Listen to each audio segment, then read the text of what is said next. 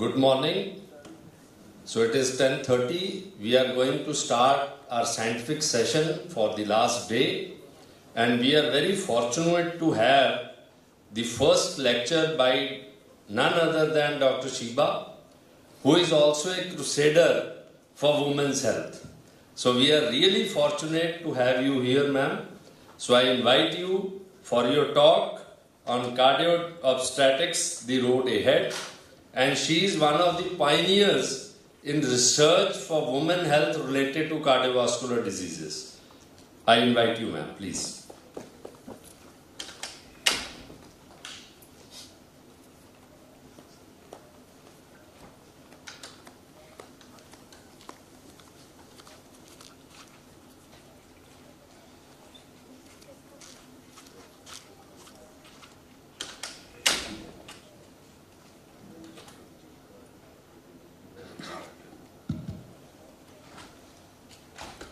A very good morning to all of you. Abundant thanks to Dr. Vitull Gupta sir for giving me an opportunity to be able to be present over here amongst all of you. To all the august gathering of very senior physicians who are present here, who have invested years of their life in learning medicine, cardiology and all the other aspects, I would like to today talk about a topic which is very dear to my heart. Cardio obstetrics, the road ahead. Well, the hand that rocks the cradle is the hand that rules the world. We all know how imperative it is to save a mother's life, because it's not just saving a mother, but a mother and a child duo. So if you look at the data which WHO had, around 28% of the deaths were caused because of pre-existing medical conditions, which were exacerbated by pregnancy like diabetes and obesity and so on.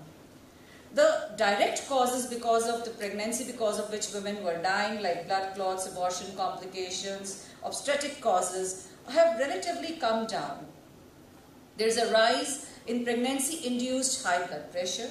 So there is a change in the scenario. And what's happening in our country? So this is India, and this is the maternal mortality ratio. And we can see how across the years the maternal mortality ratio has come down, and we need to look at a target in 2030 where we'll be having even a maternal mortality ratio, an MMR of less than 100, somewhere around 70 is our target. Having said that, let us see that what is happening to maternal deaths.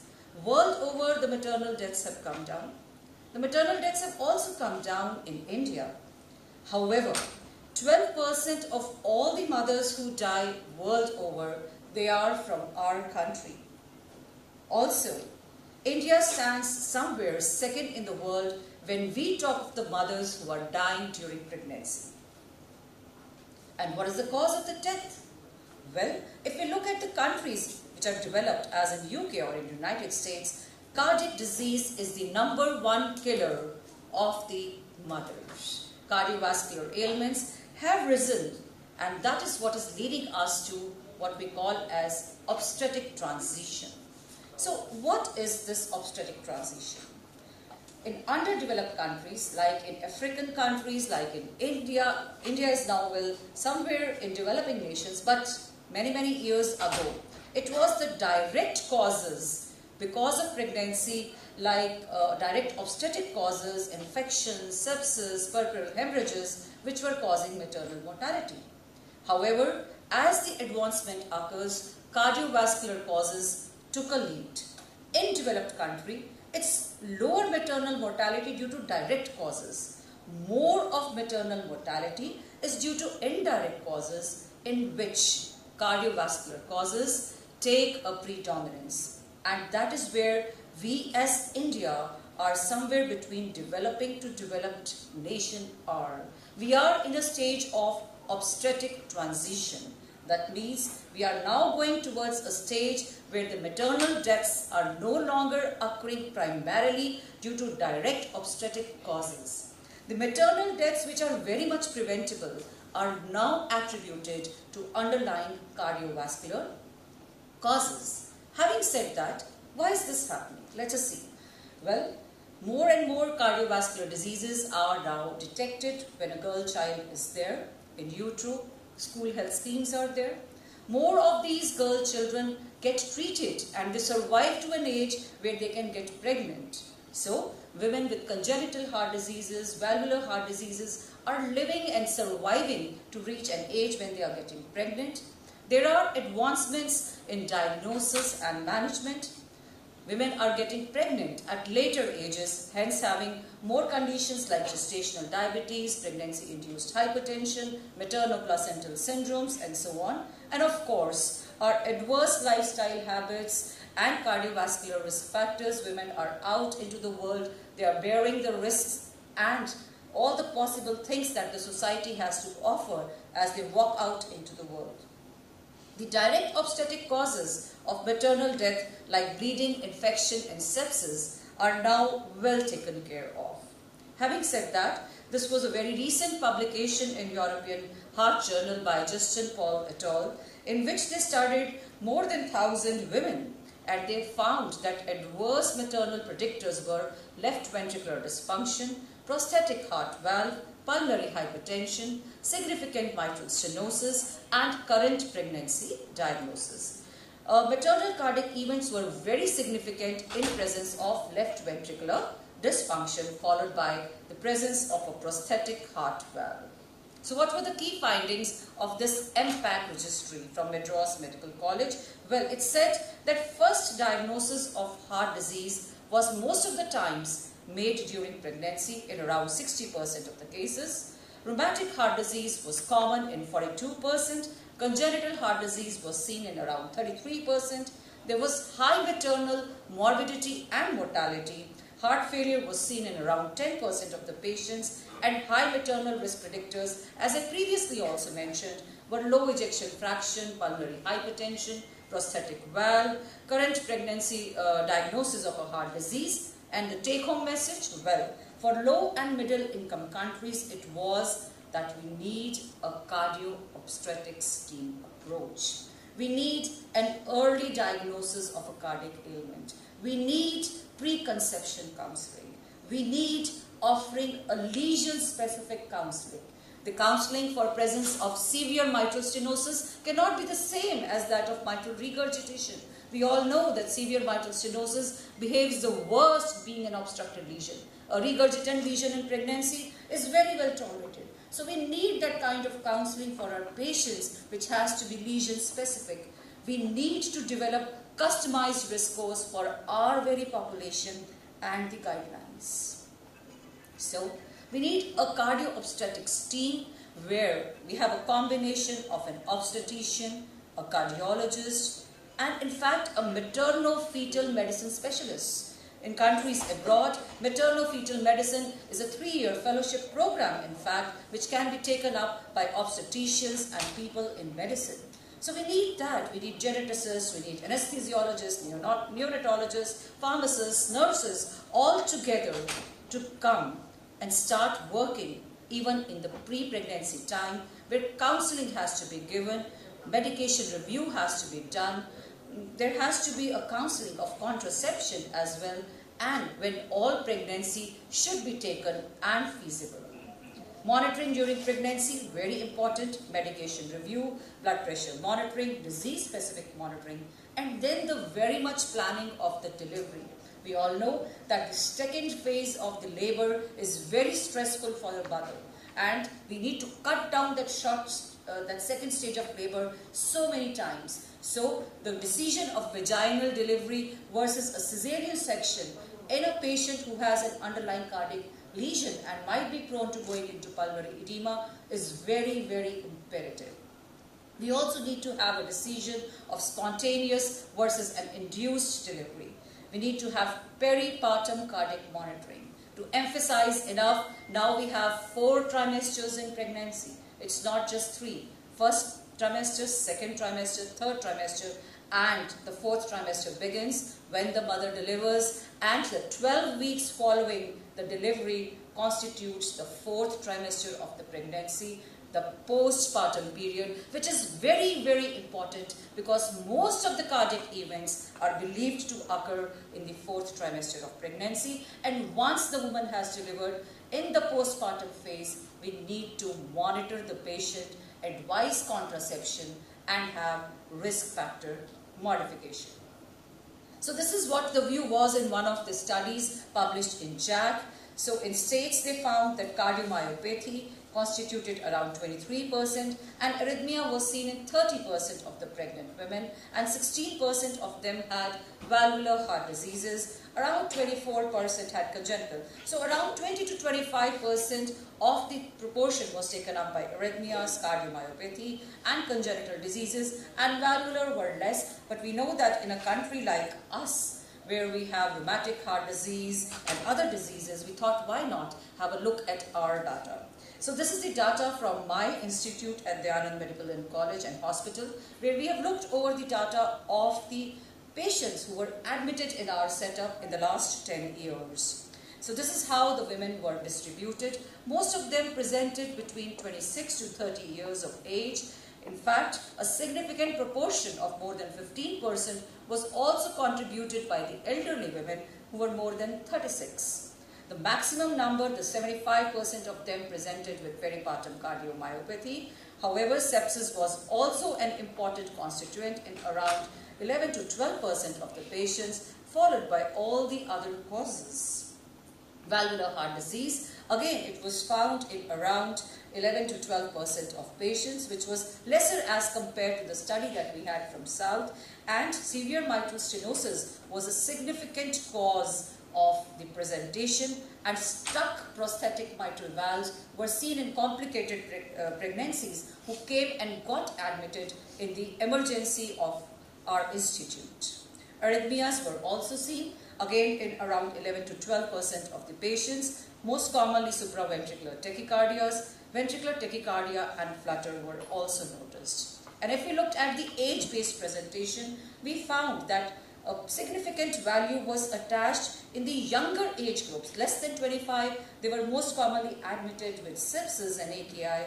However, deep vein thrombosis in 26 to 30 years of age and in 31 to 35 years, this is the time when PIH, eclampsia and preeclampsia took over. BMV was done in one of the patients. Uterine embolizations had to be performed in 3. Patients with arrhythmia needed DC cardioversion and RFA. But the most important finding which we realized was that out of 120 patients whom we recorded, around 107 of them actually were admitted to us after a cesarean section. They were sent to us after an LSCS. This is the time when a cardiologist received the patient from the gynecologist, the obstetricians or other centers to stabilize the patient. None of these patients actually underwent a vaginal delivery, which was so very stunning and not acceptable. Having said that, we also found that around 20% of these patients had to be ventilated. And we looked at the data, patients of cardiomyopathy, patients of PIH, and patients who went into AKI and needed renal replacement therapy. These were the patients who needed the ventilation with an attached significant value.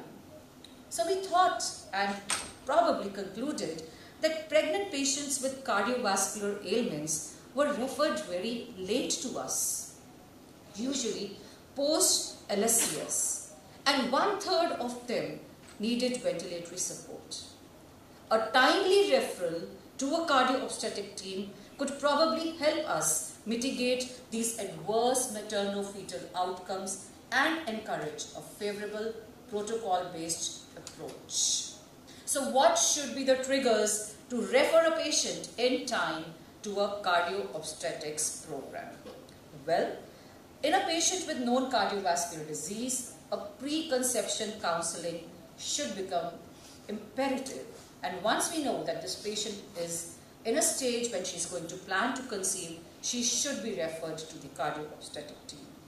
In a patient who already has a cardiovascular disease or is having a pregnancy where there is a possibility of developing a cardiovascular disease, again, performance of investigations as echocardiograms, NT-proBNPs can help a primary care provider or an obstetrician or even a cardiologist or a physician to decide that I need to send this patient to a cardio-obstetrics program. So a cardio-obstetrics program, I've already mentioned, it's a list which contains so many specialities put together. It's not just the physicians, a cardiologist, an obstetrician. I talked about maternal-fetal medicine, which is a fellowship program in itself in states now, anesthetists, neonatologists, nursing, pharmacists, social workers, and all of them work in this circle. They start from counseling, decision-making, monitoring, immediate postpartum care, and then an outpatient follow-up for long-term risk assessment and management. But not to forget is an advanced specialty care in the form of heart failure, pulmonary hypertension specialist, acyanotic congenital or cyanotic congenital heart disease specialist, interventional cardiologist, and of course cardiac surgery. As I mentioned, I can see a cardiac surgeon walk across the room also there. And yes, we need to understand that when we talk of these patients, we have to segregate them into three parts. One is patients who already have a disorder of heart and vascular system, and second is the patients who develop an adverse pregnancy outcome. So already who have a heart or a vascular problem, those who are having an underlying congenital heart disease, pulmonary hypertension, valvular heart disease, cardiomyopathies, they're already prone. We need to send them to a cardio-obstetric team and manage them. Then there are patients who develop adverse outcomes during pregnancy, pregnancy-induced hypertension, adverse maternal-placental syndromes, gestational diabetes, preterm delivery, and nowadays gestational dyslipidemia in itself is also associated with eclampsia, preeclampsia, and adverse pregnancy outcomes. But much more than them, ladies and gentlemen, we need to understand that pregnancy in a woman's life is a stress test. We know that if a patient comes to us and is breathless, we say go and get a TMT done. We say go and get a stress echo done. There has been enough data which has been published. In fact, a full supplement of circulation was dedicated as a red heart signal for women, where it was mentioned that pregnancy is a stress test in a woman's life. If a woman develops PIH, preeclampsia, gestational diabetes, maternal-placental syndrome, stillbirths, and so on during pregnancy, this is a harbinger of a future cardiovascular event in her life, and this is the lady whom you need to follow up very, very regularly and guide her. And this is what is shown right in the center of this cartoon diagram. The risk factors which a woman develops will take her towards adverse CV outcomes. So we need to work very hard. We need to understand that cardiovascular care needs so many imperative managements. For instance, ischemic heart disease, management of antiplatelet therapy in pregnancy, cardiomyopathy, anticoagulation in peripartum cardiomyopathy, arrhythmias, refractory arrhythmias, which drugs to give, need of ablation. It's not simple when it has to be done for a pregnant patient. We understand taking that patient in a fluoro and doing these procedures can be involving so many management decisions, and a heart team at best can give the best to the patient. And similarly for hypertensive disorders of pregnancy, we know so many drugs are contraindicated, so many can be administered, and it's so many issues which are involved. For instance, if we have to give hydrolazine, we know reflex tachycardia, how it affects the fetus, which drug can be given, beta blockers cannot be administered, labetalol is safe. And now we have, in fact, a list of drugs which are no longer categorized as Schedule X drugs and so on. In fact, the latest guidelines tell us not to look at class A, B, and C drugs and X drugs. They tell us to look and individualize a patient and then treat the patient. So similarly, anticoagulants in pregnancy, there is so much in pregnancy to be looked which needs a team-based approach. And it is important that to understand it's not just pregnancy, it's the 4th trimester of pregnancy. Post-delivery follow-up is very, very important. Why?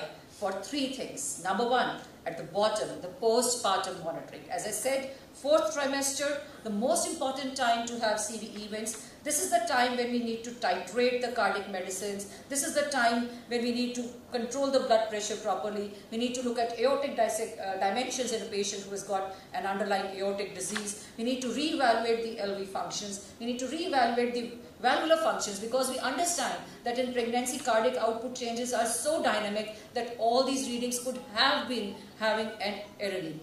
After that, we need to take care of the contraception. We need to see whether we need to give progesterone only contraception or we need to add estrogen, because we understand that these therapies have their own thrombotic implications, and we are well aware of the thromboembolic complications which can arise due to contraception. We need to look at the patient preference, the individualization, where the patient lives from, where the patient is coming, is the patient ready or not. And of course, as I said that pregnancy is a stress test, the future cardiovascular disease risk has to be understood and it has to be addressed. How? In the form of weight loss, physical activity, cholesterol monitoring, blood pressure monitoring. And so, the woman gets pregnant, has a baby and forgets for damn 20 years. And by that time, before she realizes, she's already had a cardiac event. So this is our study from our center, where we studied about the cardiac health awareness in the women who are coming for a routine health checkup. So, and what we realized was that just 30% of women came to us, and over the last 10 or 15 years, the trends in presentation of women for cardiac checkup, we can see in this diagram, have remained just from 22 to 28% with very subtle improvement. And this thing stood true across all the stages of menstrual cycle or reproductive life of a woman. Premenopausal women were the least who presented. But pregnancy and reproductive life is imperative. We need to understand the cardiovascular risk at this time, and we need to have a better female attendance, the cardio-obstetric model of care, which can help us in management of a patient right from preconception, the risk adjustment, utilization of scales like WHO scale, Capri-2 scale, Zahara scale. Then look at the woman who gets pregnant, delivers in the modality which has been chosen for her depending upon her cardiac lesion, and then of course planning for her anesthesia. We understand that cardiovascular ailments are not simple. Planning of anesthesia, spinal, GA, mode of delivery, vaginal, assisted second phase. The second phase is most important, when the placenta contracts and sends all the blood right into the circulation, which is already overloaded. The patient has maximum possibility of going into pulmonary edema at that time. Then the postpartum phase, very important. Look for features of embolism, look for features of uncontrolled hypertension, manage these patients. And then the 4th trimester begins, which I've already emphasized enough, and then the long-term follow-up of CVD risk monitoring.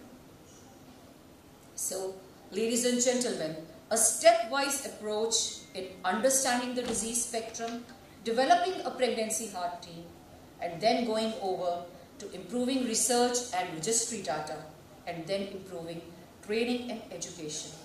The road ahead is long. We need multiple team members.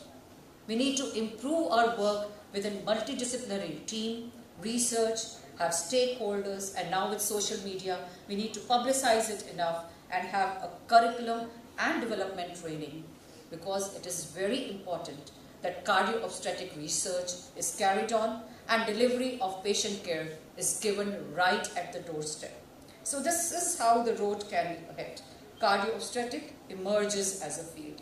We talk of the field, we become aware of this field. Then we optimize the care and we deliver it. Then we bring it into real world practice, in clinical practice, when we are all together in managing a patient who has a cardiac ailment.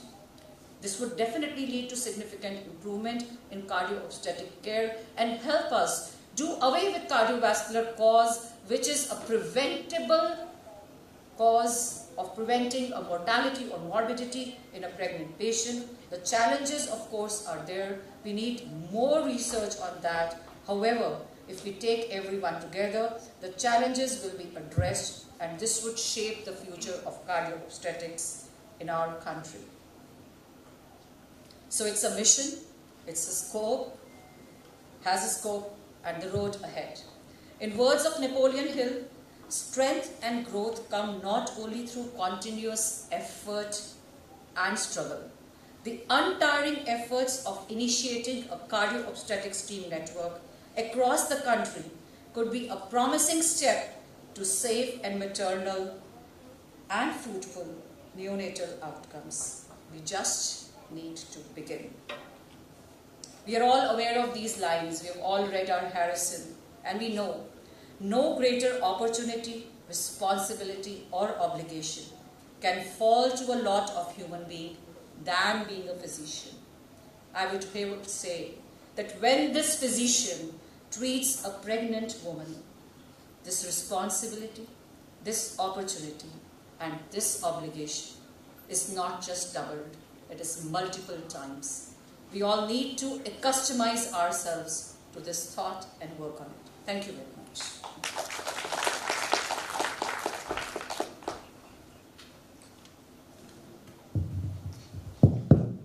Thank you, Dr. Shiva. Very nice presentation, very informative.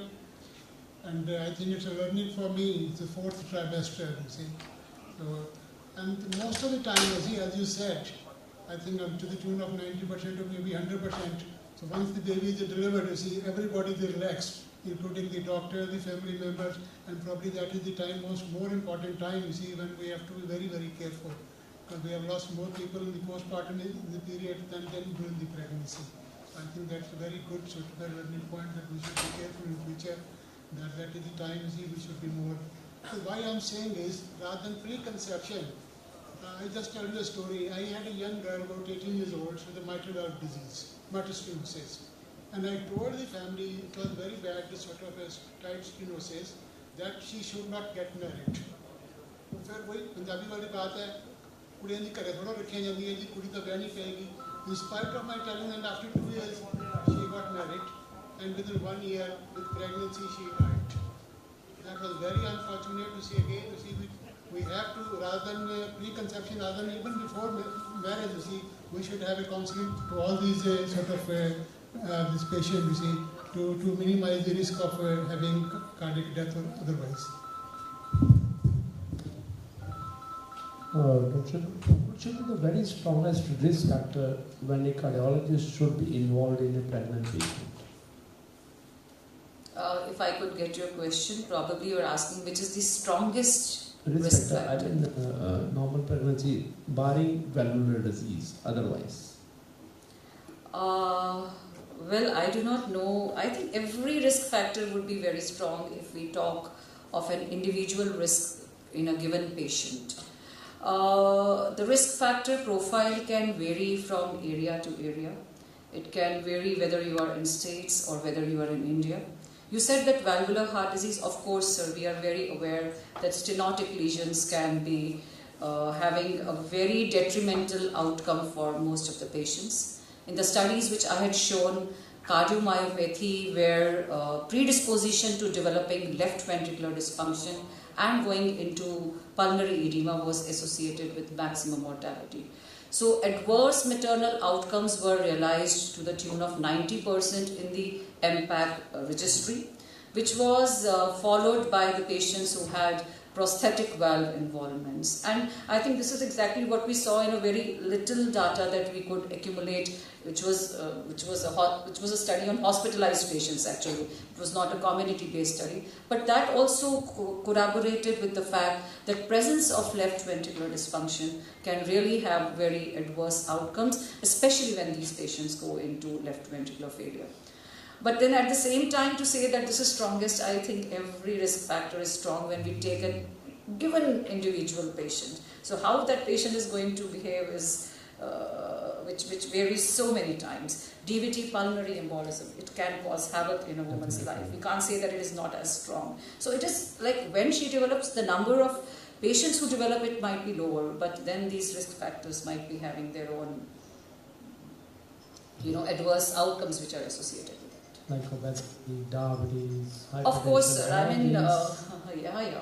I mean, there is so much of data now on pregnancy and dyslipidemia, gestational diabetes, and PIH, and how these impact on the future cardiovascular life of a lady. In fact, in that matter, preeclampsia and eclampsia have been proved in literature umpteen number of times that they can have recurrences. These patients have more chances of becoming hypertensive, they have got more chances of developing cardiovascular as well as cerebrovascular adverse outcomes in their And what's your special recommendation of this low-dose baby aspirin to pregnancy? So low-dose baby aspirin is actually recommended in pregnancy, and there is actually, because of I wasn't able to point on each and everything, but I have one of the slides which talked about those low doses aspirin in patients who are having PIH, to prevent them into going into eclampsia and developing adverse complications. Low dose, but not high dose. Why not high dose? Because we know that we don't want to have their PDAs, left open. So that is also equally imperative. Okay.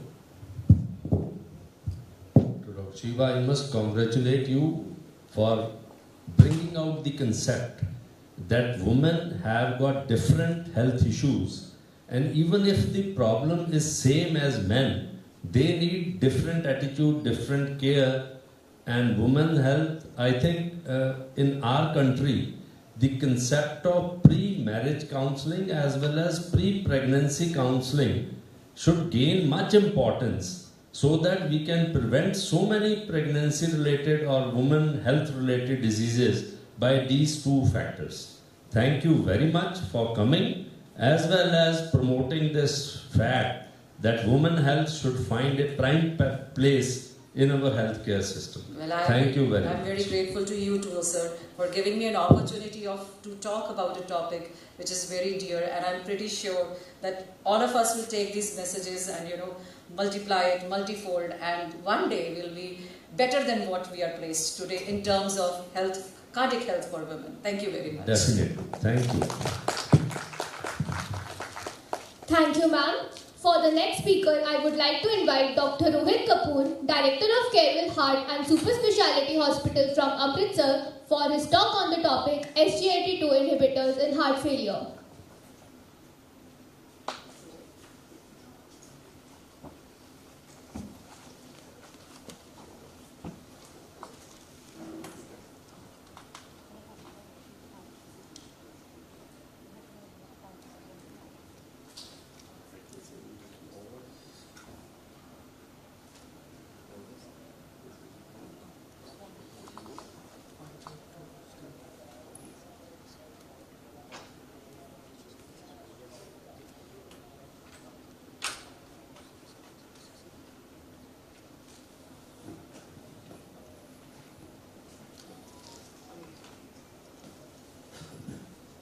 Good morning, everyone, and thank you, Dr. Vitull, for inviting me, and thanks everyone.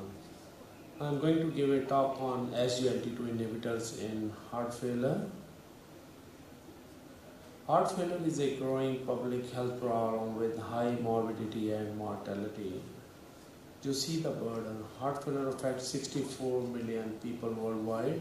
Heart failure is the #1 cause of hospitalization in people more than 65 years.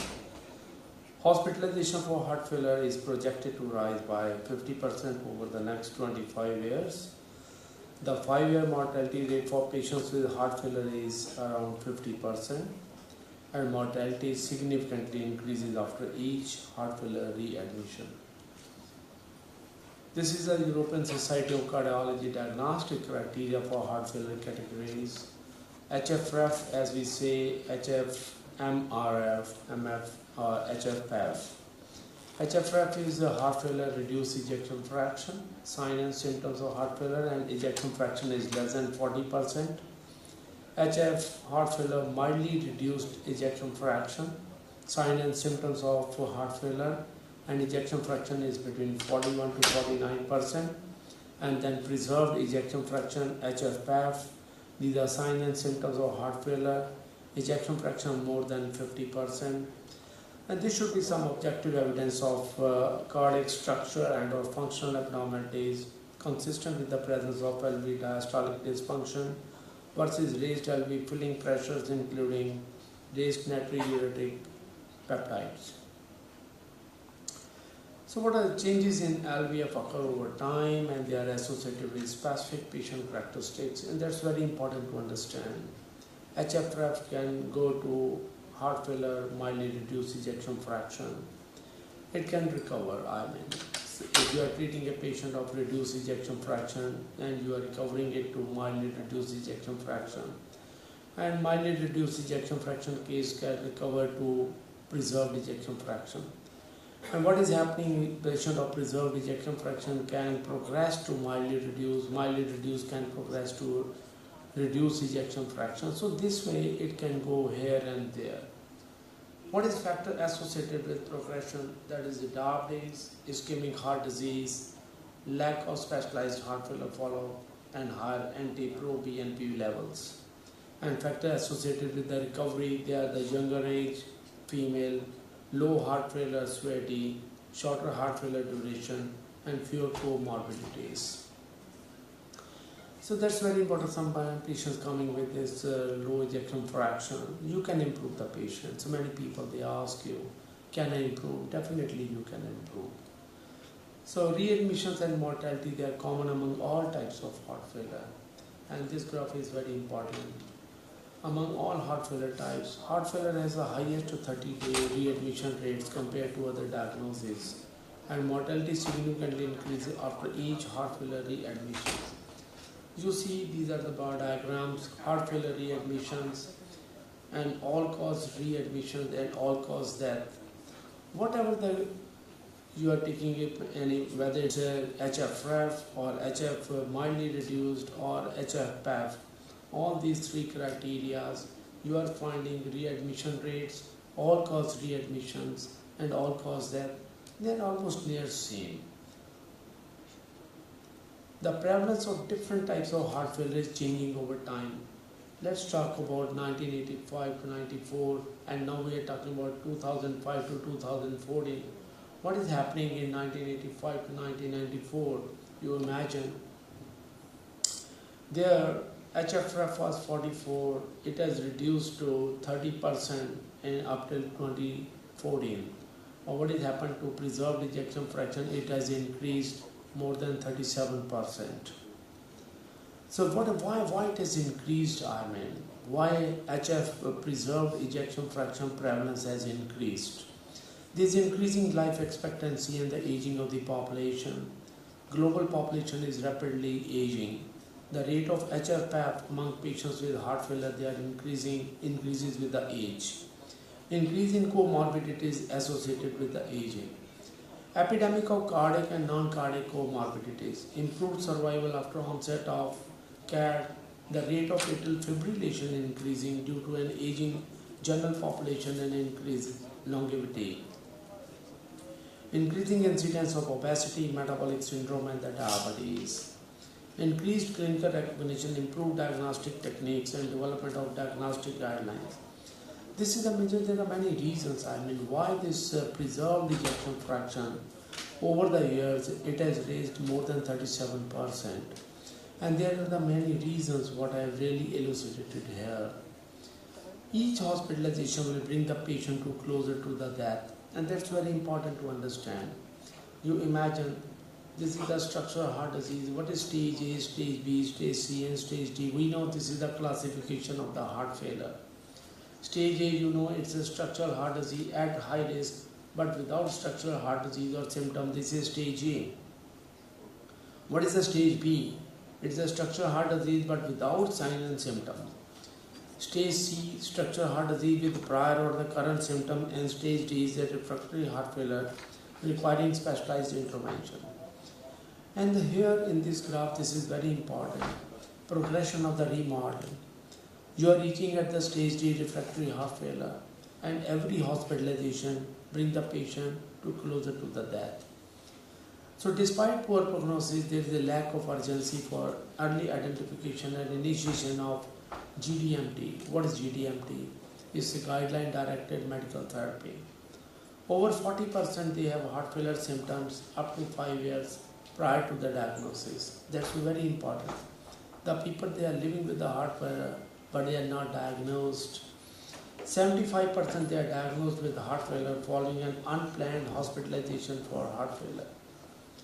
Guideline directed medical treatment for heart failure is suboptimal for the majority of the patients, and over 30% of mortality rate 1 year after hospitalization for heart failure. So what are the goals of pharmacotherapy for patients with heart failure? One is what you want: reduction in mortality, prevention of recurrent hospitalization due to worsening heart failure, improvement in clinical status, functional capacity and quality of life. What do the guidelines recommend? American European Society of Cardiology 2021 Heart Failure Guidelines. Dapagliflozin recommended as one of the cornerstone therapies for HFrEF. Well, how to management of the patient with the HFrEF reduced ejection fraction. Start with the ACE or ARNI, beta blockers, MRA, and DAPA or the empagliflozin, then loop diuretics for the fluid retention. These are the class 1 indications. Then this is definitely the LVF is less than 35% and QRS is less than 130 milliseconds, and where appropriate you can put non-ischemic ICD or ischemic class 1 indications. If LVF is more than 35%, device therapy not indicated or appropriate, or if symptom persist, consider therapies with class 2 recommendations. If the patient is in sinus rhythm and LVF is less than 35% and QRS is more than 130 millisecond, you know then the procedure CRTD or the P. So this is a very important algorithm to understand, and these are very strong heart failure guidelines to understand. Then 2022 AHA or ACC or Heart Failure Society Association Heart Failure Guidelines. SGLT2 inhibitors are recommended as a class 1A for HFrEF cases.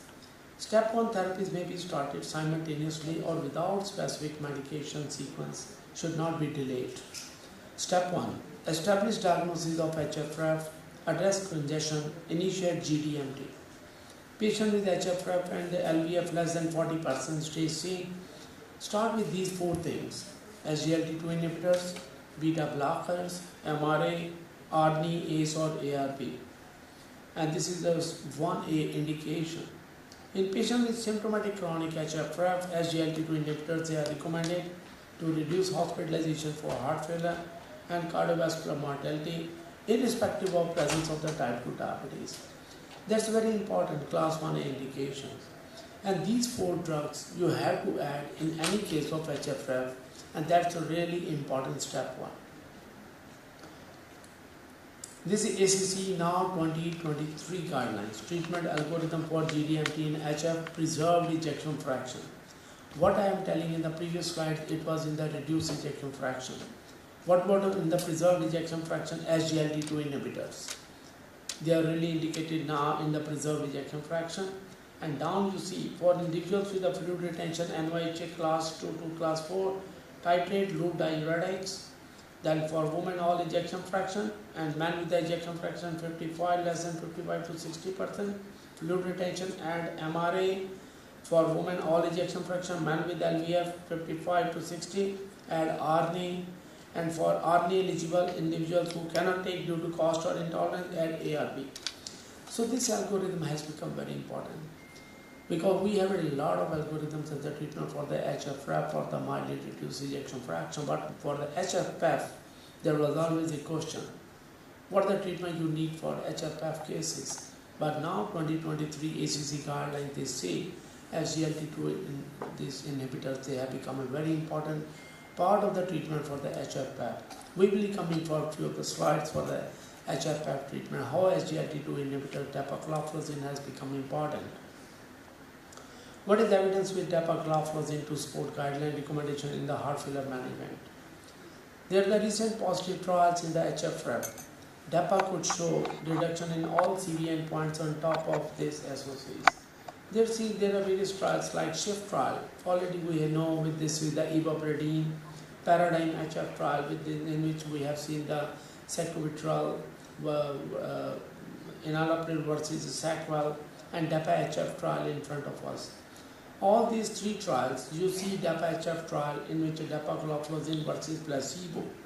You see the benefits when we see CV death or heart failure hospitalization, heart failure hospital versus HHF, and then CV death and all-cause death. You see the p-values. Here, just wait. You see 0.75, 0.70, 0.82 and 0.83. Comparatively to all the previous two studies, these hazard ratio, they are really fantastic. So this has shown how the DAPA is really fantastic as comparison to the previous two trials, Paradigm trial and the SHIFT trial. So DAPA could show much reduction in the all CV endpoints on the top of all this. DAPA-HF, the first and the only SGLT2 inhibitor to significantly reduce CV mortality in HFrEF patients with and without type 2 diabetes. This contains 4,744 patients. It includes LVF less than 40%, elevated anti-pro-BNP, EGFR more than 30, and 1:1 randomization on the one arm DAPA, 10 mg on the another arm placebo. Primary endpoints is the composite of CV death or worsening of the heart failure, hospitalization for heart failure or urgent heart failure visit. And we have taken the secondary endpoints like CV death or HHF, hospitalization for heart failure. Total number of HHF changes in this scoring, more than 50% sustained decline in EGFR, all-cause mortality. 1437, this is anti-pro-BNP baseline characteristics, 31% average LVF, 55% they were without diabetes, and 41% with an EGFR less than 60. So this was a good study in which there were 55% people they were without diabetes. So DAPA significantly reduced the risk of CV death and worsening heart failure in patients with HFrEF cases. You imagine this is the study which is very significantly in which the rejection fraction was low and DAPA has been used. And here the both diabetic and the non-diabetic population that has been used. And you imagine CV death or worsening heart failure has 26% relative risk reduction, 18% CV death and 30% worsening heart failure. Consistent benefit in the primary endpoints across key subgroups. All-cause mortality was also reduced in the DAPA group, 17% relative risk reduction. And this number is not small, it's a very, very big number when you talk about in the cardiovascular worsening or death or worsening heart failure. No study in the previously any which has shown such like fantastic number.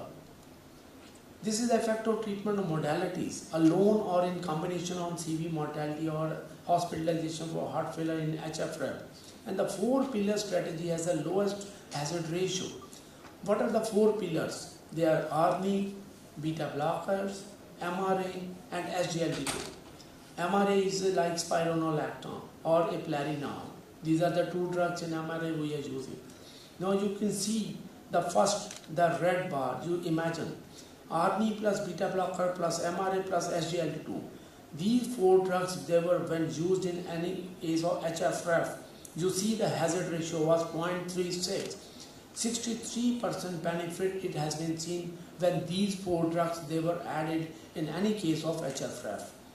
And you imagine the down, ARNI plus beta blocker plus MRA plus versiquad, ARNI plus beta blocker plus MRA plus omecamtiv.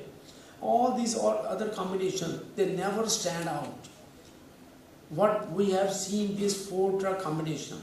This is GDMT what we are saying. Any case of HFrEF coming to you, you have to add these 4 drugs. And the question arises in how much time you want to add these 4 drugs. I am saying the all guidelines they say over a span of 4 weeks. You have to add these 4 drugs. Add one by one. I don't say in a one day you are going to add these 4 drugs.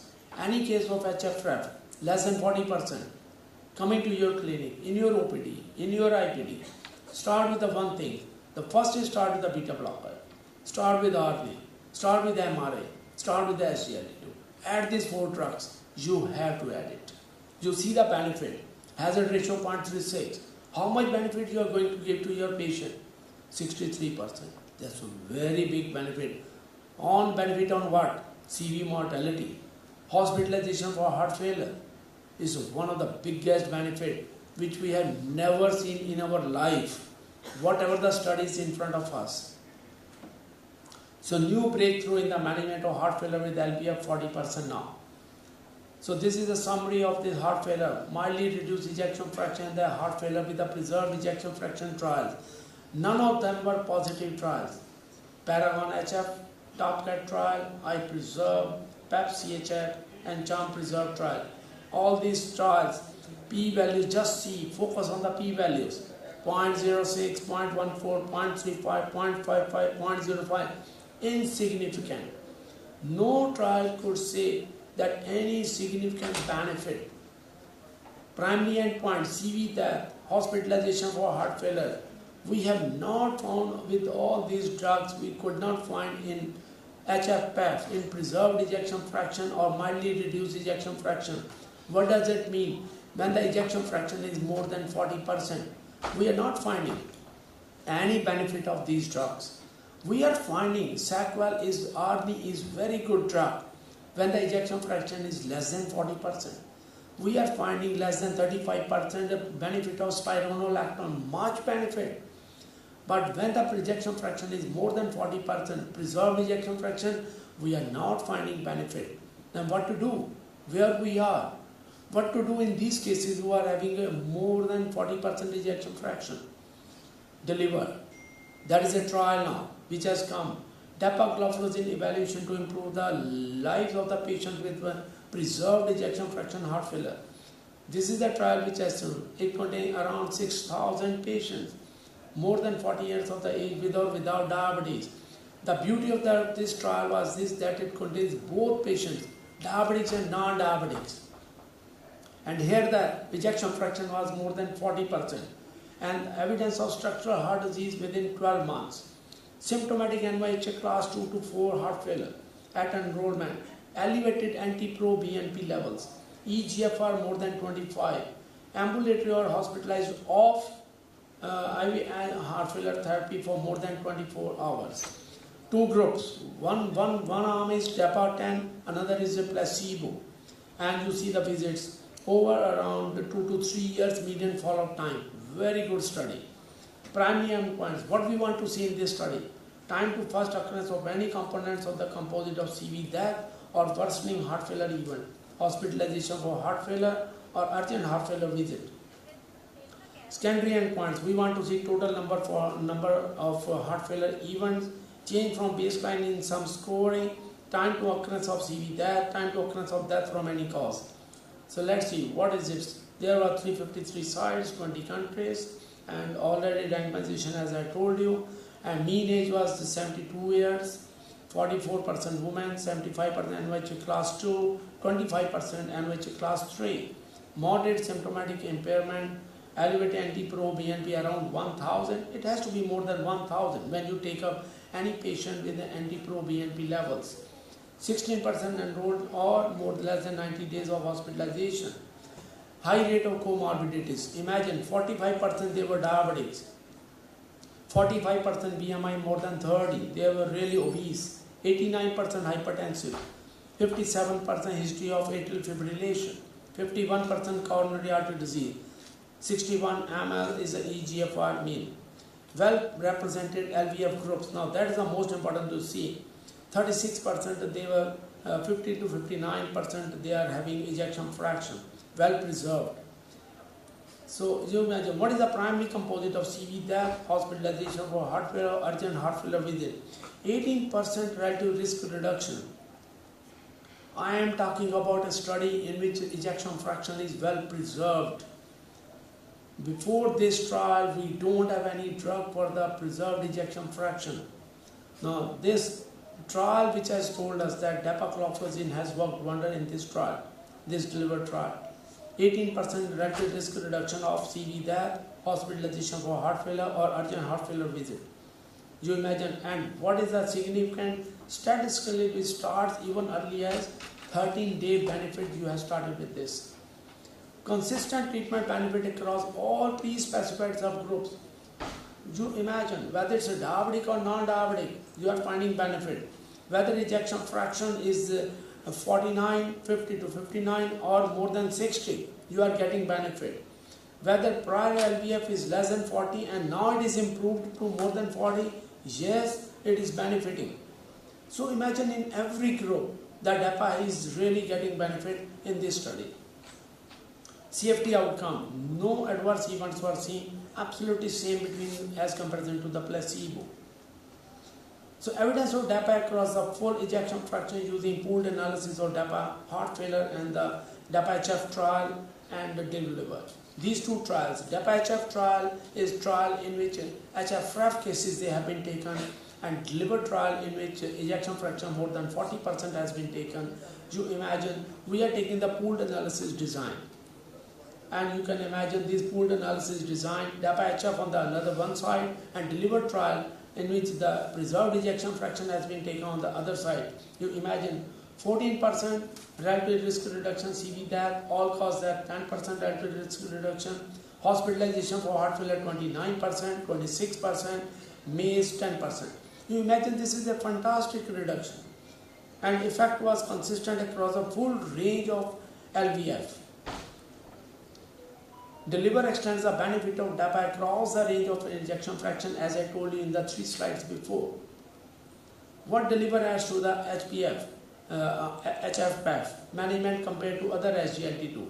Now here the question arises, what about empagliflozin, another SGLT2 inhibitors? We have to compare.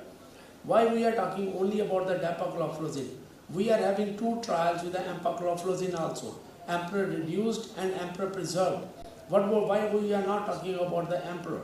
Empagliflozin Emperor preserved had attenuation of benefits in patients with LVF more than 60%. Here you can imagine in Emperor preserved trial the ejection fraction went more than 60%. You see the unity line hazard ratio 1.07. It was not showing benefit. You see the unity line, you see the round, it is crossing the unity line, and the hazard ratio is 1.07. So Emperor preserved trial, it never showed any much benefit when the ejection fraction was more than 60%.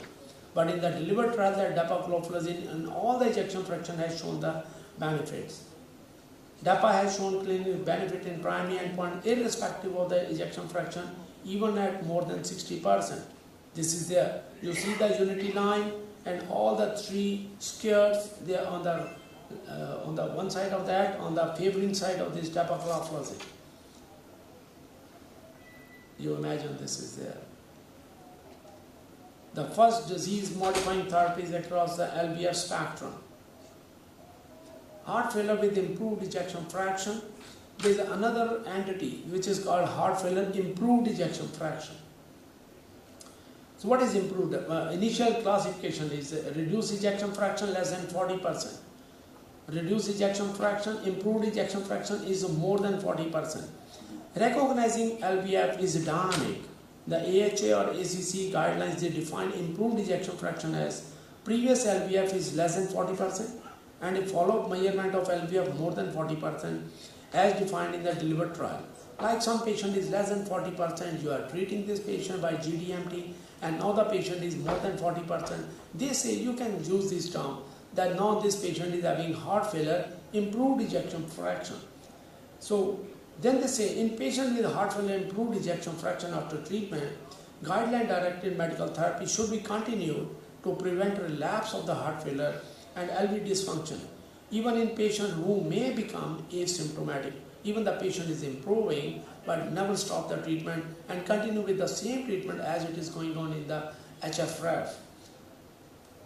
So heart failure with improved ejection fraction in deliver trial we have seen because the patients they are more than 40. We are having a group of the patients who are initially were less than 40 and now they are more than 40. So here you can imagine effect of DAPA was consistent in patients with and without prior LVF less than 40%, and you can imagine primary outcome hazard ratio 0.74, 26% benefit, worsening heart failure even 16% benefit, all cause death 12% benefit, cardiovascular death 38% benefit. So in those cases in which there is an improved ejection fraction, in delivered trial dapagliflozin was really beneficial.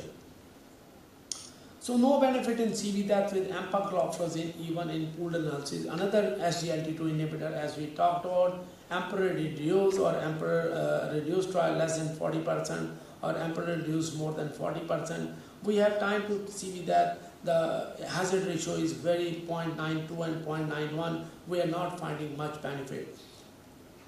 So mortality was significant in DAPA, HF and deliver pooled analysis covering entire spectrum. CV that 14% relative risk reduction we have found CV that in these two trials. So SGLT2 one dose, no titration in heart failure care across ejection fraction spectrum is one of my last slides. One pill once per day with no dose titration substantially improves survival and prevents hospitalization, meaningfully improves quality of life and functional status. Benefits appear rapidly within days to few weeks of initiation, exceptionally well tolerated and safe, does not lower blood pressure or does so very minimally, no adverse renal effects, instead preserves kidney function and prevents dialysis. Largest and broadest trial to date in patients with LVF more than 40%. Enrolled patients were well treated with a high incidence of comorbidity in this delivered trial. DAPA provided a significant reduction in the primary composite endpoint, 18% relative risk reduction in CV death or worsening heart failure, consistent effect regardless of type 2 diabetes status, baseline LVF, enrollment during or within 30 days of hospitalization heart failure or not, and prior LVF less than 40 or not, safety and tolerability consistent with the well-established profile of DAPA. Deliver and DAPA HF demonstrated significant benefits of DAPA in heart failure regardless of LVF.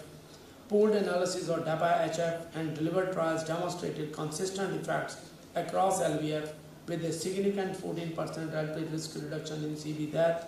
I think this is my last slide, and thank you very much for kind listening. All right.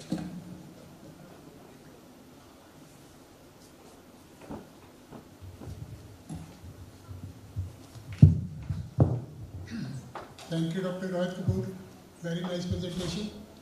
I think broadly, you see, the message is heart failure, whether it is reduced or whether it is preserved, I think SGL2 probably has the role to play in both the cases.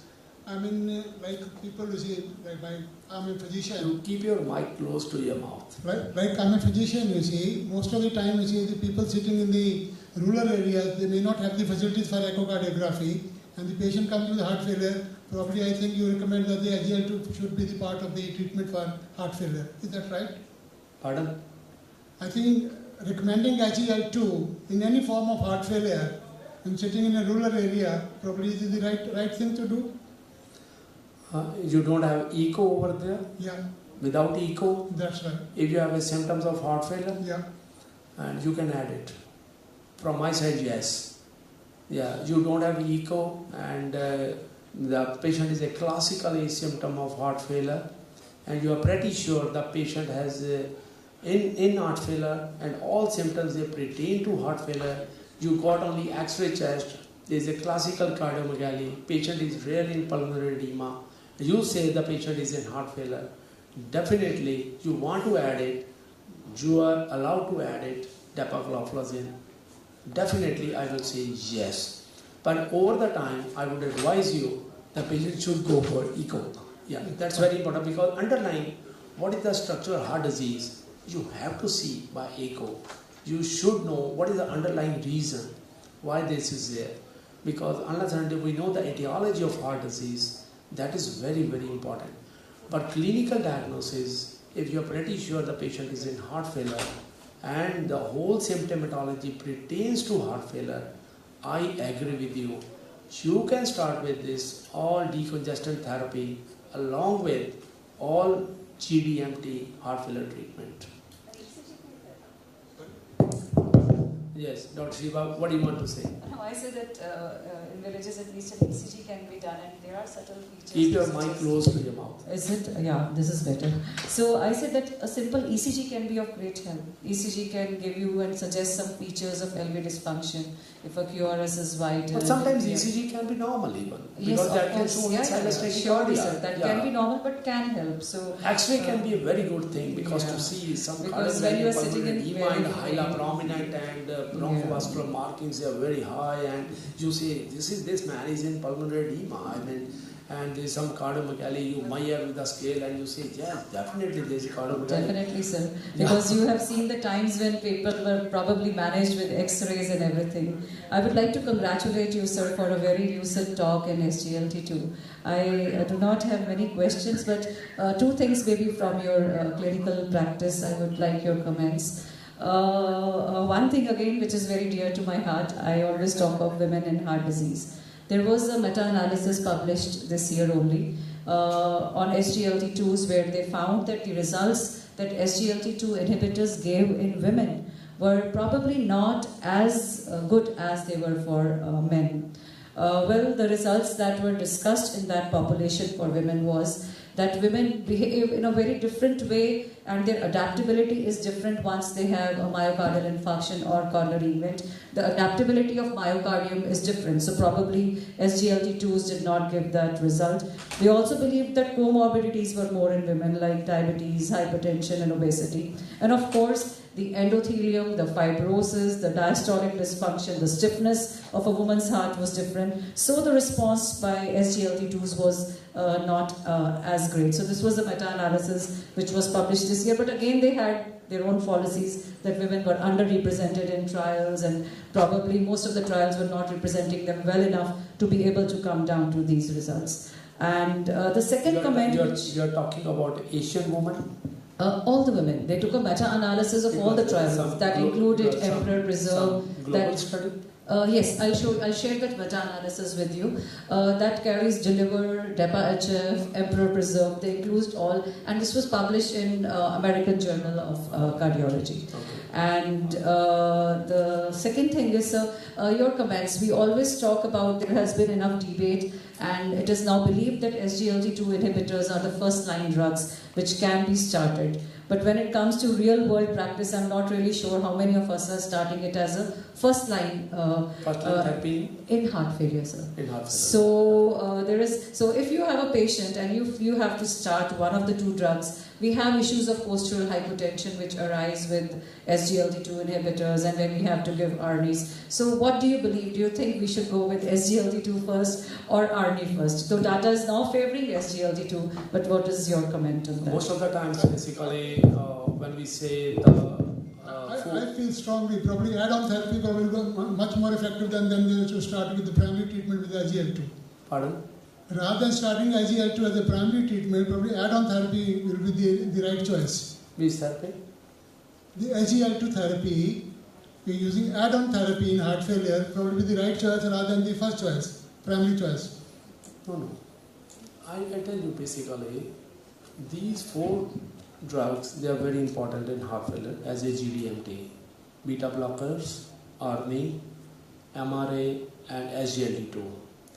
Most of the guidelines, they say the first is not SGLT2. First is not SGLT2. I tell you frankly. Many times we have discussed in more than 50 CMAs, and many times the guidelines they say the first is still the most important is beta blockers. They are still number one to add. First is. Second number is ARNI is second number. Third number is MRA. Then fourth number is SGLT2. This should be the sequence of events. But I tell you frankly, this sequence of events is not like a cement. It's not like a cement. Cement means it's not fixed. You can change this sequence of events according to your wish, according to your will. The thing is this, but SGLT2 never is number one. In heart failures, your first choice will be controlling tachycardia. My choice first choice will be to add ARNI and beta blockers always first, not SGLT2, frankly. So first choice will be either beta or ARNI. You can do here, there, beta or ARNI. Second, MRA is very important if the patient LVF is less than 35%, because it's really very important. If you go for some studies, Dr. Shiva knows a lot of studies about MRA benefits. Forehead. SGLT2 has a lot of benefits, but adding SGLT2 in any case of heart failure for any patient, you have to assess 15 parameters before adding SGLT2 inhibitor to any patient. Volume depletions, GTIs, infections, many things to see when you're going to start SGLT2 inhibitor in any of my patient. I have a checklist of 15 things before adding SGLT2 inhibitor. How much dose of diuretics? What is the dose of hypertensive drugs? What is the blood pressure? What is the postural hypotension? How is the patient standing BP? How is the patient moving about? What is the lifestyle of the patient? What is the diet of the patient? How much salt intake it is? I mean this much 15 parameters before starting SGLT2 inhibitor. That's why whenever I deliver a lecture and this question always comes to me, this is my on heart failure, maybe more than 60th lecture of me, 60th. And this question always comes, what is the sequence of event, Dr. Kapoor, sir, please tell me. I say SGLT2 is my fourth step, because deciding SGLT2 is tedious for me. So that's why I am keeping the fourth number SGLT2. First is always my beta in ARNI. You add spironolactone or eplerenone depending upon what is the cost, patient is affordable. Fourth is SGLT2, but I have to add it. The thing is, are you going to add it? I have to add it. I am like a judge, like says, I have to add it. In how much time you are going to add it? I have a time of 4 weeks. Yes, over a span of 4 weeks, you have to add these 4 drugs in any case of heart failure. You have to add it. यदि आपने add नहीं किया, you will be punished. बात खत्म. आपको सजा मिलेगी. जिसने हार्ट फेलियर ट्रीट करना और उसने 4 दवाइयाँ नहीं डाली, तो समझो आपको सजा मिलेगी. बात खत्म. पनिशमेंट होगी. ठीक है डॉक्टर शिवा? यस, बिल्कुल. ये जज है हमारे सामने बैठे हुए. सो सजा मिलेगी. जिसने हार्ट फेलियर ट्रीट करना है, 4 दवाइयाँ डालनी है, 4 हफ्ते का टाइम है, जैसे मर्जी डालो, तो डालना पड़ेगा. सो ये बात है. See, I can understand as if you are a diabetic, it's okay. If you are non-diabetic, probably it becomes a little difficult. You have to think 2 times, you see, before starting or adding. No. Never think. Never think. Even in non-diabetic population, add SGLT2 inhibitor, khul ke dalo. Don't bother about non-diabetic population. You are not to think of non-diabetics. Khul ke dalo. Koi hypoglycemia nahi hone wala. Dapagliflozin does not cause hypoglycemia. It is a non-insulin tropic drug. A non-insulin tropic drug. It does not affect on beta cells. No लेना देना नहीं है insulin के साथ. आराम से खा लो. आपको डायबिटीज नहीं, आप मुंह में डाल लो, कुछ नहीं होने वाला. आराम से खाओ. नॉन डायबिटीज को खुल के डालो, कुछ नहीं होने वाला. This was for my younger generation to know that, you see, they are so important to see. Yeah, so DAPA-HF trial, DAPA-CKD trials, DELIVER trials, they all contain 50% of non-diabetic population. So nothing to worry. आराम से non-diabetes को डालो, कुछ नहीं होने वाला. Non-insulin tropic drugs, nothing to worry. No hypoglycemia has not seen in any of these trials. Nothing to worry. Thank you very much. So actually, Sure. in real world practice, we face so much. We face pressures of 90-60, 96-60, 160 when patients of heart failure.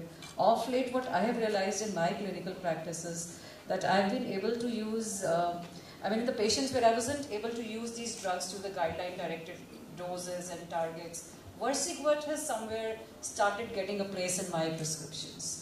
So this is when I find that the patient fell down, had pre-syncopal symptoms, stopped, patient had hyperkalemia, stopped, and in fact one of the slides of meta-analysis which Hugh showed, beta blockers plus Versiguert, especially after the Victoria trial, we know that this is another drug in our armamentarium. Yeah.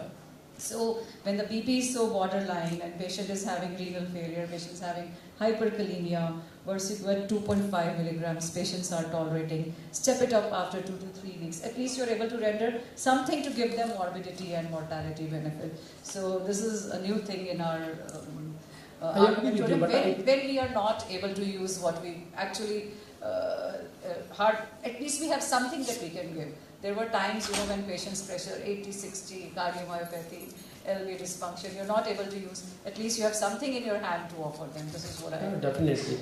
But 90 pp is too much for us. Yeah. Actually, more than blood pressure, very even right, sir. Blood pressure blood pressure से ज़्यादा अगर patient को symptoms हो रहे हैं, patient is cold, patient is clammy, the output is falling, the renal functions are deteriorating. The beauty of this drug Versiquet is that you can also administer it at a GFR up till 15 UC. इससे पहले even with ARNIs and all the GFR. How much you have experience 30 is. How much you have experience of Versiquet?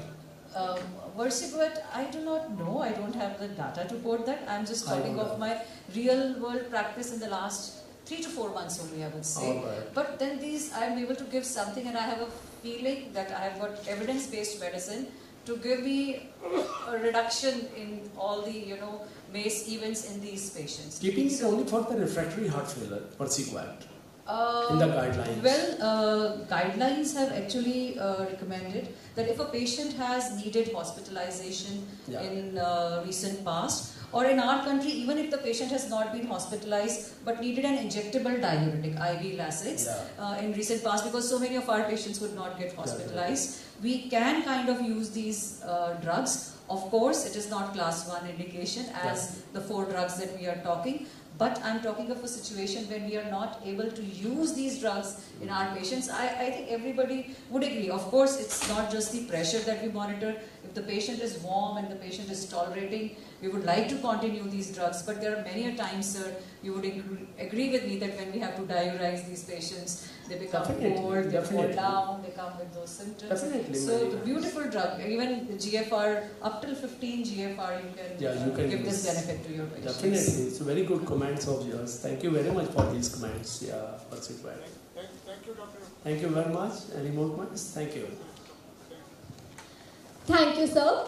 For the next talk, I would like to invite Dr. Rajiv Kumar Gupta, Medical Superintendent of AIIMS Bathinda and also the Head of CTVS Department, for his talk on the topic, Is CABG better than PTCA?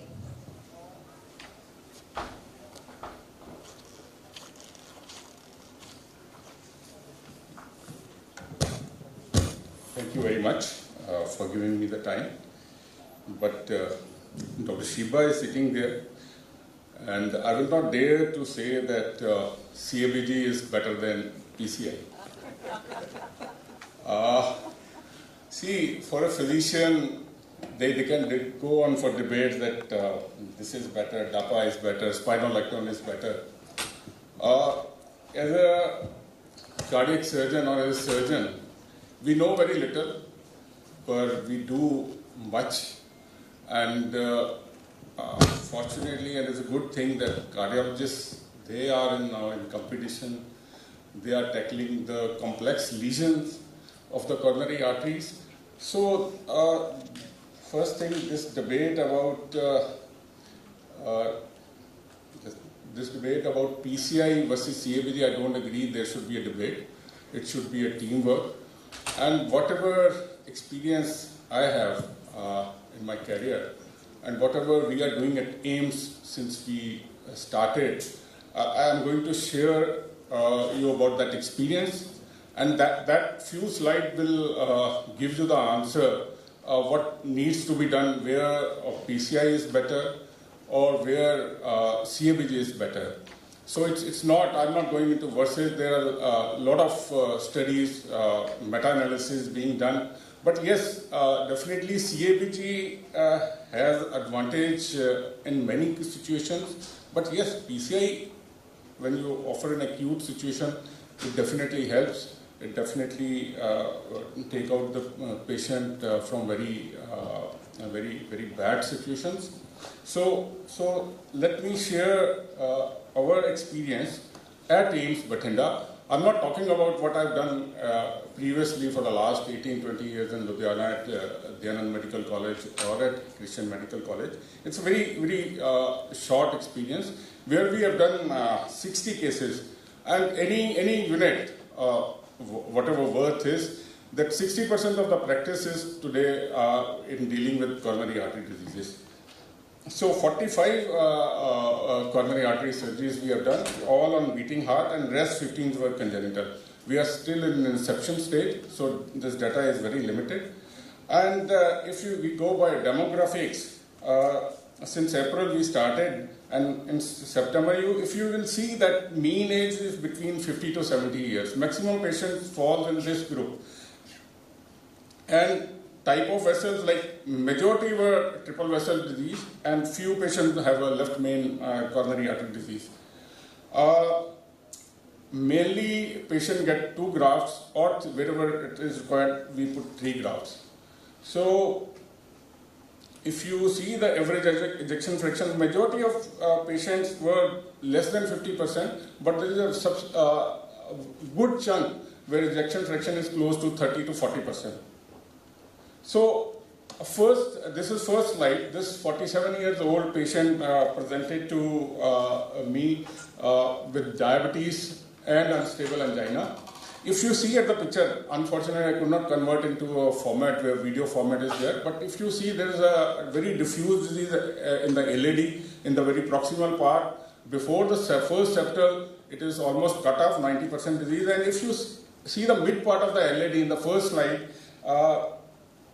there is again a diffusely diseased vessel, and if you see the third slide down there, RCA is totally cut off. So what we did was, I put left internal memory artery and left radial artery on the left side, because right side there was nothing, his ejection fraction was close to 35%, so I used 2 grafts.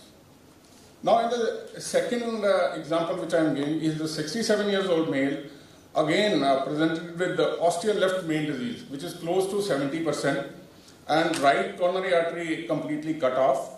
And again, if you see the circumflex area in the second slide, first slide itself, again a very diffusely diseased vessel. He's again a diabetic, and hypertensive. And as we know, majority of patients which they are presenting, they are diabetic. So we use Lima and right saphenous vein graft. And right saphenous vein graft, I have to do endarterectomy. I have to remove that plaque because there was no lumen on the right side. So PDA, I opened the PDA, there was no lumen. I have to take out the plaque there, and so I was able to graft. Now again, third example is again a 62 years old hypertensive diabetic diffuse coronary artery disease.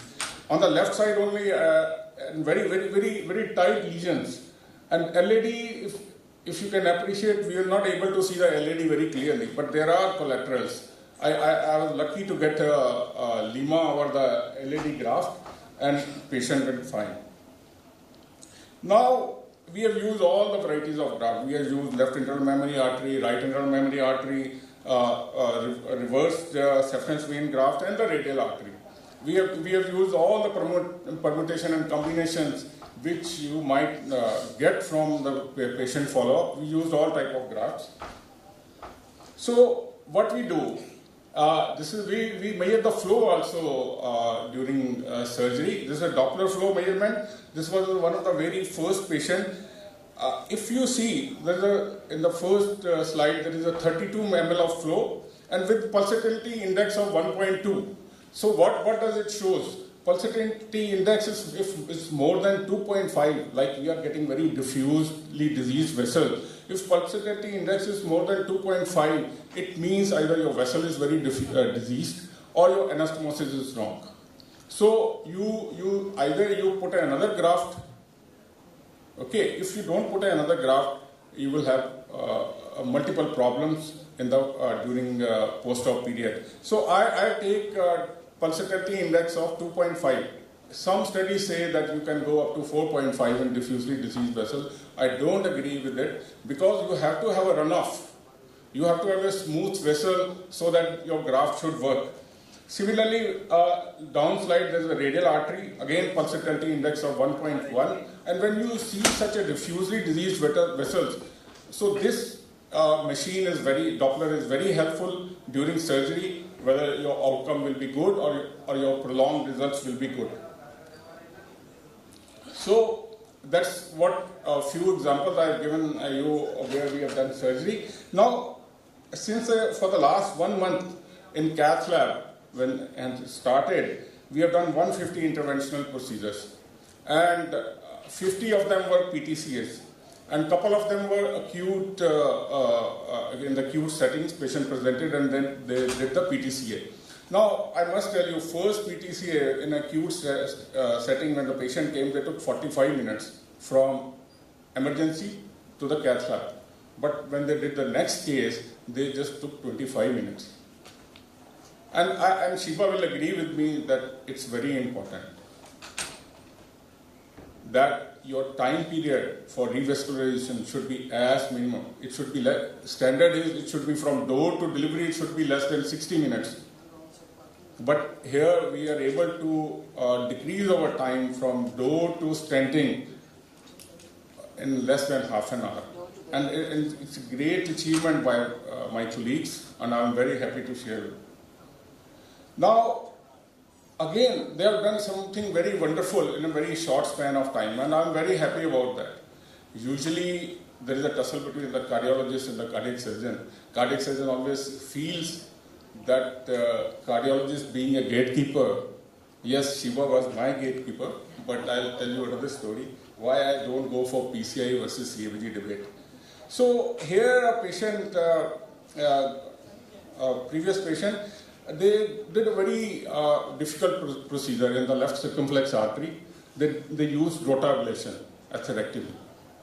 It's very complex maneuver, and I was sitting in the cath lab for 2 hours and they were operating, and I was very happy the way they were moving their hands and using aegis to see the flow.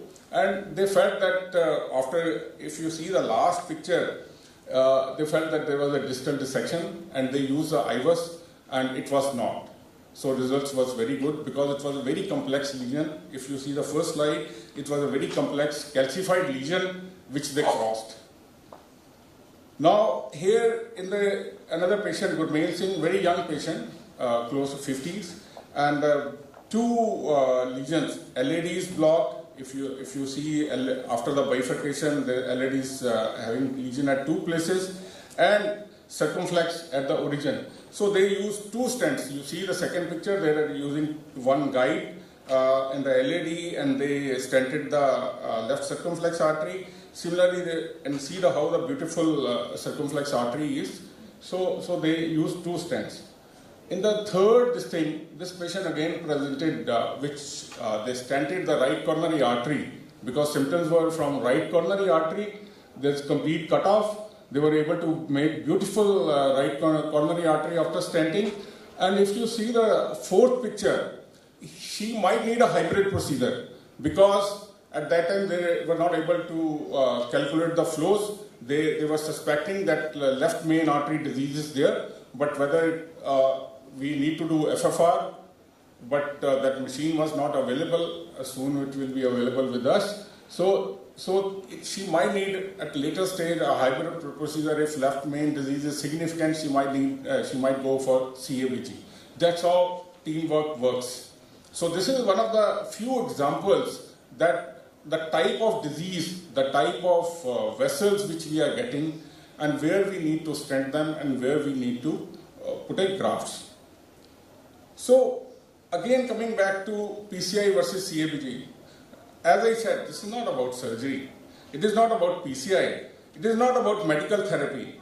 It is about making sure that patient gets the right treatment so they can have the best long-term outcomes. So a team effort, a team approach, facilitating each other's concern, facilitating more so of a patient concern is the word, is the thing which we need to do. So we need to work at local level with the cardiology, with the heart team in order to make the right decision for the patients. That is the bottom line, and that should be followed at every place. Now, again, coming to this thing, shared decisions making and informed consent. Now, what we inform to the patients? Patient तो आता है, वो डरा होता है, उसको heart attack है और उसकी फैमिली को हार्ट अटैक साथ में होता है. So whatever you sell at that time, we know, or whatever you say, आप बोलोगे उसको surgery versus PCI. If you give the option, I'll also follow के PCI कर दो. So that's very important. What you tell them, what you feed them, because their mind are stuck, they are dumb. Most of them say, Doctor Sahab, jo karna hai kar lo. So here informed consent is very important. You have to elaborate them. What is the benefit of PCI? What is the benefit of CABG? Now, it should not be like in a good unit. I said 60% of the practice is PCI or CABG. It should not be. It should be a patient-centered care. What is beneficial for us, we should offer him, and it should be a shared decision making. And this happens very less.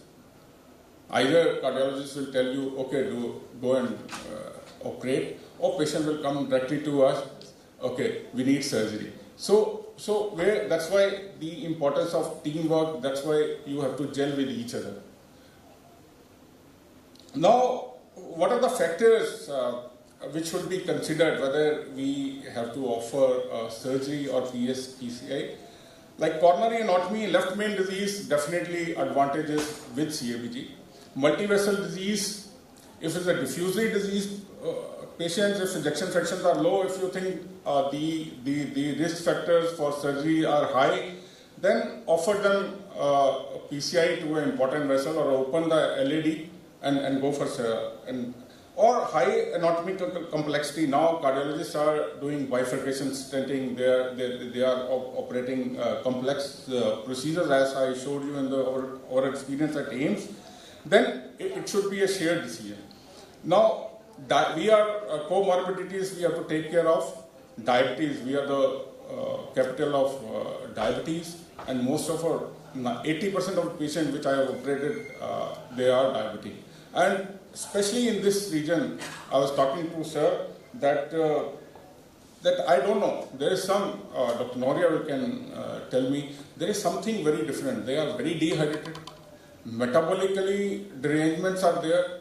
Diabetes is worse than either they are uncontrolled diabetes or I don't know. Diabetes is worse. Even after giving liters of fluid post-op, urine output on the very first 2 days, they don't improve the urine output. But yes, once hydration is complete, they pour urine like that. They don't need even Lasix. Even with the bad ventricles, they don't even they are in sort of a diuretic phase. That is how, that in Ludhiana I have not seen such a phase, but here I am seeing they are very much dehydrated. Metabolically, there is some syndrome which needs to be studied. So similarly, if there is a systolic dysfunction, yes, I said that if ejection fractions are low, then you open one vessel, important vessel, and you come out. Or if ejection fraction is less than 30%, then mortality definitely agrees. It's not that 45 coronaries I have done and they have gone home. There are a couple of problems were there. Initially, when you start a unit, there are bumpy rides, there are obstacles. I faced problems in 2-3 cases because their ejection fractions were low, close to 25%. In 2 patients where I faced problem, their ejection fractions were very low. But anything above 35%, we were very comfortably able to handle it. And I'm sure with the passage of time, with experience, we will be able to handle this. And again, calcified aorta, from surgical point of view, calcified aorta, aortic aneurysms, we need to take care of. Then there are procedural factors like access site for PCI. Sometimes your femoral arteries are calcified, then you can use a radial artery. Then before deciding about surgery, what are the surgical risk or PCI risk, we need to consider that before offering revascularization. Now, if a patient is unstable and he is presenting with unstable hemodynamics, you put balloon pump. I think that time you go for a culprit vessel and come out safely. And you have to go for patient preferences. If you say that you need multiple stents versus CABG, the patient will go for Google and he will see the Google guru and he might say that he will go for CABG. If he say, okay, PCI is safe, so his preference is must. Or if his inability or unwillingness to adhere to the dual antiplatelets mode, you have to see, because if there are any risk factor, then you have to tailor your strategy according to their risk factors. Some religious beliefs might not get operated. Patient education is must. Knowledge to the family is must. So, surgically, if the patient who are undergoing CABG, what we are worried about? We as a surgeon, I will give him the maximum arterial grafts so that they should not have re-operations. We should, in COPD patients, we should go for early extubation because prolonged ventilation has its own problems. In kidney diseases, we should be worried about renal failure, death, yes, and post-surgery, yes, that's a devastating effect for the surgeon, or incidence of stroke during surgery, deep external wound infections. Nowadays we are using more and more of arterial grafts. You have to control the diabetic status of these patients very carefully in the post-operative period, because otherwise you are taking out left internal mammary artery or right internal mammary artery, you are devascularizing the sternum, so that can create many problems, or prolonged length of stay, you have to worry about those. Now, how you define the lesion severity? Simple rule, thumb rule is, if any lesion which is more than 70% tight, you revascularize it, because then there will not be any competitive flow, or you do a PCI. Where there is an intermediate lesion, like 60 to 70% lesion, your patient is diabetic, it's a calcified lesion, you are in doubt, then IVUS is there, FFR is there. Those are the armamentarium which helps you whether the patient needs surgery or PCI. So, the revascularization can be elective, urgent, emergency, depending upon the hemodynamics of the patients. Whether they are unstable, you have to stabilize them with IABP, or now even ECMO can be used to stabilize them, and that's how you can proceed. Now, again, PCI versus CABG in patient with complex disease. I will say if complex disease is there, complex coronary artery disease is there, CABG is the first choice. But if diffuse disease vessels are there, again I will go for, I will open the main vessel through PCI, and if ejection fraction is low, I will recommend that percutaneous interventions are better in those cases. So in diabetes with multivessel disease, yes, Lima to LAD is the best choice, because 20 years, more than 99% of the limas are open. If you have put a good graft, they have a good long life rather than PCI. So if patient have no previous CABG, if again you have a symptoms, either you have not, you have undergrafted them, or complete vascularization, or new lesion has developed. If a single vessel is there, if you can open that vessel, you can go for PCI. If there is still on medical treatment, if still there is a disease, you can go for multivessel diseases there, you can go for reoperations. Or if there is a complex CAD, you think that particular lesion is amenable to PCI, go for PCI. Similarly, in pregnant patients, I'll say that go for, if it's a single vessel disease, go for PCI. If CABG should be the very late choice.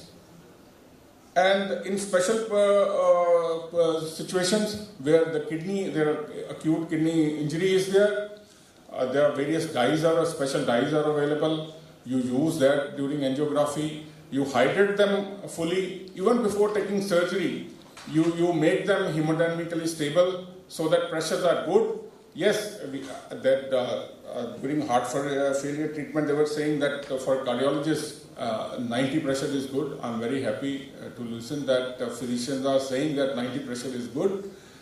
90 pressure is good for perfusion. If your mean pressure is close to above 50, it will definitely good for the kidney. If mean pressure is below 50, it's not good for the kidney. So you have to stabilize the patient before moving ahead. But post CABG, in wherever there is acute kidney injury, that is one of the risk factors for death, even mortality, morbidity increases with CABG. Now there were various trials, need for intervention in stable angina. There was Courage trial.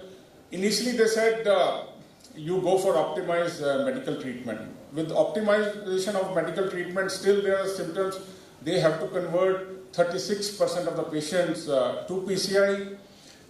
You can interpret that. What I will say is that if lesion is amenable for PCI or revascularization, rather than optimal medical therapy, go for revascularization in stable angina. Similarly, what Courage trial or Freedom trial tell us, early relief from angina with PCI should be added to the optimization of the medical treatment. And if we go for a Freedom trial, initially first 6 to 12 months, CABG definitely score over PCI, but after one year, the progress is almost same. So, what are the barriers to complete revascularization?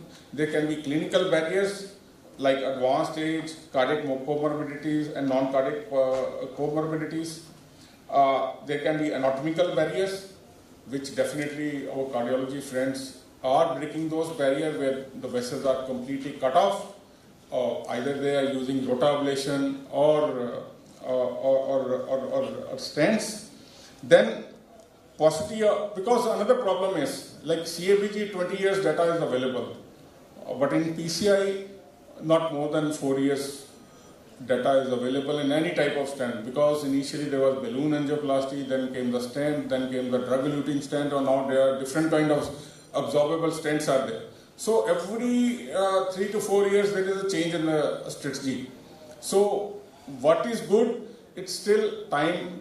Time is the biggest healer, and they will after say 10-20 years we can say that PCI is, and by the time pharmacogenetics is coming up, we might not need any revascularization procedures. That is the thing. Then process barrier, like setting up a new unit, you go for like that. My colleagues, they have gone for atherectomy, one of the difficult procedures. So where you have to train the nursing staff, where you have to train everybody. So those are the barriers which you have to cross before giving good results. So even in this slide where they have used the drug-eluting stent era, because now is the era of drug-eluting stent where the multivessel coronary artery disease. If you do, the message simple is, if you do incomplete revascularization, cardiac death and MI is more in patients where you go for incomplete revascularization. So, is functional revascularization the answer? See, if lesions are insignificant, whether there will be a competitive flow, don't go for any revascularization. If lesions are more than 70% or 80%, if diffusely diseased vessel, then yes, my answer is yes, you must revascularize that. So I was reading about chronic coronary disease. I think team-based approach is must. Non-pharmacological therapies you should add, dietary habits, and to improve and pharmacological this thing to decrease the mortality. Cardiac rehabilitation programs, many units they don't have. That is a must. Like we were talking about the use of SGLT2 inhibitors in without diabetes mellitus. Yes, role has again come up. In the absence of MI, long-term beta blocker is not recommended. Calcium channel blocker is the first line of anti-anginal therapy. Shorter duration of dual antiplatelet therapy is safe and effective to prevent the risk of bleeding. Statins as a first-line therapy is must. Lack of benefit for dietary supplements. A lot of things have come up that you use this supplement, they have no beneficial effects. Routine periodic anatomic or ischemic testing only if you have a significant clinical or functional problems, then go for angio repeatedly or an ECT angio repeatedly. Then last message is for the youngster, e-cigarettes are not recommended as first-line therapy for smoking cessation because many patients, even 30% of our patients which are operators, they are smokers, they use BDs, so e-cigarettes are not recommended. So this is a patient which I operated 18 years ago. He came recently, he came to know that from Namashahar, he came to know that I'm in AIIMS. He came here. I operated in 2006. I simply gave one left internal memory artery to LAD and vein grafts to OM and PDA. He is doing fine. He is now 85. He was 66 at that time. I'm thankful to such patients who keep trust on us and encourage us to deliver good. Thank you very much.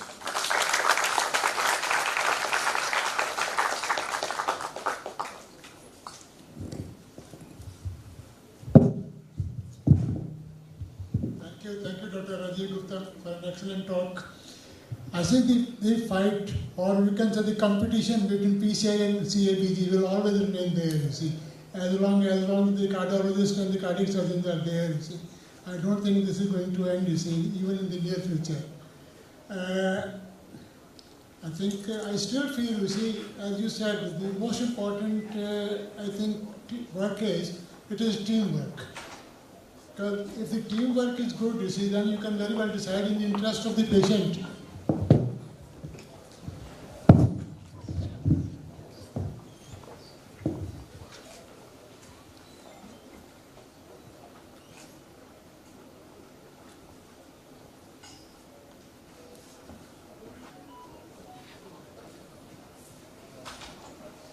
I welcome Dr. Baljeet Kaur. My warm greetings to her. Thank you, ma'am, for your gracious presence.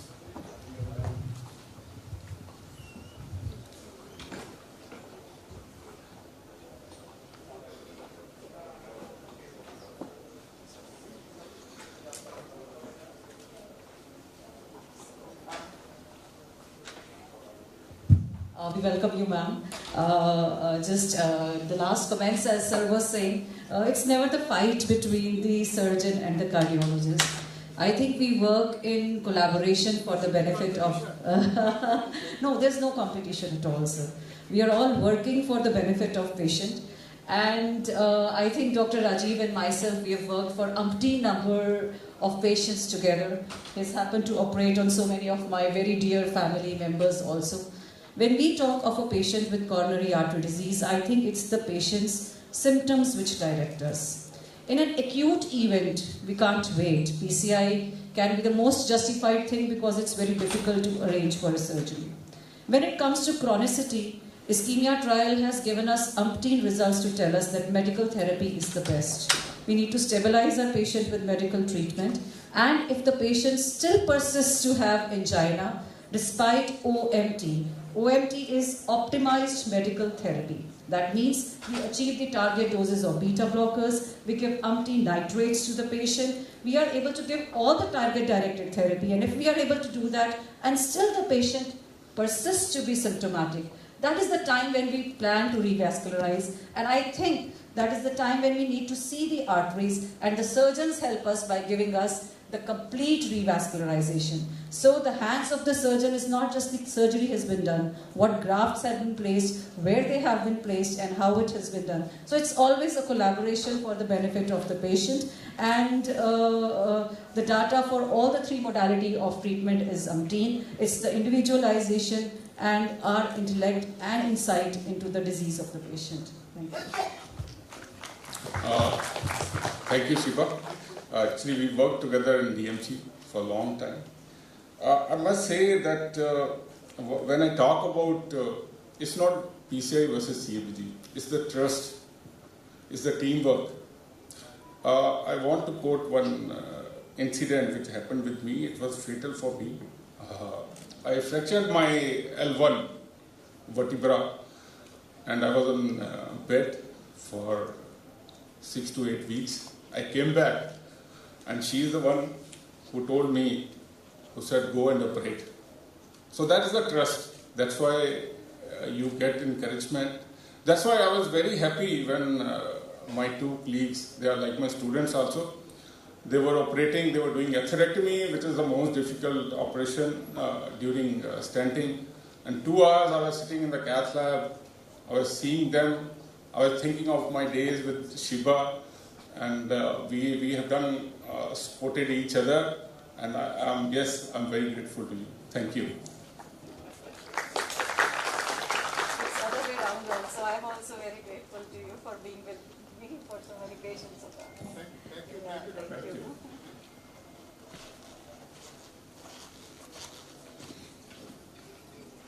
Thank you, Dr. Rajiv.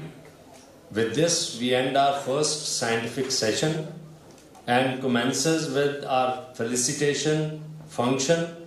This, we welcome, start the felicitation function with welcoming Dr. Baljeet Kaur. She is Cabinet Minister and taking care of women and child welfare. So that is real important portfolio.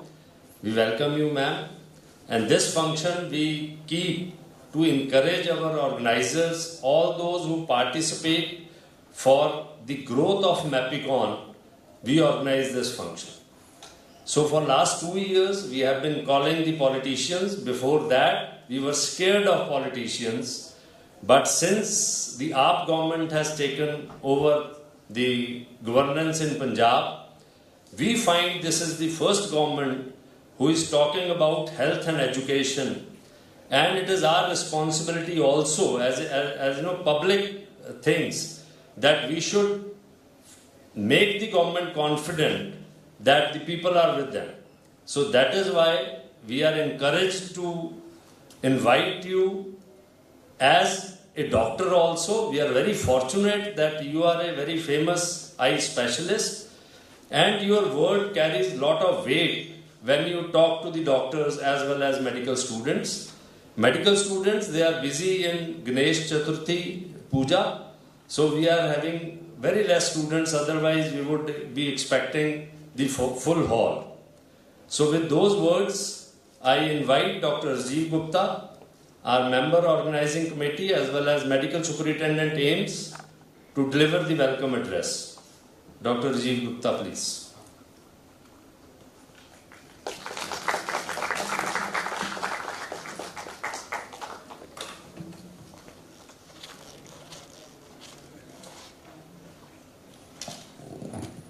Thank you, Dr. Vitull.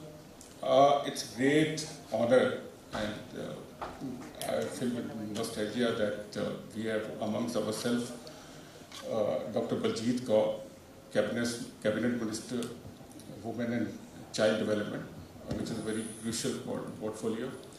Our respected worthy director, sir, Dr. D.K. Singh, Organizing Committee member, Dr. Noria,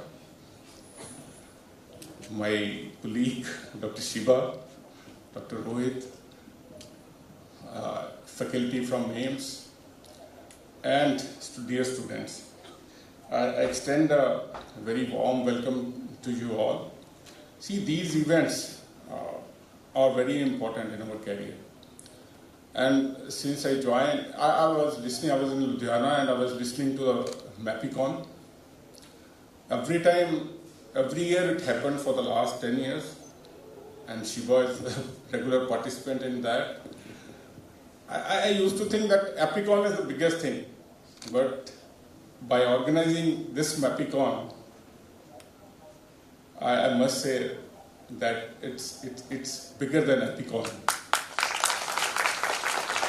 Dr. Vitull and his team, under the direction of our director sir, has created a real thing for Bathinda, with AIIMS being the participant host.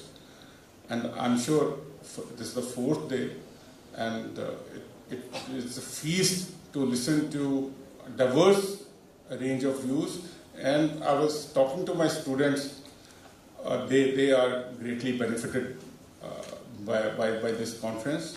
And with the presence of our Honorable Cabinet Minister, I'm sure she is going to guide us, she is going to share her views, because women and child development is very close to her heart. And the way that this government is working is helping in many ways with mohalla clinics. Definitely, as a practitioner, they have affected the practice of many doctors who are doing private practice, and that's the first-hand knowledge, ma'am. And that's a very great effort, because what director says tells us that, like AIIMS being in the center of all these events, because in this part there was no other health institutions. We during COVID also we realized AIIMS has done a good work.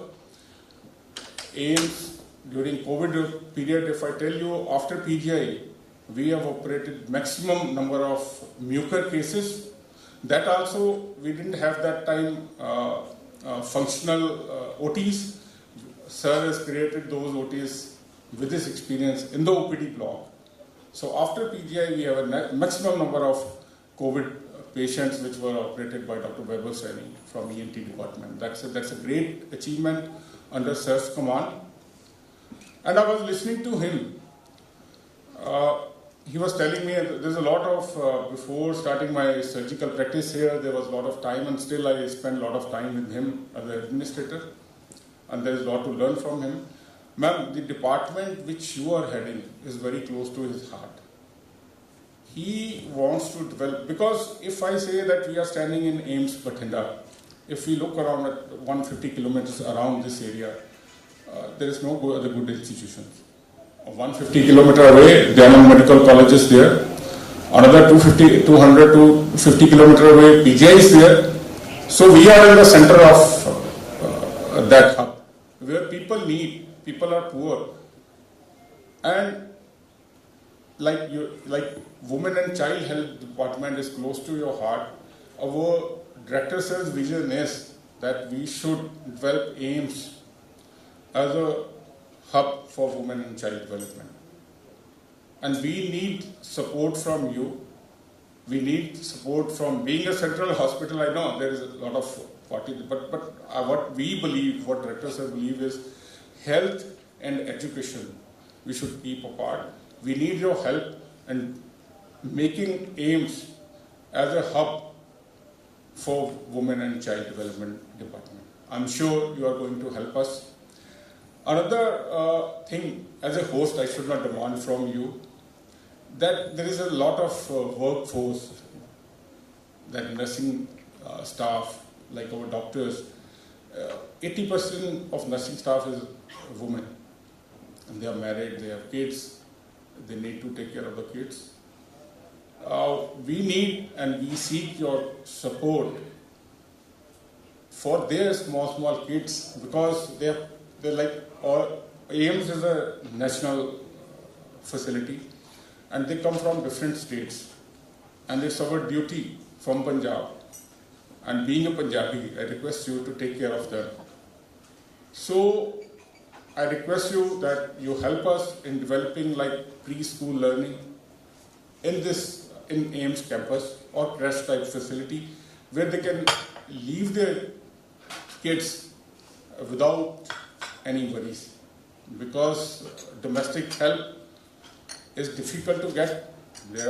We get from nearby villages. So it's as your department is there, I'm sure you are going to give us a big hand, and we need to develop this. And I'm keep on demanding so I'll keep myself to the limit. I again extend a very warm and hearty welcome to you, ma'am, and to the other dignitaries. Thank you very much.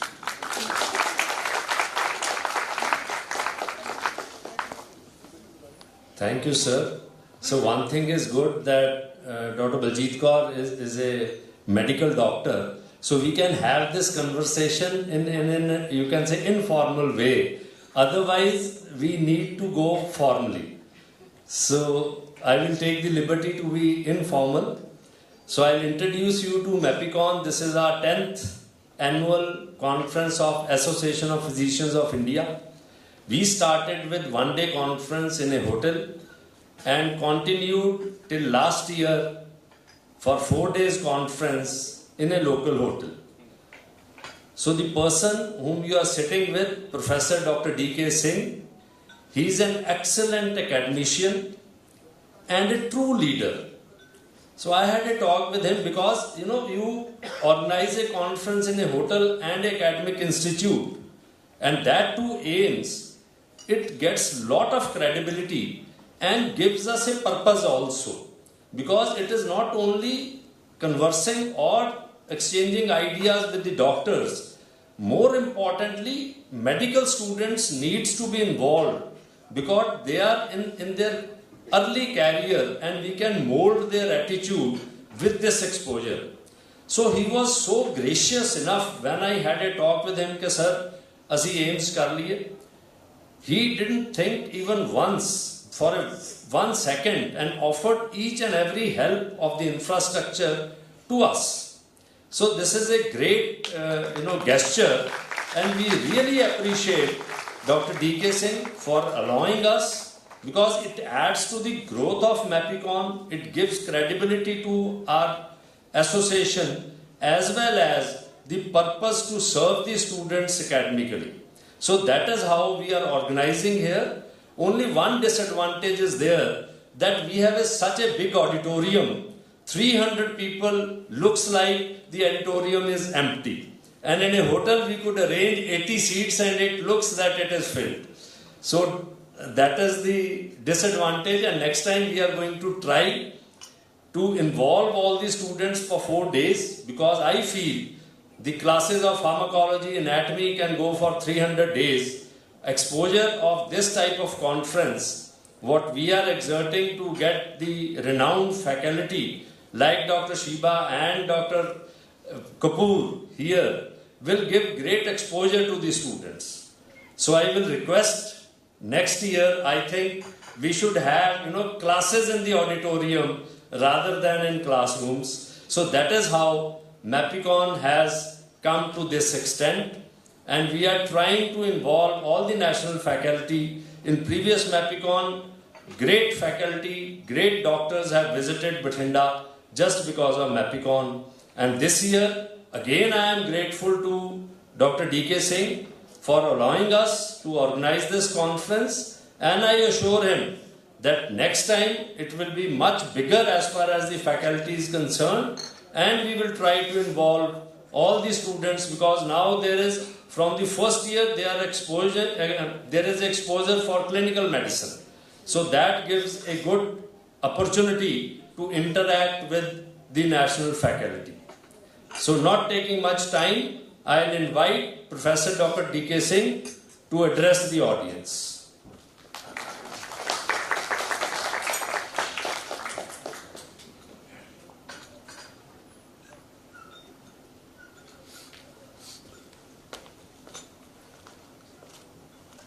Thank you, Professor Vitull Gupta. As a host organization, this is my prime duty to welcome Dr. Baljeet Kaur, the Cabinet Minister, Government of Punjab, our own Dr. Rajiv Gupta, who is Professor and Head Cardiothoracic Surgery, who is also involved in the organization of this conference, Dr. Noharia and many senior physicians of the city, students and participating delegate. I remember the day when Dr. Vitull Gupta came to me, that he said is it possible to do this MAPICON in AIIMS campus? Then I said, it is your campus, it is your state, it is your city. AIIMS is not the other part of the country. It is in Punjab, it is in Bathinda, and it is for you people, and we are working for you.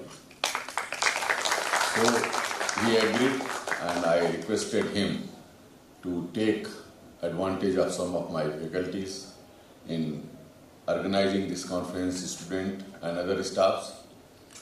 So he coordinated with them and organized a beautiful conference where it, as he said, it is very beneficial for the student because it is a very knowledgeable, because organizing such a big conference is not very easy. Inviting peoples from other part of the country, it is not very easy. I will again request the minister to try that Bathinda should have a air connectivity. Because of that faculty exchange program, even invited faculty is very difficult to invite anybody by road to travel 6 hours and go back 6 hours. So this is a loss to the institution. For the faculty development and for institutional development, we always need the visiting faculty. And unfortunately, there is shortage of time with each, and they will like to travel by air only. And I am assuring Dr. Vitull Gupta, because you have taken some clue what is the facilities available in the campus. Next time when you do organize, all the facilities is with you.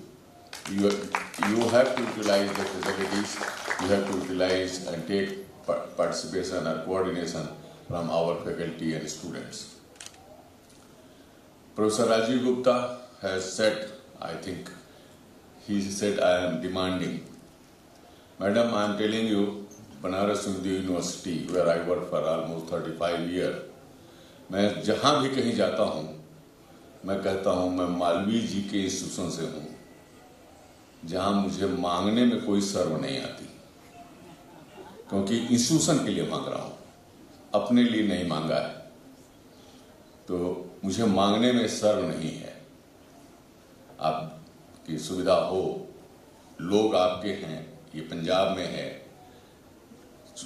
After knowing that you are the Minister of Women and Child Development, so I said, we need crèche from where this care of the small baby can be taken care of. As Professor Rajiv has already detailed you, that most of our nursing staff is from outside. And unfortunately, because this is the in construction phase, we have very limited housing facility. And as a mother, you can always appreciate the problem of a mother with the small children, because they are all young, just married, you can say. So they have got very small babies. They never want to leave on somebody's shoulder. So if good crèche can be created, I'm ready to accept that offer from the state government. I'm ready to say thank you. I'm ready to come to you for this demand. Thank you very much. It's not compulsory you give, but I can always, with folded hand, I can request you to give us, because it is not something different institution. It is in the Punjab. Don't take it politically. Politically, there are some different issues, but it is for the people of Punjab. Thank you very much.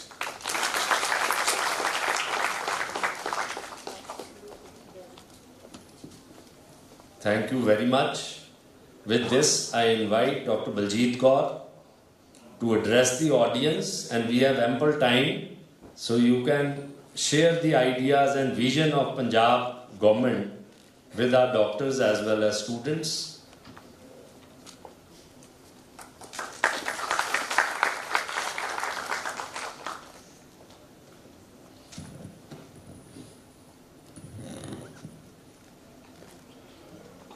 Thank you, Dr. Vitull ji, Dr. D.K. Singh ji, and all the faculty for inviting me and giving me a chance to become a part of your very good event, MAPICON. So I congratulate all of you to organize such a beautiful conference. Dr. DK was telling me that there is a great need of that, so I will also discuss on this part. So being a doctor, I want to share some experiences with you, because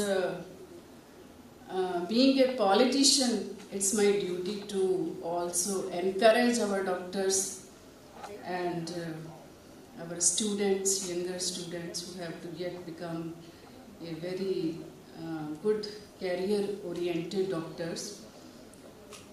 So otherwise, अगर असी गल करिए कि doctors, तो मैं कहांगी कि doctors का profession एक इस तरह का प्रोफैशन है कि जिथे सानू सच नाल खड़ना पैंदा, सानू अपने पेशेंट नू सच दसना पैंदा है, सानू अपने आप नाल सच बोलना पैंदा है, because we have to be loyal to our profession. कि अगर असी किसी नू धोखे विच रखांगे तां उहदे नाल साडा प्रोफैशन भी एक तरह नाल गंदला हो जांदा. सो जेकर थोड़ा जे लाइटली लैके चलीए तां एक्सपीरियंसिस दी मैं गल करांगी कि कई बार इस तरह हो जाता है साडे प्रोफैशन दे विच कि जदों असी किसी पेशेंट नूं उसकी किसी बीमारी बारे सच दसदे हां, जेकर सही दसदे हां, उसका प्रोगनोसिस अच्छा है, तां पेशेंट खुश हो जाता. अगर असी उसनूं दसदे हां कि नहीं तेरी लाइफ तां कुछ दिन या तेरा कोई भी ऑर्गन है डैमेज हो गया या ये इस तो बाद काम नहीं करेगा, you have to change your life styles, vice versa, तो उदों पेशेंट थोड़ा जा साडे प्रति निराश भी हो जाता है, कई बार साडे तो उल्ट भी चलने लग जाता है. सो उस दे विच फिर सानू असी किस तरह पेशेंट दे नाल डीलिंग रखनी है, पेशेंट नूं किस तरह मोटिवेट करना है, सो सारा कुछ बहुत सारिया रिस्पोंसिबिलिटीज़ वो डॉक्टर्स दे हिस्से ही आ जांदियां ने, क्योंकि पेशेंट दी पूरी जिहड़ी इन फ्यूचर लाइफ है वो थोड़े ते ही डिपेंडेंट हो जाती है कि तुसी उसनूं किस तरह फिर दोबारा तो अपलिफ्ट करके उन्होंने फिर मेन स्ट्रीम च लैके आना. सो इस प्रोफैशन नूं मैं यही कहना चाहांगी कि डॉक्टर्स दा प्रोफैशन एक नोबल प्रोफैशन दे होण दे नाल नाल सोसाइटी दे लई भी एक बहुत वड्डी रिस्पोंसिबिलिटी रखदा. मैं तुहानूं एक अपना एक्सपीरियंस शेयर करदी हां कि मेरे कोल एक लड़की आउंदी सी जो ऑप्टिक एट्रोफी जिसनूं हो गई सी, और उसकी मदर बार बार मेरे को आती सी कि इनू ठीक करो, कित्थे लैके जाइए. सो पहली गल मैनू खुशी की गल लगती है कि एम्स एक बहुत अच्छा इंस्टीट्यूट और साडे मालवा के रीजन के मैनू लगता मैं इत्थे भी भेजी होनी है, क्योंकि मैनू पता है कि शी मे नॉट रिकवर, है ना. तो उसनू मैं दसदी भी सी, पर वो गई PGI भी गई और हर जगह गई, और उस तो बाद जदों मैं पॉलिटिशियन बन गई और हल्के दी मेरे दी पेशेंट वो फिर मेरे को आई उस लड़की नूं लैके कि इसनूं ये ठीक नहीं हुई, इसदी अखां हुण तुसीं किवें ठीक ही उहनूं कहोगे कि ऑप्टिक एट्रोफी तुसीं किवें ठीक करोगे. तो उसनूं मैं फिर समझाउण दी कोशिश की कि नहीं, ये इसदी विजन है जिहड़ी अखां पिछों खराब हो गई, जिस तरह असीं डॉक्टर समझाउने आ अपने आप पेशेंट नूं थोड़ा नरमाई दे नाल, क्योंकि कुछ डॉक्टर बहुत सिंपैथेटिकली ट्रीट करते हैं, कुछ बहुत हार्श होंदे हैं. सो वो पेशेंट वो मैनूं कह रही है कि जे तुसीं भी ठीक नहीं कर सकते तो फिर वोटां पाउण दा की फायदा. सो हुण तुसीं ये सोचोगे कि how you can treat that patient. So फिर तुहानूं पता लगता है कि पॉलिटिशियन झूठ क्यों बोलते हैं. So that is the reason कि sometime you have to sympathetically treat the patient and just to pacify the patient कि हाँ भाई तू ठीक हो जाएगा. So that is a part of the life of doctors also कि कई बार तो तुहानूं झूठ भी बोलना पैंदा. So एक छोटी जी कहानी सी, डॉक्टर रमन उस दे विच एक character see, words of doctor Raman's word I think बहुत डॉक्टर्स ने पढ़ी भी होएगी कि वो डॉक्टर बहुत रूड बिहेवियर कहो कि बहुत सच बोलने वाला जिन्होंने असीं कहने हैं। तो जदों भी कोई पेशेंट उहदे कोल आउंदा ही उदों सी कि जदों पेशेंट सीरीयस हो जाता सी और he was such a devoted person to his profession कि वो एक एक चीज़ पेशेंट नूं एक्सप्लेन कर दिंदा सी कि हाँ तेरी इन्नी लाइफ है, तू इन्ने दिन जिउणा तू। तो एक बार एक इस तरह कैंसर का पेशेंट जो कि उसका दोस्त भी हुंदा है उहदे कोल आउंदा और लास्ट स्टेज ते पेशेंट आउंदा वो सारी रात सोचता कि मैं इस पेशेंट नूं नैक्सट डे एक्सप्लेन किवें करना कि तेरी लाइफ हफ्ता या 10 दिन है।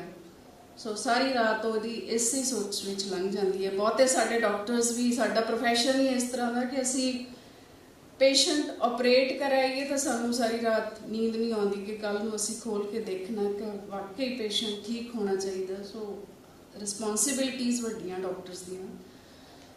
तो वो सारी रात सोचता क्योंकि एक पासे डॉक्टर रमन फेमस है फॉर स्पीकिंग दी ट्रुथ ते दूजे पासे कि उसका दोस्त है जिसनों उन्हें सच दसना। तो वो सारी रात इस कशमकश चो लंघ के नैक्सट डे जो अपने दोस्त नूं दसदा है कि नहीं तू तो हले कई साल जिउणा, तेरी लाइफ तो बहुत है। तो ये सोच के वो पेशेंट जिहड़ा इन्ना उहदा मोराल हुंदा कि वो किन्ने महीने जिउंदा रहिंदा। सो डॉक्टर्स वर्ल्ड की मैं ये गल की कि इंपॉर्टेंस इन्नी ज़्यादा है साडे प्रोफैशन की कि असी कुछ सिंपथी से एक भी पेशेंट नूं थोड़ा बहुत कह दईए कि तू ठीक हो जाएगा तो उहदे नाल क्योंकि पेशेंट सानू एक रब की तरह देखता। सो सानू सिर्फ यही नहीं देखना पैंदा कि असी पेशेंट नूं मैडिसन दित्ती या दियां ड्रॉबैक्स की आउणगे या कॉम्प्लीकेशनस नाल ना मर जाए या की होएगा। एक चीज़ ये भी देखनी हुंदी है कि असी पेशेंट नूं मोराल बूस्ट करके रखना है हर time. So that is the true profession of doctor. कई बार सानू लगता है कि लोग बहुत इनोसेंट हुंदे ने, साडी गल समझ ही नहीं पाउंदे। असी अपने वालों एक्सप्लेन करन दी कोशिश करते हैं। एक छोटा जा मैं थोनू कहानी कह लो कि जूइश एंड पॉलिश मतलब जूइश असी भी सारे जानते हैं कि जूइश जी कम्यूनिटी असी बहुत इंटैलीजेंट समझते हैं जो जूइश होंगे ने। जूइश ते पॉलिश पोलैंड तो सी सैकेंड परसन तो बैठे इकट्ठे एक न्यूज़ चल रही है। वो न्यूज़ के विच एक लेडी ऊपर खड़ी है बिल्डिंग दे और वो कह रही कि मैं छाल मार के सुइसाइड कर देना। सो जूइश वॉज वेरी क्लैवर। उन्हें कहा कि नाल वाला जो बैठा सी कि जेकर ये लेडी ने छाल मार दी तो तू मैनू 200 pound what ever the currency मैनू देगा, जे नहीं मारी तो मैं तेनू दूंगा। शर्त लगा दी। थोड़ी देर उन्हीं टाइम चो छाल मार के वो कमिट कर लेंदी है सुइसाइड। तो जो पॉलिश परसन है उन्होंने 200 दे के चला जाता। थोड़ी देर बाद जूइश जो फिर वापस आता वो और कहता कि नहीं मैं ये नहीं रखने पैसे क्योंकि मैंने पता है न्यूज़ मैं पहले ही देखी सी, घंटा पहले इन्हें मारी जाना सी तो करके मैं तुम बेवकूफ़ बनाया। सो जो पॉलिश हुंदा वो कहता कि नहीं तू ये रख ला, ये न्यूज़ तो मैं कल भी देखी सी, मैनू पता सी कि डिग पई पर मैनू ये नहीं पता सी कि यह अज दूजी बार फिर डिग पऊगी। सो such type of innocence is sometimes found in our community कि लोगों को नहीं पता होंदा कि असी की करना। सो बार बार डॉक्टर्स का सिर भी खाई जाते हैं, बार बार वही गल पूछी भी जाते हैं। So basically the society wants to go away from the situations which we have created like depression। So जो अज जो मेरे हिसाब नाल जो तरह समाज जिस जगह ते खड़ा है तो सानू लोड़ है सिर्फ कि असी लोगों की साइकोलॉजी जिहड़ी है उन्होंने सुधारन की कोशिश करिए। इस तरह का एनवायरनमेंट, इस तरह की खिच्चोतान, इस तरह का कंपीटिशन चल पिया एक पूरा सोसाइटी के विच, चाहे वो पैसे प्रति लै लो चाहे वो किसी भी पासों लै लो कि everybody is patient of psychiatry, no doubt। उस चीज़ दे विच साडा बहुत वड्डा रोल जिहड़ा आउंदा है। सो उस तो बाद मैं गल करांगी वुमेन एंड चाइल्ड की गल, क्योंकि बहुत वड्डा सैगमेंट साडा बच्चियां नाल औरतां नाल जुड़िया होया। डॉक्टर साहब ने क्रैच की गल की, तो मैं डॉक्टर साहब नूं पहले ही कह दिता सी कि तुसी प्रपोजल तैयार कर लो जिथे भी बनाना है, जिन्नी भी कैपेसिटी का क्रैच मैं तुहानूं जरूर दे के जाऊँगी, प्रॉमिस है मेरी। Even ਅਸੀਂ AIIMS is a very good institution, serve कर रहा बहुत अच्छा सोसाइटी ਨੂੰ। और डॉक्टर साहब ने गल की कि 150 किलोमीटर तक कोई ਇਹੋ ਜਿਹਾ नहीं है, बिल्कुल ठीक है डॉक्टर साहब। इस तो अगे तक भी जे ਅਸੀਂ गल करिए तो मेरी कॉन्स्टिट्यूएंसी नाल ही आउंदी है मलोट, और सानू बहुत बार ਇਹੋ जी प्रॉब्लम आउंदी है कि पूअर सैगमेंट जिहड़ा साडे कोले आउंदा, आउणा ही साडे कोले उन्हां लोकां ने होना कि साडी हैल्प करो, सानू पता नहीं लगदा कित्थे भेजीए। और एम्स तक एक चैनल नहीं क्रिएट हो रहा सीगा कि असीं पेशेंट्स नूं कित्थे भेजीए। सो मैं तुहानूं रिक्वेस्ट ही करांगी कि तुसीं कनैक्टड रहो, चाहे कैंप्स लगवाओ, साडे एरिया च लगवाओ, जिथे कहोगे, जिथे मेरी हैल्प है, I will be always with you. जिथे तुसीं कहंदे हो बच्चों की क्रैच की गल करते हो या कोई होर वर्किंग वुमेन हॉस्टल, तुसीं नर्सिस लई हॉस्टल भी अगर तुहानूं लगता है कोई रिक्वायरमेंट है तो मैं उहदे लई भी फाइल मूव कर देवांगी। सो मेरे वालों कभी ना नहीं होगी तुहानूं, इन्नी अच्छा तुसीं सोसाइटी में सर्व कर रहे हो। सो असीं तुहाडे तो सिर्फ इक्को चीज़ मंगांगे कि जिन्हें पेशेंट जिहड़े साडे ਇਹੋ ਜਿਹੇ हल्के चो मलोट एक बहुत पछड़िया हुआ हल्का, उस तो अगे मुक्तसर बैठा है। सो उन्होंने एक चैनल क्रिएट कर दो ताकि वो ईजीली तुहाडे तक अप्रोच कर सकन। और वो मैनूं लगता कि साडे आउण वाले जिहड़े मैडिकल स्टूडेंट्स है उन्होंने भी इन्ना एक्सपोजर नहीं किते होना जिन्ना साडे एरिए दे विच जाके तुसीं एक्सपोजर लै सको, क्योंकि मैं खुद सर्व किया उत्थे 10 साल तक। और इहो जे पेशेंट्स तुहानूं लभणगे, स्किन लै लो, आई लै लो, मैडिसन लै लो, कि तुहाडी जिहड़ा रिसर्च वर्क है वो भी बहुत ज़्यादा स्ट्रोंग हो जाएगा। सो अज दे इस प्रोग्राम विच मैं फिर तुहानूं एक बार बहुत बहुत मुबारक दिंदी हाँ कि इन्ना अच्छा इवेंट तुसीं ऑर्गेनाइज किया। और इस तो अगे लई भी शुभ इच्छावां मेरियां तुहाडे नाल ने। और जिथे किते भी जिस तरह की भी कोई जरूरत है, चाहे मेरे डिपार्टमेंट नाल, चाहे तुहानूं लगता है कि डॉक्टर बलबीर नाल या होर कोई डिपार्टमेंट नाल जिथे भी कनैक्ट करना है, so I will always be there. So thank you.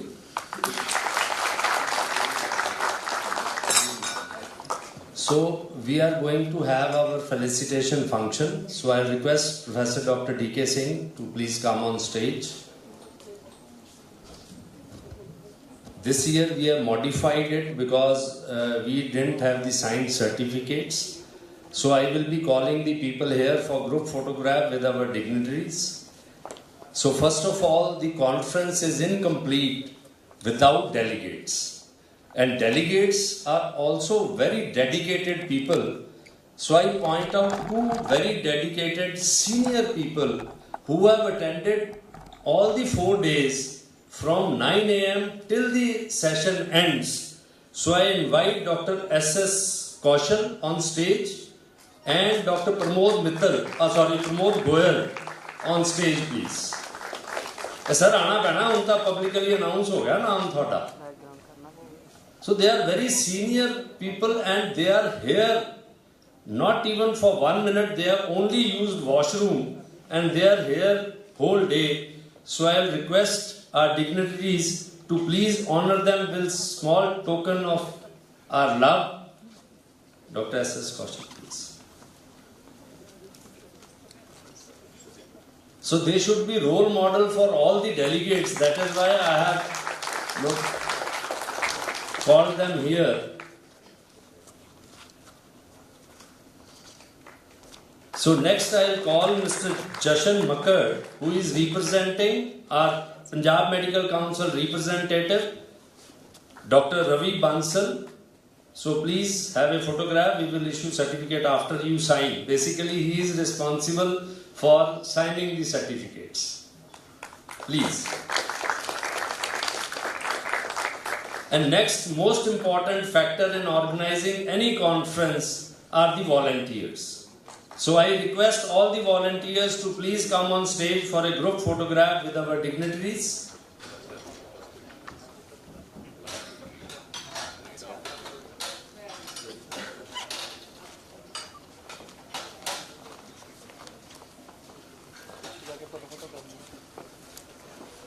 So all the volunteers, so this was their first experience. I think next time they will be more efficient and will enjoy the function and make it a great success.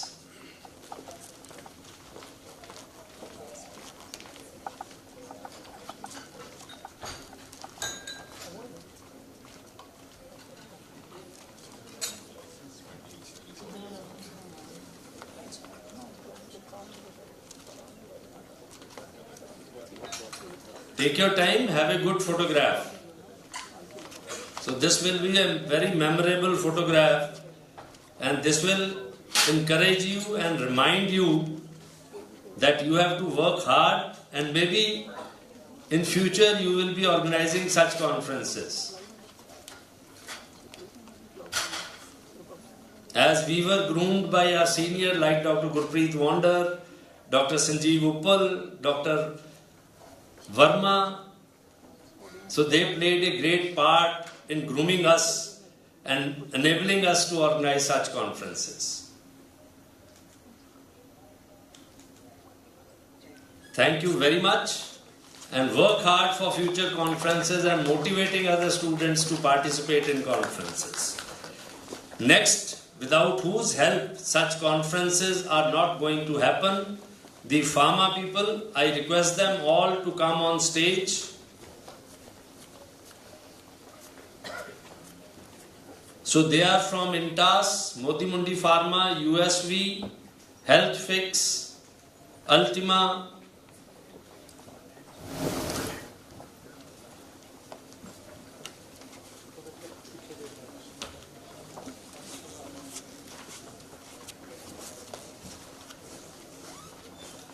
and I will request all the pharma people to enhance their support for next conference. Now you have seen what a beautiful venue this is, and it gives you good opportunity to act with the faculty and students.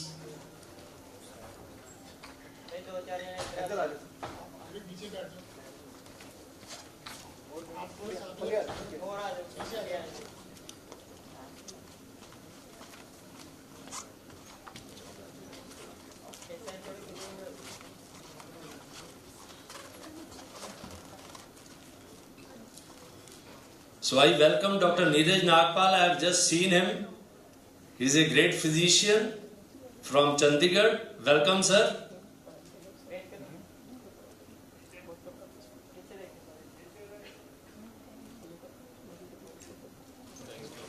Thank you very much. And next I will introduce you to 4 important people. They are non-medical, but they helped me a lot in organizing this conference. Mr. Anil Pola, Ashwini Malhotra, Kunal Sharma, and Mr. Gary. Please come on stage quickly, please. So these are 4 people who are here from 7 to 7, helping out in each and every aspect you see in organization of this conference.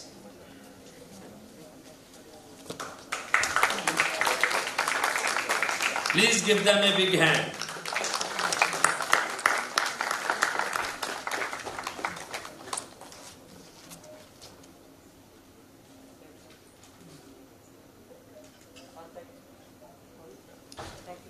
And then I call upon the most important group, that is Organizing Committee. Please, all the members of the Organizing Committee are invited on stage. Dr. Akhilesh Pathak, Dr. Rajiv Gupta, Dr. K.K. Nauria, Dr. Ashok Goyal, Dr. M.R. Gupta, Dr. K.K. Goyal, Dr. Sonia Arora, and Dr. Meghna Gupta. So this is the organizing committee which has made MAPICON possible this time, and from this stage I request Dr. Akhilesh Pathak, next time the classes should be in auditorium and issue a circular as Dean Academics that all the classes will be in auditorium.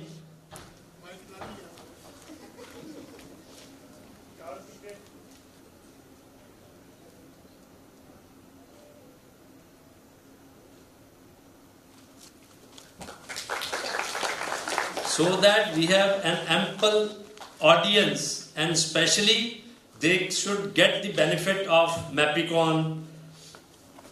Thank you, ma'am. Thank you, sir. With this, we finish our felicitation function, and that will encourage, your presence will encourage all the participants to work hard for further growth of MAPICON. So now I'll request Dr. K.K. Noria to please propose a vote of thanks.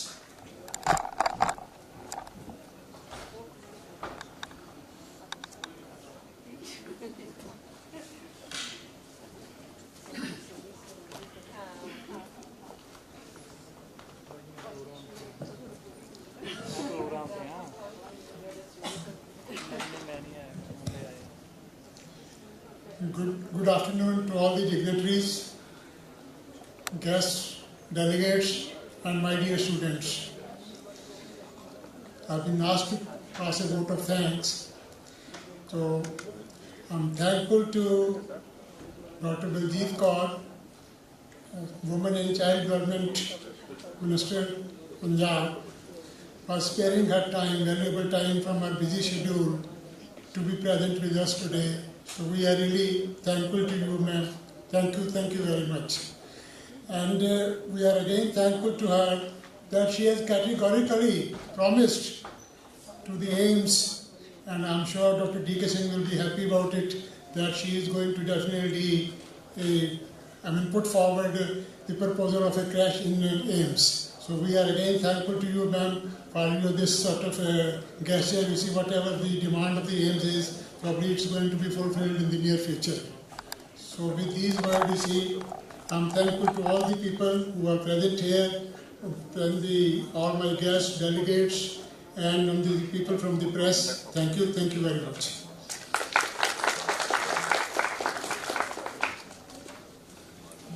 Thank you very much. With this, we are coming to an end to our felicitation function. I request Dr. Baljeet Kaur and our organizing committee to please join us for tea. Professor Dr. D.K. Singh, Dr. Akhilesh Pathak, Dr. Rajeev, please join us for a cup of tea. Dr. Shiba also. So we will continue with our scientific program. In 1 minute, we are just uploading the slides. Mr. Gary, please come backstage to upload the slides.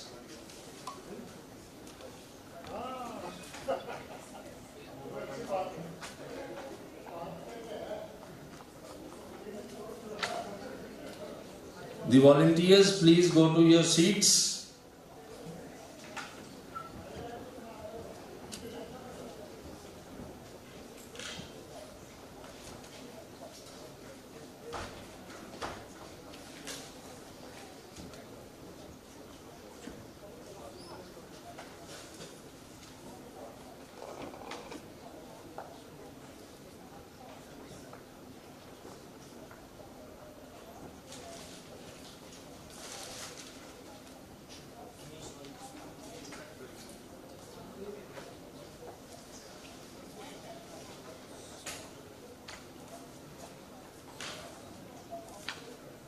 If any of our guest speaker is there in the audience, please come backstage to upload the slides.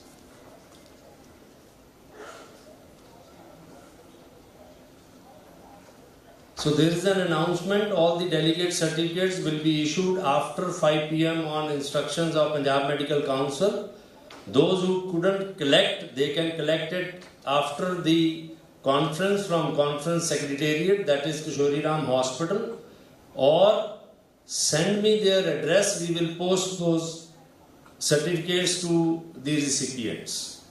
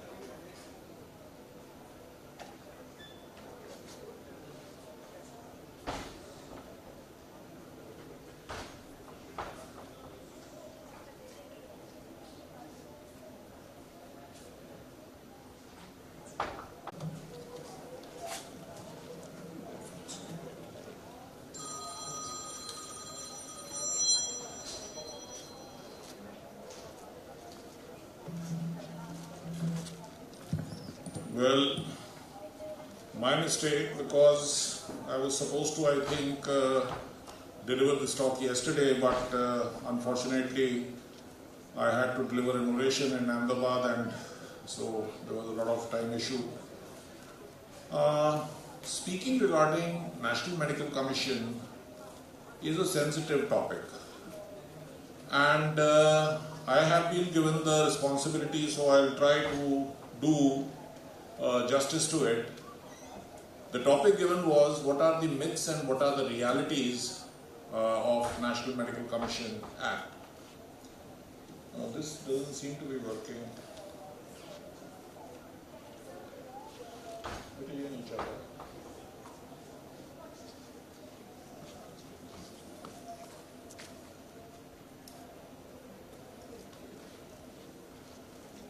Well, the idea of reforming and revamping the MCI took root in the Independence Day speech of Prime Minister Manmohan Singh.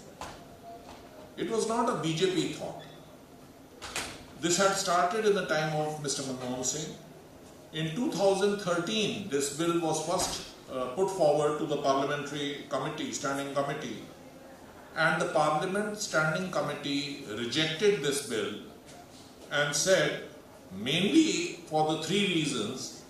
One was that it was against the federal structure of the Constitution.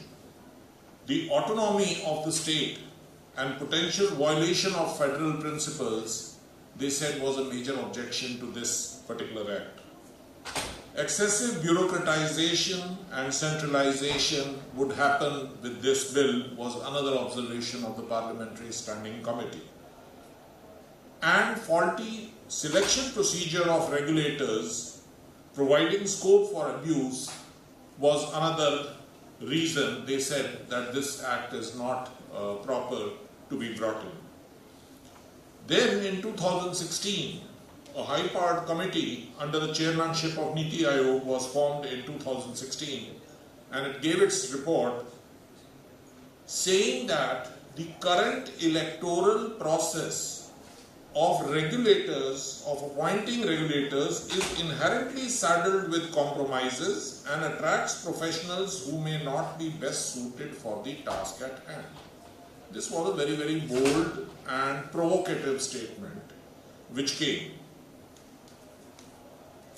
The preamble of NMC bill states that this principle of regulated electing the regulator is flawed and creates a conflict of interest. Therefore, MCI should be dissolved or discarded. Very interesting to hear these kind of words in a democracy where the people who are governed elect the people who govern them. This is the basic principle of democracy. And for NMC and MCI, they said just because doctors themselves are electing those who are to regulate them, this is a conflict of interest, and hence MCI should be dissolved and NMC should be brought in. We should have had much more protest against this, because I'll show you that we have lost the character that a profession by definition should have. What are we now? Whether we are traders, whether we are an occupation, I do not know, but very, very serious and deep-rooted implications are there. In May 2016, the Tribune published this report that 80 member parliaments own or have substantial interest in private medical colleges. Either they own them or they have substantial interest in them. But not one member in the parliament, in Lok Sabha or Rajya Sabha, abstained from voting on this bill, which is to financially reward the owners of private medical colleges, citing conflict of interest. Was this not cited conflict of interest? Could they not have recused themselves from voting? Not one member parliament recused from voting on this issue, which had so substantial and glaring a conflict of interest that you are owning private medical colleges and you are voting to pass a bill which is going to change the structure of the regulator, which decides whether you can or you cannot run medical training programs. And these politicians, for the past 3 decades, have used and misused MCI to start medical colleges, get courses approved, and now the NMC bill and the NMC Act actually packs this regulator with nominees of the same politicians. So they own private medical colleges and they decide who is going to regulate them. The people are not even elected, they are nominated by these same politicians. Under RTI, Medical Legal Action Group, which I represent, we have asked this question to Parliamentary Affairs, Ministry of Parliamentary Affairs, to Election Commission of India, to PMO, as to how many member parliaments currently own or have substantial stakeholding or are managing committees or are trustees of private medical colleges. We have not got a single answer, a single reply from any source. It is all confounded in legal jargon and nobody gives a clear-cut reply that out of these many member parliaments, these many either own or are in the managing committee or have a substantial stake in the management of private medical colleges. Why I am bothered? I am bothered because this has now fundamentally changed my profession from being called a profession to either it should be called a trade or it should be called an occupation. I mean, a carpenter is not a professional. It's an occupation. He doesn't need a regulator of the kind of Press Council of India or Bar Council of India. It's an occupation. He simply does his work. This is what we have been reduced to, if not to traders, because we are definitely not professionals. What is the definition of professional? One, we should be educated, of course. A carpenter can also be educated. We should receive higher education, all right. We should be accountable, but this accountability has to have an internal mechanism by the profession. Press Council of India, when I make a complaint against Times of India, this was in 2005, the first reply I get is please file an affidavit stating very clearly that you have not complained in this regard anywhere else. If a complaint is made against me to Punjab Medical Council, they will gladly with open arms accept the complaint, even though the complainant may have filed the same complaint against me in 10 other fora. So this self-regulation part is missing now. This accountability which should have been internal is missing. And there is no autonomy. Professions by definition have to be autonomous. If you are going to tell me, ki Dr. Nagpal, you are going to operate with your left hand, you are going to be tied by your feet to the roof, and this is how you will do the surgery, then it is no longer a profession I am doing. I am doing what my master is commanding. If my regulator is also not from within us, we are not electing our regulators now under NMC. And it is the central government which is supreme in all matters. I will show you you can go in appeal from State Medical Council to National Medical Council, from State Medical Council to Ethics and Medical Regulatory Board, from the undergraduate board, maybe you will go to NMC. But if you are dissatisfied with NMC, you can file a complaint or an appeal to central government now. If central government is supreme, why did we bother with naming this as a National Medical Commission Act? We should simply have said, we are opening another department of Ministry of Health and Family Welfare. What the Prime Minister Honorable will say will be done by the Minister of Health. What the Ministry of Health will say will be done by the National Medical Commission, which is a department of Ministry of Health. It is not an autonomous body. Let us not befool ourselves. When this is the definition of profession which is given by Jackson and Powell mentions very clearly that professional association which regulates admission and seeks to uphold the standards of the profession. Here we have people who are nominated by the government who are doing the job for us. Maybe doctors, but they are nominated. We have already been made into a trade by Consumer Protection Act. No self-regulation, hence this is not a profession under National Medical Commission Act. Multiple judicial, quasi-judicial fora to hold doctors accountable. No self-regulation. Supposing, while the Britishers in 1947 were leaving India, they had told us, कि all right, we will give you independence. आपको स्वराज चाहिए, हम स्वराज देते हैं. हम 500 Indians को nominate करते हैं आपको गवर्न करने के लिए. Would that be democracy? Would that be Swaraj? Would that have been independence?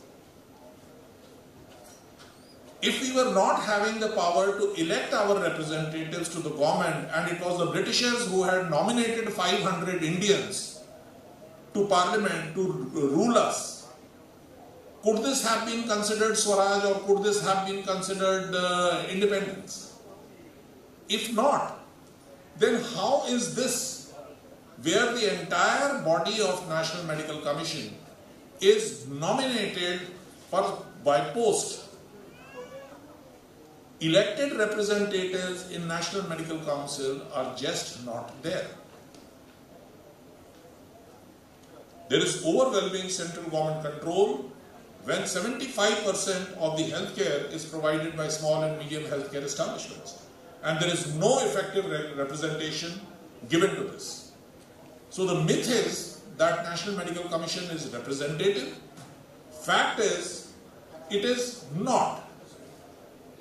Only 9 part-time members are also nominated from among the elected state medical council members. There are 10 state medical council members in Punjab Medical Council. From these, 1 will be nominated to represent in the National Medical Commission, and that to total 9. So you imagine how many state medical councils are there? If there are 30 or 35 people from state medical councils or UT's medical councils who are elected and nominated, at one time only 9 will be representing the states in the National Medical Commission. So if Punjab has to be represented next time by an elected representative, the turn will come 4 years later. What kind of representation and self-regulation is this? I mean, this is all in the Act, so I don't need to stress on this. Earlier in MCI, every state had 3 representatives. There were 120 odd members. Yes, there were problems in MCI, I don't deny it. But we could have changed the structure, changed the character, amended the Act and improved the working rather than abolishing MCI and bringing up something which is now totally working like a Department of Ministry of Health and Family Welfare. It is not a self-regulated autonomous body. And if it is not a self-regulated autonomous body, all 13 lakh doctors working in India are not professionals by definition. There are a number of issues which come with this, but since I have to speak only on what are the myths and realities, I will restrict myself to that. Look at the other professional bodies. Bar Council, Institute of Chartered Accountants, Institute of Cost. Do you know how Institute of Chartered Accountants regulates or decides who can become a chartered accountant? It is all entirely in the hands of Institute of Chartered Accountants. There is no private institutes of chartered accountancy. The organization itself controls who will be taken in, who will be passed. Institute of Company Secretaries of India, Council of Architecture, Press Council of India. Let them try and nominate people into the Bar Council or the Press Council to this extent, or to even 1/10 of the extent they have done in National Medical Commission. Not possible. Because it is because we are not doctors, we are not professionals, we are sheep who will do exactly what we are told, and we will all move in different directions. Hence, we cannot change the course of what is being told to us. Then the issue of federalism and authoritarianism. Look at the wordings. Section 10. Commission, National Medical Commission, shall perform following functions, one of which is take such measures as may be necessary to ensure compliance by State Medical Council. MCI could decide one thing, could never make West Bengal Medical Council do what it had ordered. There was a resemblance of federal structure. Health is a state subject. Medical education is creating a problem because this is duality in control. So now the issue of federalism is gone. Under National Medical Commission Act, whatever National Medical Commission has said, State Medical Commission has to follow. It is bound to follow. Where State Act confers power upon State Medical Council to take disciplinary action against registered medical practitioner, the State Medical Council shall act in accordance with regulations made by the National Medical Commission Act. It is not by Punjab Medical Council Amendment Act 2010. They have to follow what is given in the National Medical Commission Act. Provided that till such time State Medical Council is established in a state, the EMRB shall receive complaints and grievances. So the entire thing is centralized. Again, the question of autonomy versus what is the fact is that the central government is supreme. The Commission, National Medical Commission, does not have final say to recognize medical institutions. Do you know that? It is not the National Medical Commission which will decide whether Dayanand Medical College tomorrow should be continued to be given recognition. If they say no, Dayanand Medical College can appeal to the central government, and it is the central government which will decide. Where is the autonomy? Where is the self-regulation? Don't befool us. Say very clearly, you are carpenters, you will do exactly what we tell you. Don't make us professionals. This is a myth. एक तरफ से बात हम करते हैं noble profession, और ये profession ही नहीं है तो नोबलिटी की बात कहां से आ गई?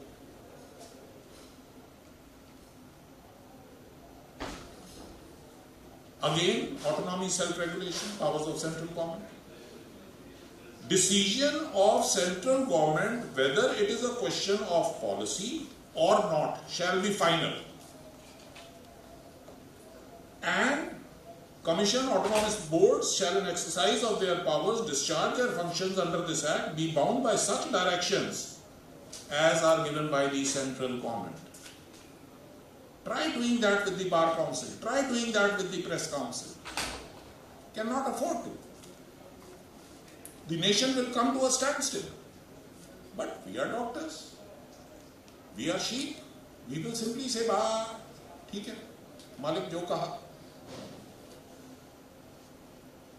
We are forced now to have joint sittings with Homeopathic Council, Indian Council, Central Council of Indian Medicine representatives, and joint decisions taken will be implemented in National Medical Commission. Look at the wordings in section 55. The commission shall persistently made, if the commission has persistently made default in complying with any direction issued by the central government, any direction issued by the central government, the central government may by notification supersede the commission. The commission can be dissolved. The commission can be set in abeyance. Why are we talking of autonomy and self-regulation? Don't be fooled. This is a myth.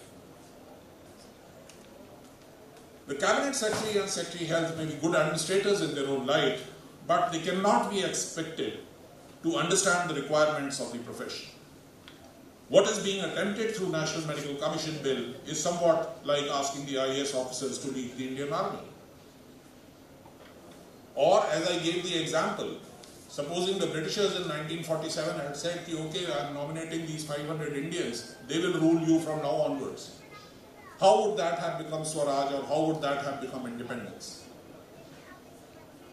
Bureaucrats, whether medical or non-medical, remain in their ivory towers, in total disconnect with the ground realities, and in the field of healthcare, their desire to control medical education as well as practice of medicine through the NMC Act is going to be disastrous for this country. Then was the issue कि MCI तो corrupt है और NMC bill हम ला रहे हैं इसको सुधारने के लिए, दूध से धोने के लिए. After NMC bill comes, there will be no corruption. There were 120 odd members in MCI. One person can be corrupt. If we are going to dissolve the MCI because one person is corrupt, let us start with dissolving the parliament because one person has been convicted as corrupt. Do we do that? Here we have dissolved the entire autonomous body and we have brought in an act where we are picking and choosing who's going to sit there to decide on whether I can run my institution or not. And I am the one who's owning that institution. Absolute power and absolute discretion has been given. And this is the news report of NMC. So if there is corruption now in NMC, what should be done? We should dissolve this also. NMC Act was meant to promote affordable medical education. This is what was sold to us. It will give good medical education and affordable medical education. The fee control of private medical colleges under this Act comes here. They are to frame the guidelines to determine the fees in respect to 50%. Law made by the same member parliaments who own these private medical colleges. And the commission which will decide is nominated by the same member parliaments. It will get, the private medical education will get a boost under NMC. Medical education will become costly, selection compromised due to exorbitant costs. We know what has happened recently for postgraduate NEET exam. 0 percentile. You know, with negative marking, what is the 0 percentile? A person who does not attempt a single question will get 0 marks. He will not be 0 percentile. And 0 marks, his rank may be at least 10th or 12th percentile. It will not be 0 percentile, even at 0 marks. Negative marking means a person who has minus 40 or minus 30 will be probably somewhere near 0 percentile. And then we talk about NMC bringing quality into medical education. Great. Medical education is up for sale. Our politicians have realized that medical education can be sold. It is a cash cow. And the whole idea is how to fill empty private medical colleges seats. The entire focus is on this. I can go on giving you the history. There was a time when only non-profit trusts and societies could run medical colleges. After that, firms under Companies Act were permitted. Then the government allowed companies run medical colleges to make a profit out of medical education. After that, the existing non-profit trusts who were not supposedly making profit were permitted to make profit. So this thing has just evolved from a trust which was not intended to make profit to a shop which is selling degrees. Nothing else.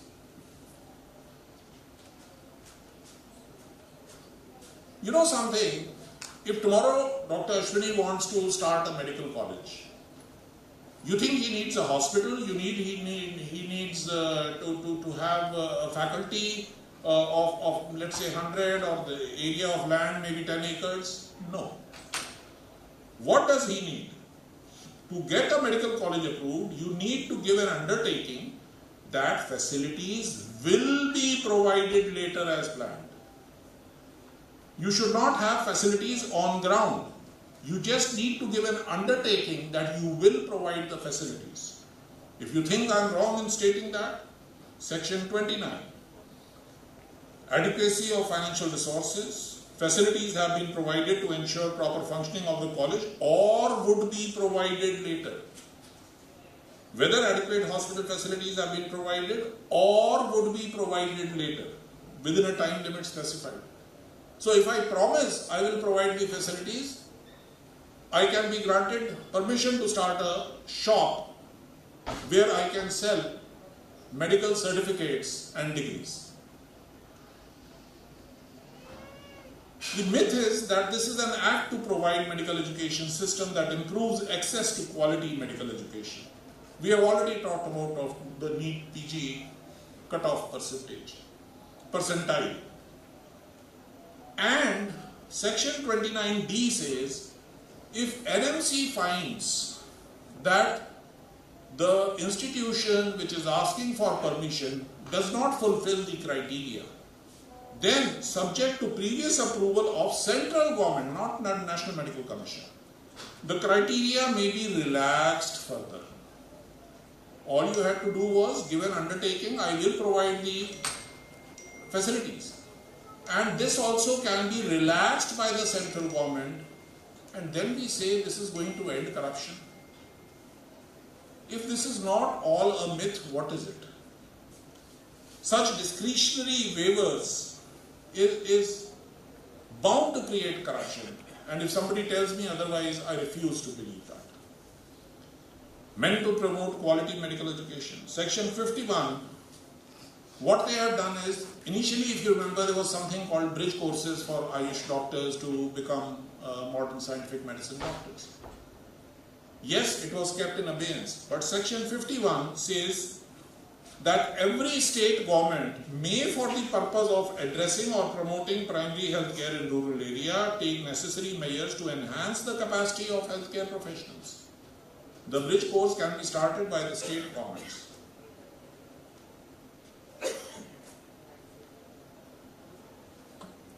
State Medical Council will be formed within 3 years. This was mentioned in the NMC Act.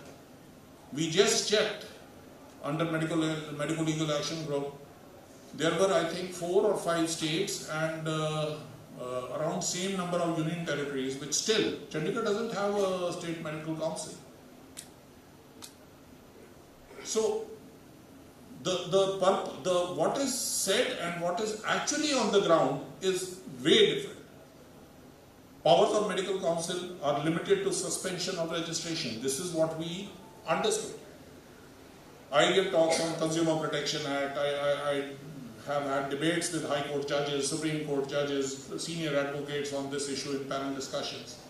And the argument I was always given was, yes, State Medical Council should be deciding cases of medical negligence against doctors, but State Medical Councils do not compensate the victims with monetary awards. Here in Section 30, what does this say? Give an opportunity of hearing to the medical practitioner concerned before taking any action, including imposition of any monetary award. So monetary award now can be awarded to a patient party or a complainant by the State Medical Council, Ethics and Medical Registration Board, NMC, or whichever. So this is definitely, the myth is, it is supposed to end quackery. But the fact is, this introduces community health providers. And community health providers are not MBBS doctors. And they are very, very generous in saying we will permit only 3.5 lakh community health providers. Do you have any data on how many non-MBBS are practicing modern scientific medicine in India?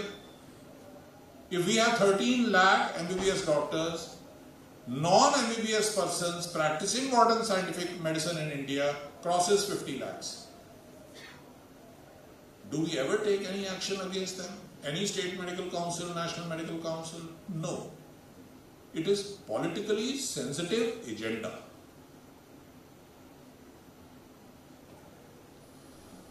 Then it gives certain privileges to those registered with it. What are the privileges, my lord? I am an MBBS, I am an MD, I have done my senior residencies, I have done my trainings in various... What is this extraordinary privilege that I have for being registered with you? That I can charge for my service. Thank you so very much. This is the only right I have. I do not have a right to safe working environment. I do not have any other right. The only thing is I have is duties, duties, duties. How can there be only responsibilities and duties with no rights? Dande ke saath gajar chahiye. You need a carrot and a stick. You can't have only stick and no carrot. And then, if you read the Indian Medicine Central Council Act, exactly the same wordings given in the National Medical Commission Act are replicated in the Central Council of Indian Medicine Act. They can also issue certificates, they can also give evidence in court. The same privileges you are having is what they are having for being registered in their own act. Weird things have come to notice since the coming of National Medical Commission, but then that is expected because there is no representation, it is all nomination, and what the master says, the servant has to abide by. Usage of khadi products in, I would love to wear khadi. Just make me some chairman of some corporation somewhere. Introduction of yoga in MBBS. How are we ensuring quality of medical education by bringing in things like this? This is political agendas. Professional bodies should have resisted this. But how can a professional body resist this when the professional body has been totally nominated? अच्छा तूने मेरे लिए BJP में काम किया था वहाँ पे इलेक्शन में चल आजा तू यहाँ बन जा.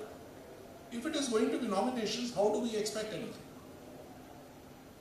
75% of healthcare, I repeatedly says, by small and medium healthcare establishments, and they have no representation in the regulatory body. How will you understand what are the problems? How will you find solutions to the problems? This act is going to destroy a system of medical education which had provided quality end products. Over the years, US में studies हुई हैं, Indian doctors provide better results than even their indigenous doctors. How were the Indian doctors produced? By the same medical education system, which you are wanting to destroy like a bull in a china shop. There is no other word I have for it.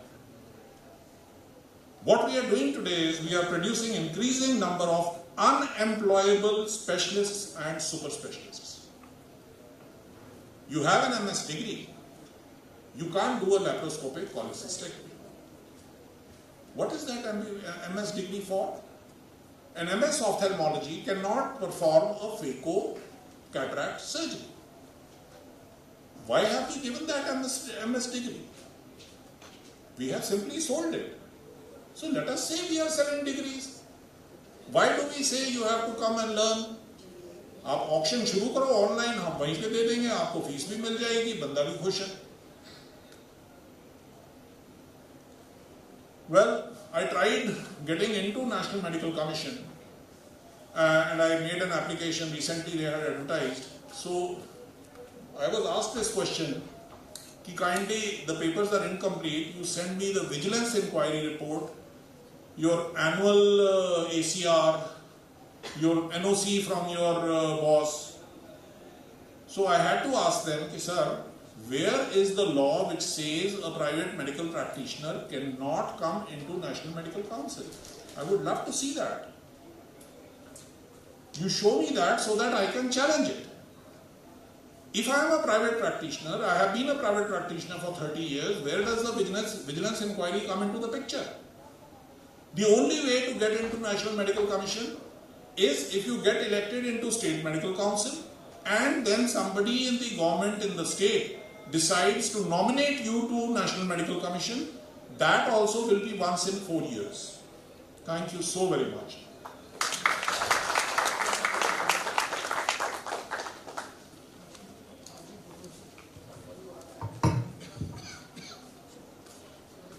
Thank you, sir. For the next talk, I would like to invite Dr. Ashwini Kumar Sethu, Professor at AIIMS Medical College, Faridabad, and also a medical legal consultant and advisor, to speak on the topic, Mistakes Doctor Commit in a Court.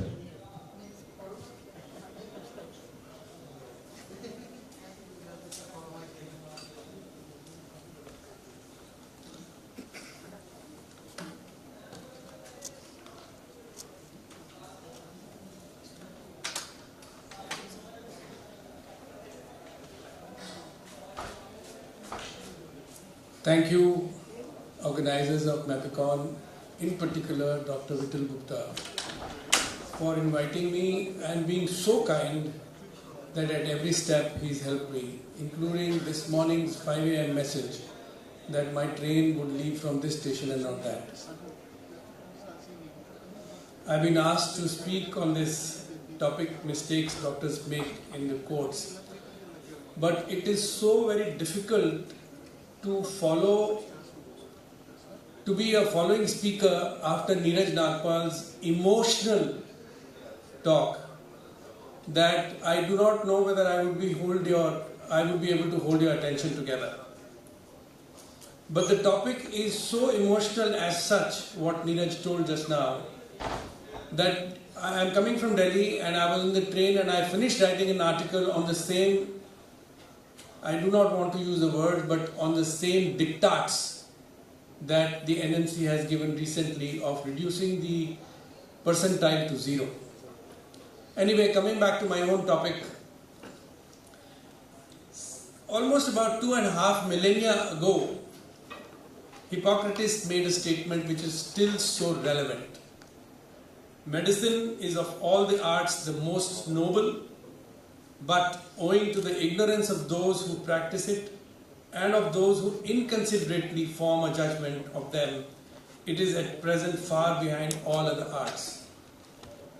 Because now all the patients, or most of the patients, definitely the judiciary, they do not appreciate the fact that medicine is an inexact and imprecise science. An art later. Now, before actually the battle begins, what do? We fritter away the chances of nipping the evil in the bud by missing the cues in a complaint which is destined to become a court case. What are those cues? The outcome starts appearing to be less than expected by the patient, but more often by the relatives. And both the patient and the relatives are in denial of seriousness of disease. There is a complication, even if told earlier that it is inherent. Bill is higher than promised, but more often than expected. There is some actual or perceived communication gap. Patients or the relatives' body language turns aggressive. The mistake that we commit is that we do not inform the insurance company at this stage. You must do so immediately. Then there is a very lackadaisical attitude of all concerned to any such notice, to any such legal proceeding, etc. Why I say that? In fact, it is evident that anything which is concerning the legal aspects of medicine and ethics, the attendance in any conference is so thin. Whenever it comes to them and then the heavens break loose, in fact hell break loose at that particular time, and they cry hoarse. The attitude is very lackadaisical. How? They do not make the right strategy. Strategy should be to win anticipatory battle through successive courts, because there are so many surprises that you're going to face on your way up. The lawyer plays truant, he becomes hand in glove with the opposing lawyers, in cahoots with the opposing lawyers. Insurer refuses to pay the claim. Remember that for everything you have earned, that is at stake. For a lawyer, it is just a job, it's just another case. Your own involvement from complaint to judgment is of paramount importance that I cannot overemphasize. So therefore, you must engage your lawyer wisely. Remember that retaining the insurance company lawyer is not mandatory, whatever they say. Due diligence and the integrity of lawyer is a must. One thing that I would like to emphasize is that we tend to go by the reputation, by the name that lawyer has earned. Remember that reputed lawyers are busiest and they do not have time. Also, they may not be having this focus of attention that is medico-legal or malpractice cases. So, try and make sure that the lawyer has time at hand and specializes, or at least has a focus on these cases. One more mistake that we people do is we do not co-opt a medico-legal expert. Remember that judgment is based upon a balance of probabilities as presented to the judge by opposing lawyers. However, unfortunately, both the lawyers of opposing parties and the judge have no clue about intricacies of medicine. Possibly, lawyers know the law, but not medicine at all. And you know the medicine, but not the law. Therefore, you need to know somebody to guide you, to advise you, who as a bridge to the gap, to cover that gap. The case can be prepared and presented in a much better way with an appropriate expert medico-legal advice co-opted. There have been scores of cases where the claims have been awarded against the medical establishment or the doctors, but for a very clear presentation. Even the facts have not been represented well, the facts have not been produced before the court. Neeraj just spoke about state medical councils and under National Medical Commission. For the timing, I may say, luckily, the regulations have been held in abeyance. But I'm coming to the point that I'm making is that very often the first complaint is either filed directly to the State Medical Commission or is directed by the National Medical Commission to be heard by State Medical Council. Now, defendants means doctors and the hospitals and the medical establishments, do not take it seriously because State Medical Council so far did not have any pecuniary power. It may come now, but so far it has not been implemented yet.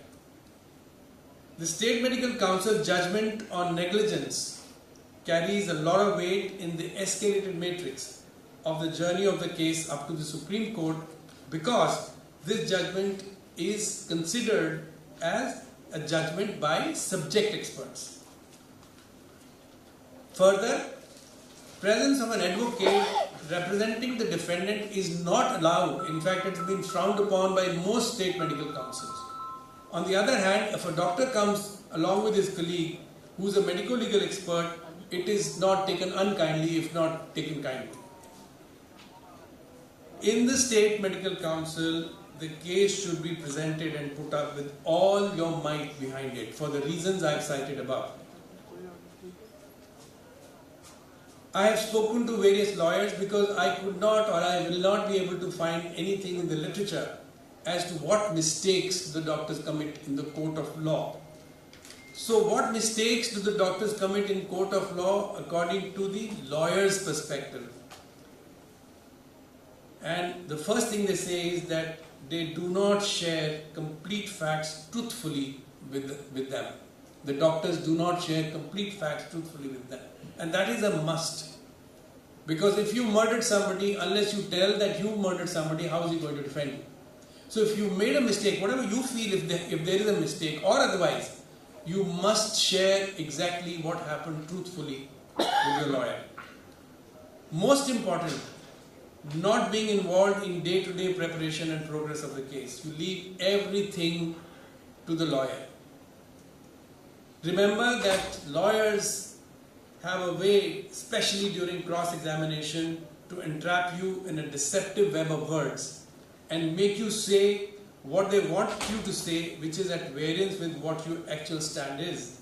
And this is where your being jittery, anxious and nervous is exploited by the opposing lawyer.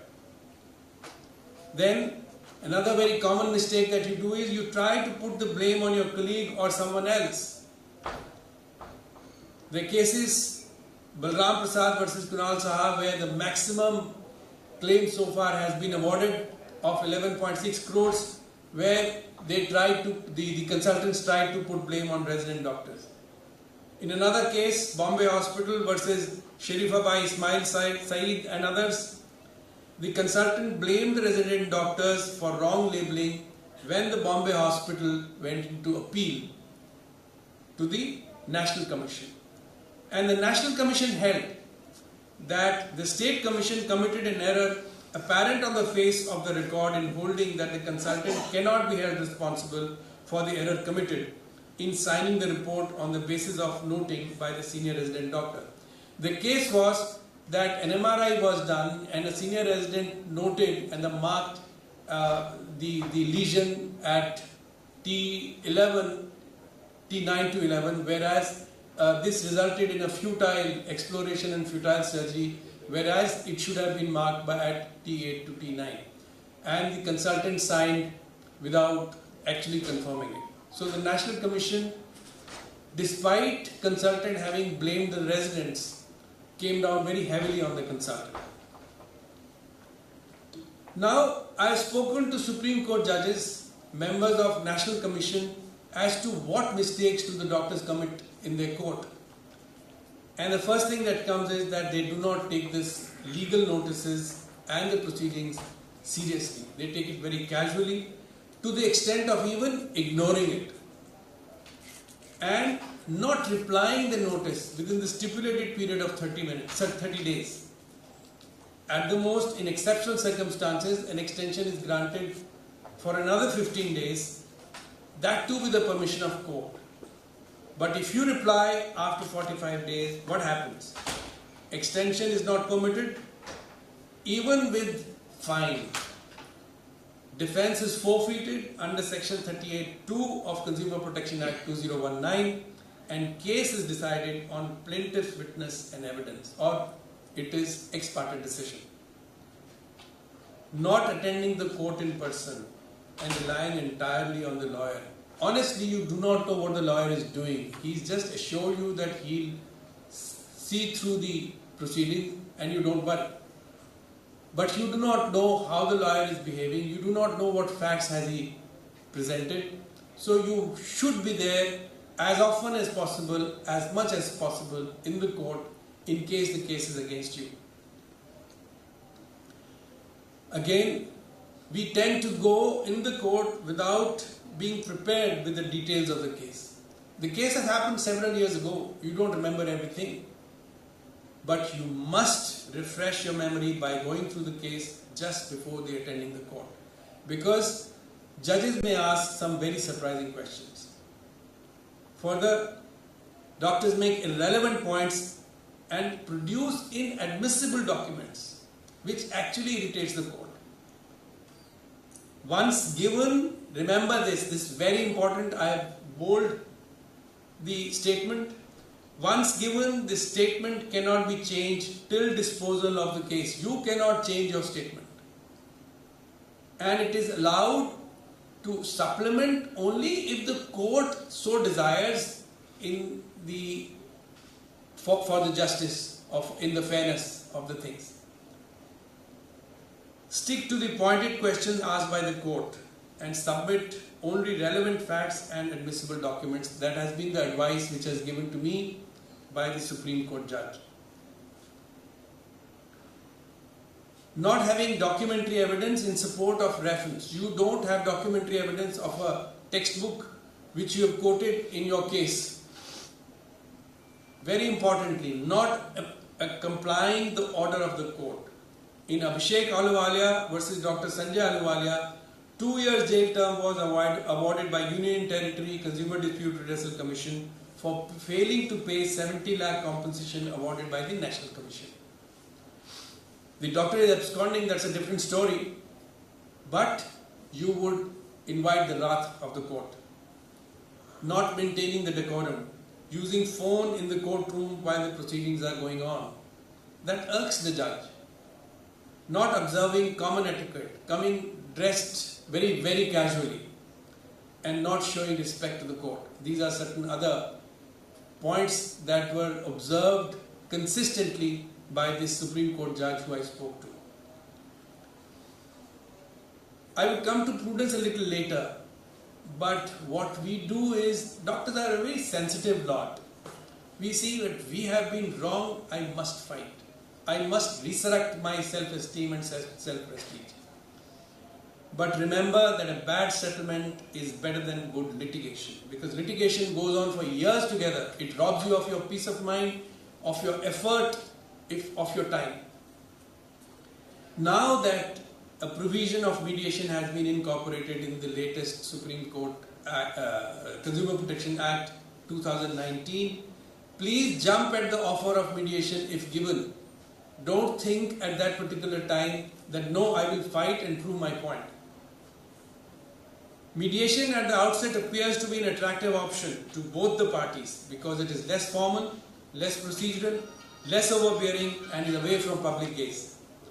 One can't appeal against the settlement done through mediation. That's very, very important. Otherwise you go up the ladder from the State Medical Council to the National Medical Council to the District Forum, now Commission, then the State Commission and the National Commission and the Supreme Court. This cannot even be challenged there.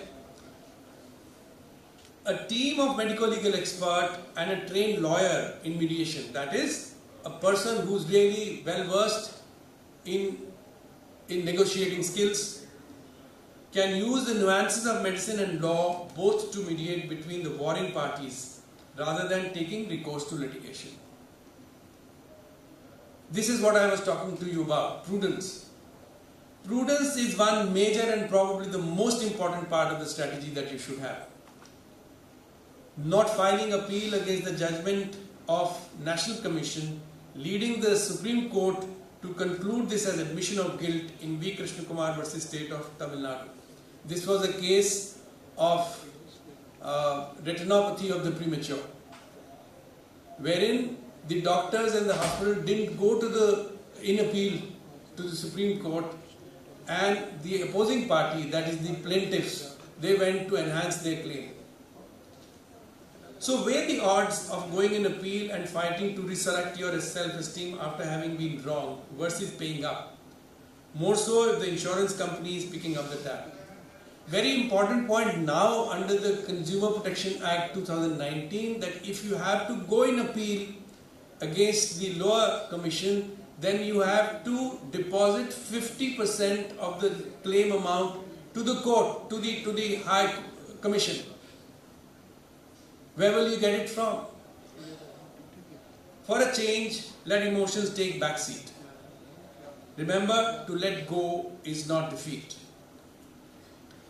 Criminal negligence, on the other hand, is a different ballgame. Mostly the complaints are filed under IP 304A, but also under other sections like 336, 337 and 338. Now, what does the police do when there is a case filed or a complaint filed? Police exploits your being unsure and underconfident to the hilt. And they would tell you many things essentially to extract some gratification. Make sure, I cannot overemphasize, make sure you exercise your right against filing of an FIR against you soon after the incident. Because the court is very clear, the law is very clear on that. Jacob Matthew has been cited ad nauseum that a doctor cannot be arrested in routine manner. FIR cannot be lodged unless an expert opinion is taken. And in fact, Justice Sadashivam has clearly stated an FIR cannot be filed against lawyers and doctors. All these three judgments are of Supreme Court, therefore they are the law of the land. But the police don't care. And the commonest refrain is that they don't find it in Criminal Procedure Code. And there is a lot of, and they say that there is a lot of pressure from local politicians, high officials, public and media. Therefore, keep a copy of these judgments. It's available in public domain. Keep a copy of these judgments in your premises. You can quote this. Now what happens when there is an unexpected, unexplained death? Don't lose precious time before calling police and contacting your lawyer. You should do it immediately. You call the police before the relatives do. Because once an FIR is filed by the patient party, the case completely takes a different turn. And even if you say that there is less an FIR of violence, etc., that is a counter FIR. What happens then? The case takes a convoluted and arduous route. And to quash the FIR, you have to really work hard, and that takes precedence than the case itself. Need for a criminal lawyer arises and expenses mount, and you don't even can imagine how much the expenses mount in the hands of criminal lawyer. Remember one more thing, that insurance companies would not cover you from criminal liability. They are liable only for civil liability. Ladies and gentlemen, towards the end, I would just say that dwell on these points. Every patient you treat is a potential litigant. Insure heavily, negotiate with insurers to give you good terms. Inform the insurance company the moment you feel that there is something amiss, the moment you feel you smell rat. Engage your lawyer wisely. Do due diligence because integrity of the lawyer is a must. Co-opt a medico-legal expert, that will save you a lot of trouble. Be involved in the case with these two, that is lawyer and medico-legal expert, right from the word go. Defense in State Medical Council should be very strong, robust and stout. In District Consumer Dispute Redressal Commission, mediation may be the key. Prudence is most important. Weigh the odds of going in appeal versus paying up. Presenting a united front by the doctor and hospital against the complainant is far more effective than doctor and hospital fighting separately. I've just put this not in my main matter but in the summary, because most often what happens is that the hospital and the doctors are on the different sides of the table, and the problem goes because of blame game. Be at good terms with your CMO and local SHO. You are God, next to God, noble profession, charity. These are the phrases which need to be assigned not to the history but possibly the dustbin. Work sincerely to the best of your ability, but don't take it to the heart. Thank you very much, ladies and gentlemen.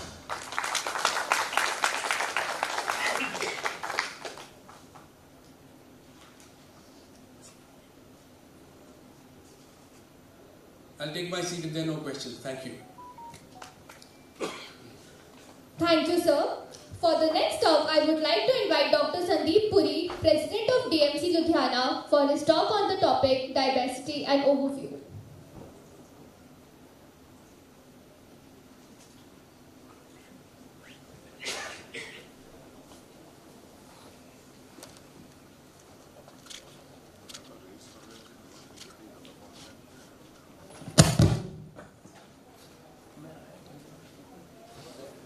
Thank you very much.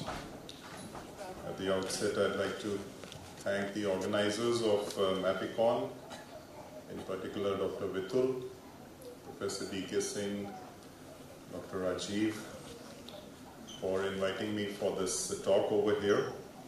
So we had an emotional session with Dr. Neeraj Nagpal, and we had an absolute stunning session with Dr. Ashwini.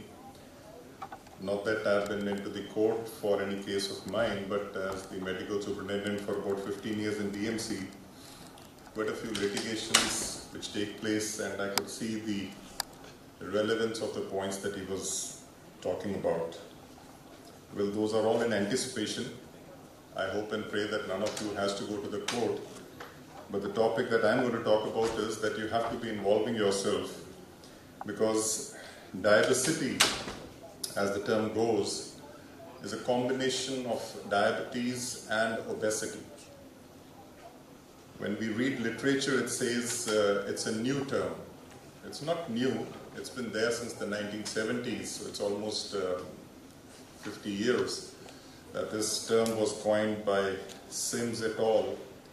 When they found that the correlation between the two subjects, that is diabetes and obesity, is more important than each one on its own.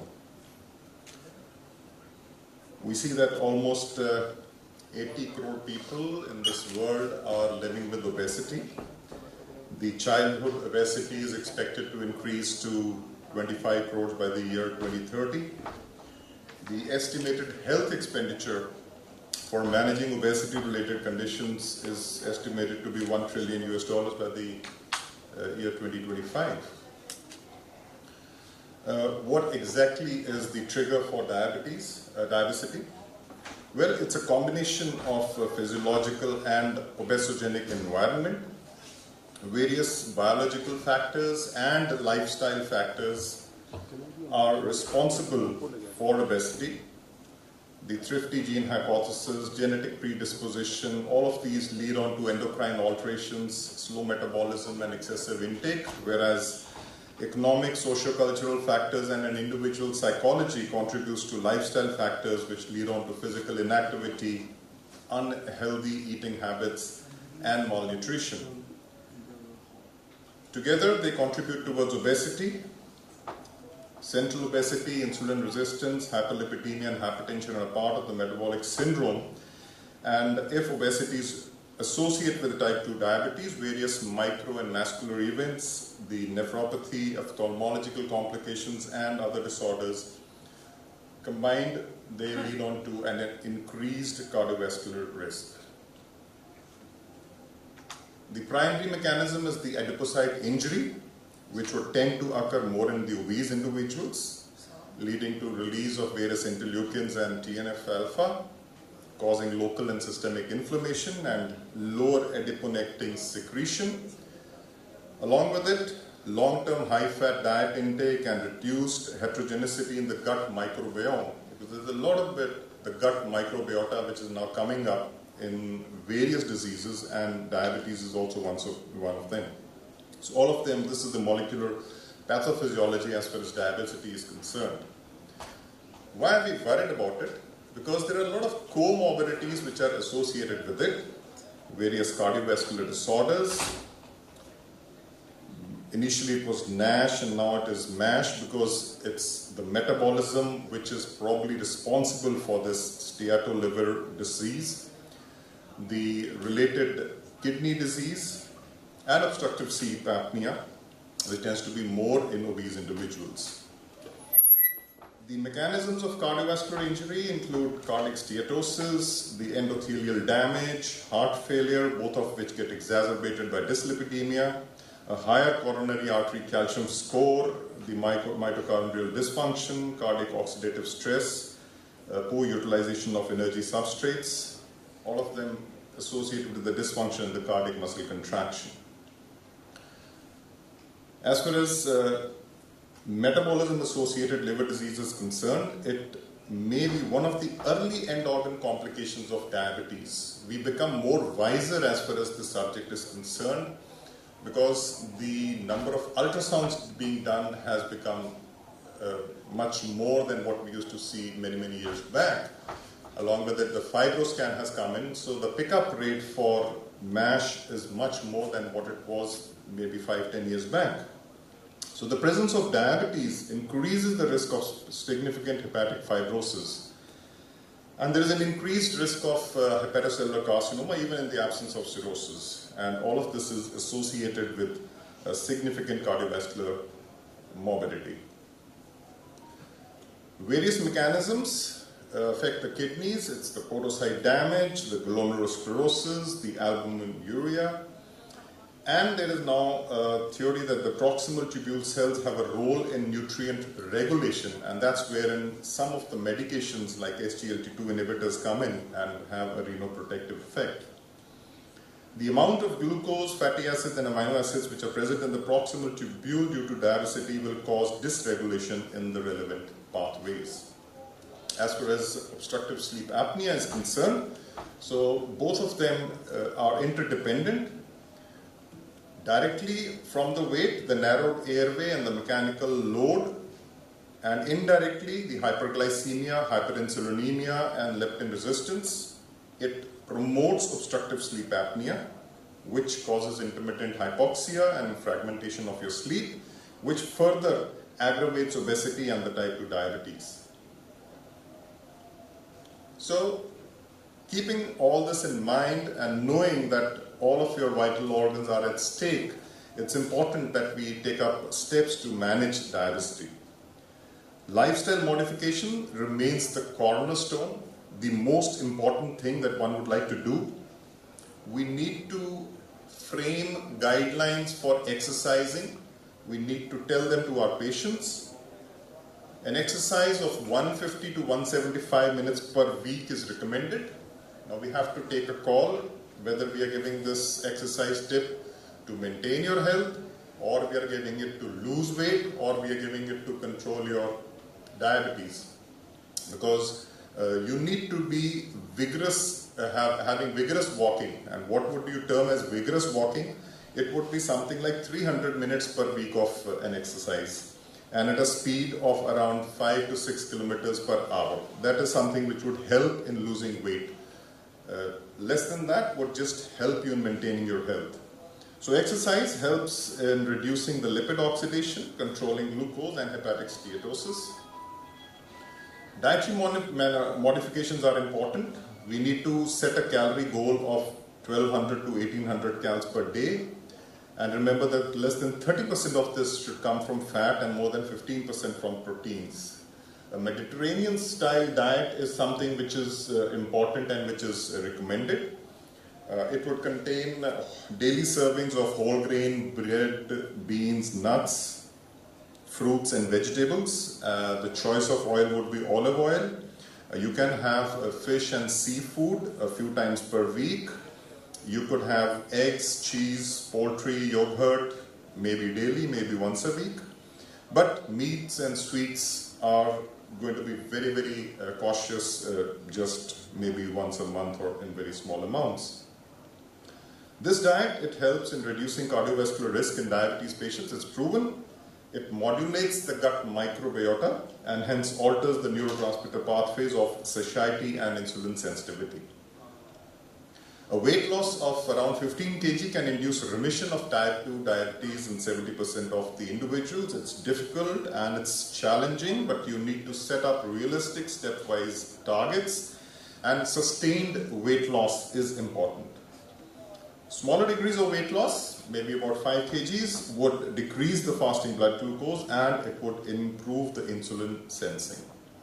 A combined approach of diet and exercise is the recommended one to achieve the best possible outcome. This was the Look Ahead trial, and in it they had two arms. One group was in which there was an intensive lifestyle intervention, in which there was a dietary advice plus intensive physical activity which was given. They recorded at least 7% weight loss which was induced and it was sustained. In the other group, where there was just a screening and they were just educated about the diabetes control, they found that there was greater reduction of weight, waist circumference and HbA1c and better physical fitness in the intervention group. This trial was not concluded. It was stopped after about 9.5 years because they found that their endpoint, which was designed as the cardiovascular outcomes, there was no difference in the groups coming, and there was a futility in the trial. But despite no difference in the event rates, the intensive lifestyle interventions resulted in improvements to risk factors and side effects. It raised the quality of life at a lower cost, and although it was negative in its primary outcome, it was positive in many other aspects of diabetes morbidity. The concept of intermittent fasting, something more which has become a fad with the youth than with the elderly. We have periods of intermittent fasting, and there can be various ways in which intermittent fasting is practiced. You can have 5 days of meals, 2 days of fast. You can have an alternate day fasting regimen. You can have a regimen in which it is that your timing of eating is restricted. I mean, it is between 11 o'clock in the morning till 5 o'clock in the evening, and thereafter for the next 18 hours you're keeping yourself fasting. So what happens because of this is that there's a metabolic switch which takes place between the periods of recovery and the periods of intermittent fasting. During periods of fasting, you have increased ketones and mitochondrial stress resistance and antioxidant defenses, whereas during periods of recovery, the primary source of energy is through the increased glucose, and increased insulin takes place during that. So this has shown that if you have a time-restricted eating and if you have a daily calorie restriction, comparing the two groups, there was not much of a statistically significant difference which was observed, whether it was in the blood pressure, whether it was in the lipid profile, or it was in the insulin deposition index. The changes in weight were also not significantly different in the two groups at a 12-month analysis, but result of analysis of the following were consistent with the results of the primary outcome, that is the waist circumference, the body mass index, the body fat, the body lean mass, the blood pressure, and the metabolic risk factors. It has been shown that fasting prolongs life. This is not a myth, this is now a fact. Apart from the lifestyle modification, the pharmacotherapy is important. We have been having various pharmacological agents as far as control of diabetes is concerned, and I'll just touch upon some agents which are used to control obesity.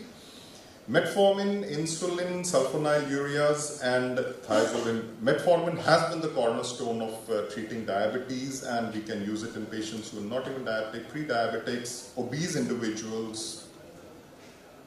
The other three, insulin, sulfonylureas, and thiazolidine these three are associated with weight gain. Therefore, if I'm talking about diabesity, I'm talking about obese individuals, these would be my last drugs of choice. We've got DPP-4 inhibitors, we've got GLP-1 agonists, and we've got SGLT2 inhibitors. Over the last few years, these molecules have been there, and they have really changed the scenario of treating diabetes, especially in obese individuals. Particularly the class of drugs, the SGLT2 inhibitors. If I've got colleagues from cardiology, they're using it in patients who are non-diabetic also for the beneficial cardiac effects that these drugs have. And the GLP-1 receptor agonists. The GLP-1 receptor agonists, they decrease appetite, improve satiety, they stimulate insulin release, reduce the glucagon release, delay the gastric emptying, and they reduce glycogenolysis, and they decrease gluconeogenesis. We've got the short-acting ones and we've got the long-acting ones. Exenatide came in as a short-acting one. Now we've got an extended once-a-week formulation of exenatide also. Liraglutide is available and semaglutide is available. Liraglutide is injectable. Semaglutide initially injectable preparation. Now the oral preparation of semaglutide is also available. All these molecules, the short-acting ones, they have a different mechanism of action, and the long-acting ones, they have a slightly different mechanism of action, but they've all had significant mean weight reduction as well as reduction in the HbA1c. Studies have been done between 1 to 5 years, and all of them have proven their efficacy. The side effects of nausea, vomiting, and diarrhea are particularly disturbing. And we need to start off with a lower dose always and then increase the doses. There are concerns about pancreatitis and malignancy. However, there is a modest rise in amylase and lipase. You need to be cautious about using these drugs in patients who've got a pancreatic cancer or who have a history of pancreatitis. I would rather avoid them in those group of patients. But as it is, they don't have any increase in the risk of pancreatic or any malignancy. A word about semaglutide, because that's now available in our country, and it's exhibited significant reduction of up to 5 kgs as seen across various therapies, Pioneer 1, 2, 3, 4, 5, 6 trials. And there's a considerable reduction in the BMI and the waist circumference, and the patients experience body weight reduction within the first 14 weeks of treatment. The SGLT2 inhibitors, again, one very important drug which has been added to the armamentarium, and it's being used to treat both diabetes as well as obesity. The mechanism includes glycosuria. It causes sodium diuresis, free water excretion, which helps in improving the ejection fraction and the renal perfusion. It increases glucagon to the insulin ratio. Both of this leads to reduced effective circulatory volume and causes weight loss. Canagliflozin has been the most extensively studied molecule out of all of these. DAPA, EMPA, ertugliflozin, and these have also been available. Primarily, dapagliflozin is being used in our country, and all of them have shown efficacy in both reduction of weight as well as the A1C reduction. Urinary tract infection remains one important side effect that one has to be cautious. In fact, you should be counseling all your patients when you put them onto SGLT2 inhibitors that in case you contract a urinary tract infection or a genital infection, a genital candidiasis, be sure to inform your doctor, because sometimes patients don't talk about it. They think that it's just a part of your diabetes. And primarily this is because of the excretion of glucose that occurs through the urinary tract. But yes, improvement in renal and cardiovascular functions in addition to favorable effects on diabetes make these one of the preferred agents. Just a summary about these, I've talked about metformin. It's cheap, effective, does not cause any hypoglycemia, has got a long-term safety profile. GLP-1 agonists, again, hypoglycemia is not a major concern, but weight loss is definite and it's helpful. DPP-4 inhibitors, again, no concerns of hypoglycemia. A minor weight loss might take place, but if they're used along with metformin, they are more effective in reducing weight. SGLT2 inhibitors, again, the hypoglycemia is rare. Sulfonylureas, if I have to use, I prefer to use gliclazide because the chances of hypoglycemia are much less with it. But yes, they are cheap and they would remain one of the drugs to treat diabetes because everybody can't afford to take DPP-4 inhibitors and SGLT2 inhibitors. These are some medications which are approved for weight loss. I can just skip it. Yes, a word about bariatric procedures. The metabolic changes which are involved after a bariatric procedure is that it causes decreased appetite, alters food preferences, increases insulin sensitivity, decreases the lipid content, decreases the glucose output, causes a decrease in the adipocyte site, decreased leptins and decreased pro-inflammatory cytokines, increases the GLP-1, increased bile acids, improves the intestinal barrier, changes in the gut microbiota. I'll talk about the gut microbiota, a lot of it is being described now. Increases insulin sensitivity, and increases the gastric emptying as well as the ghrelin. We've got various procedures. You can have an intragastric balloon. It's a space-occupying subject, and around 60% of the food remains in the stomach for about 2 hours after ingestion. The advantage is that it's an outpatient department procedure. It's non-surgical, less morbidity and mortality. It's potentially reversible. You just can remove the balloon if the patient doesn't tolerate it. The disadvantage is that it's approved for 6 months only, and the weight loss is evident for the first few months only, and you tend not to have a sustained weight loss. Endoscopic sleeve gastroplasty and POSE, that is primary obesity surgery of endoluminal. These are other procedures which can be done endoscopically. So I had previous 2 speakers who were both gastroenterologists, and they are dabbling into the legal thing. I'm sure that most of the gastroenterologists are going to take over the endocrinology job also with some more procedures that I'm going to describe. The duodenal mucosal resurfacing, the Revita 2 feasibility trial, this is about 4 years back, It describes the safety and efficacy of hydrothermal duodenal mucosal resurfacing in patients with type 2 diabetes. And if they found that it's safe and it exerts beneficial disease-modifying metabolic effects in type 2 diabetes with or without non-alcoholic liver disease, particularly in patients who have a high fasting plasma glucose. Apart from this resurfacing technique, there are other modalities being studied about which there are no evident data as of now. But yes, the classical Roux-en-Y bypass surgery in bariatrics is something which is one of the choices, especially in the morbidly obese patients, and the lap band is the other conventionally performed bariatric surgery. So if I was to position the therapeutic agents in the management of diabesity, the first line would be lifestyle management with metformin. Can't attain the target A1C, I'll add a GLP-1 analog or an SGLT2 inhibitor or a DPP4 or maybe a sulfonylureas with metformin. I can consider adding duodenal mucosal remodeling at all the 3 steps. The one on the right side shows where you can consider this. So it's not something which is absolutely the end step. Yes, bariatric surgery would be offered only if I cannot attain the adequate weight loss and the blood sugar levels despite using my OHAs, lifestyle management as well as insulin. So in case of deterioration of metabolic health, hypoglycemia, weight gain, increased insulin resistance, despite these agents and insulin, we can consider metabolic surgery.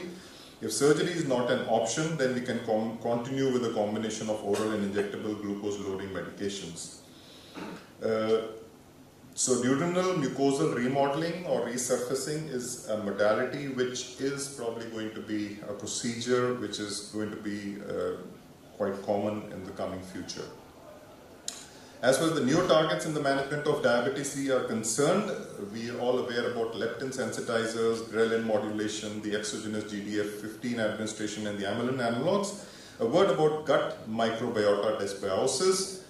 The manipulation of the gut microbiota takes place because of so many factors: your diet, your antibiotics, the use of pre and probiotics, the fecal microbiota transplantation. So all of these things do manipulate the gut microbiota. The Western diet pattern, which is high in ultra-processed foods, it's abundant in refined components, has sugar, sweeteners, high-fat diet, it's low in plant-based foods. It causes glucose intolerance, insulin resistance, and gut dysbiosis. It also leads to endotoxemia and low-grade chronic inflammation. It increases the ratio of firmicutes to bacteroides. Now, this is harmful for the body. On the other hand, the Mediterranean diet, which is rich in vegetables, fruits, fiber, plant-based compounds, and PUFA, and it's lower in unhealthy fats and refined carbohydrates, it has prebiotic effects like correcting dysbiosis, immunomodulation, energy homeostasis, short-chain fatty acid production, and it reduces endotoxemia, improves insulin sensitivity, causes glucose homeostasis, and improves other metabolic parameters. So there is a role as far as the gut is concerned in treating our diabetes and maintaining our health. We are all aware about fecal microbiota transplant, which is being used in patients with C. difficile infections. We at DMC have been doing a lot of, Dr. Ajit Sood has done a lot of research of using it in inflammatory bowel disease. And there is a role being described as far as diabetes is concerned. It would decrease the tissue insulin, it would decrease the islet cell damage, it would improve the immune function, and it would decrease the low-grade inflammation. As far as some trials are concerned, the fecal microbiota transplantation has ameliorated type 2 diabetes via metabolic remodeling of the gut microbiota in mice. These studies have been published, as well as it has reversed insulin resistance in type 2 diabetes. So prevention is important. That is the cornerstone, and we have a sad current state of affairs. We exercise in front of the TV, we listen but we don't follow, and I'm sure that families who don't have an Xbox or the OTT platform are much better off Yes, we talk about the great Indian diet. If I was to say, it does have a similarity with the Mediterranean diet. We have a lot of stress upon vegetables, we have a lot of stress upon the pulses, the cereals, the dairy products that we eat by good, I guess. We are still living a fake diet because India is the second biggest manufacturer of sugary beverages globally. That's been published in the Lancet. The per capita soft drink consumption to be almost double to 84 bottles a year by 2021. That was one of the studies in the Economic Times. It's the new fast food destination. The quick service restaurant chains business is expected to grow 8-fold at a compound annual growth rate of around 27%. So there is a weight problem. As of now, 1 out of every 4 persons is obese, and there is an urban-rural divide which is there. Globally, 1 in 10 obese children by 2030 would be from India. The prevalence is much going to be higher. And if you see the cost, how it affects the economy, in 2019, 17.4% of overweight and obesity prevalence in India, and it's projected to be around 64.5% by the year 2060. So we all have to make an effort. We have to try to lose weight, we have to exercise, we have to have a balanced diet, stop smoking, quit the sedentary lifestyle, drink more water, quit alcohol, take more fiber, stop the fast food, split your meals, and all of this is going to help us lose weight and maintain a good, healthy lifestyle. We cannot become what we want by remaining what we are. Let's change for a good. Thank you for your kind attention.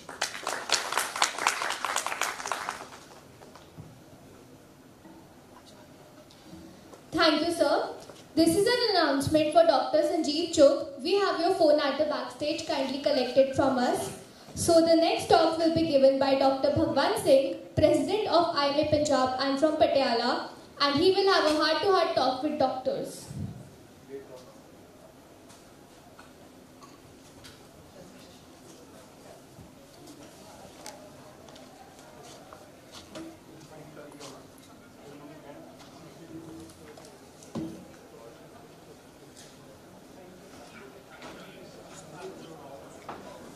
At the outset, I thank the organizer of this great conference, MAPICON, especially Dr. Vitull, for making great efforts to make it a successful event.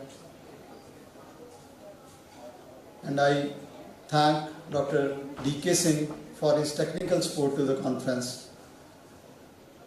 Today, I am speaking on a topic which is non-conventional for the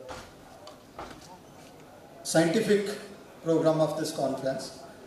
My talk is a heart-to-heart talk with our community. It is a term doctor revisited. This is a talk to share my feelings, no personal acquisitions, not related to any person or organization, not sponsored or influenced by any pharma company. If we split this word doctor, do, act, or can be, we can die, get punished, or misery. And can be, we can flourish, be happy, and command. But the now scenario is the Google 5-star rated doctor is do nothing and enjoy life. It is because we have seen the recent change in the selection of seats in the PG courses of NEET examination. People are running away from the emergency branches, they are running away from the heavy load branches. Our students are taking branches which they want to have a very, very polite and slow lifestyle, and they don't want to risk their lives for it. So we are having dearth of specialists in coming years who will be dealing with emergencies, who will be taking risk in their life, who will be treating the risky patients. This is the Hippocrates Oath. It is therefore lasts so many centuries. It governs our profession. But today, the Hippocrates Oath is just an ornament on the walls of the clinic. Its integral part is doctor-doctor relationship and doctor-patient relationship. Both these relationships have gone down due to the vested interests of the community, due to the economic constraints. So, where are we heading? With the advent of science, with the advent of new technologies, new inventions in the medical science, we have increased the life expectancy from 40 years to 70 years in India in last 50 years. But the scene changes. Along with the increase in the life expectancy, the attacks, the violence against physicians has also increased. So we are putting our lives into the danger to protect other lives. Few questions for the audience. Why are we being exploited by others? May it be politicians, engineers, media house and general public. What is the common agenda? Is this the life we expected when we cleared PMT or NEET? Let's discuss these one by one. First, a little story to share with you. There were 4 bulls in a jungle. They were living happily, they were living together. Even the king of the jungle was scared of their unity and he never used to attack them. So, after many years of toil, lion played a simple plan. He put a fox into those bulls, and that fox is priorities. When the priorities entered the ring of bulls, it drove each and other bull into a different direction. So they all are separated, and here the lion strikes. He takes the bull one by one and eats them all. What are these bulls? Let's see a different scene. These bulls are the doctors, and the 4 bulls depict 4 of our streams, which are the main streams. First bull was the doctor in the private practice. He is all the time busy in his practice, treating patients day in, day out, not interacting with the colleagues, not helping others, backbiting others. So he has his own common agenda to pursue his goal in life.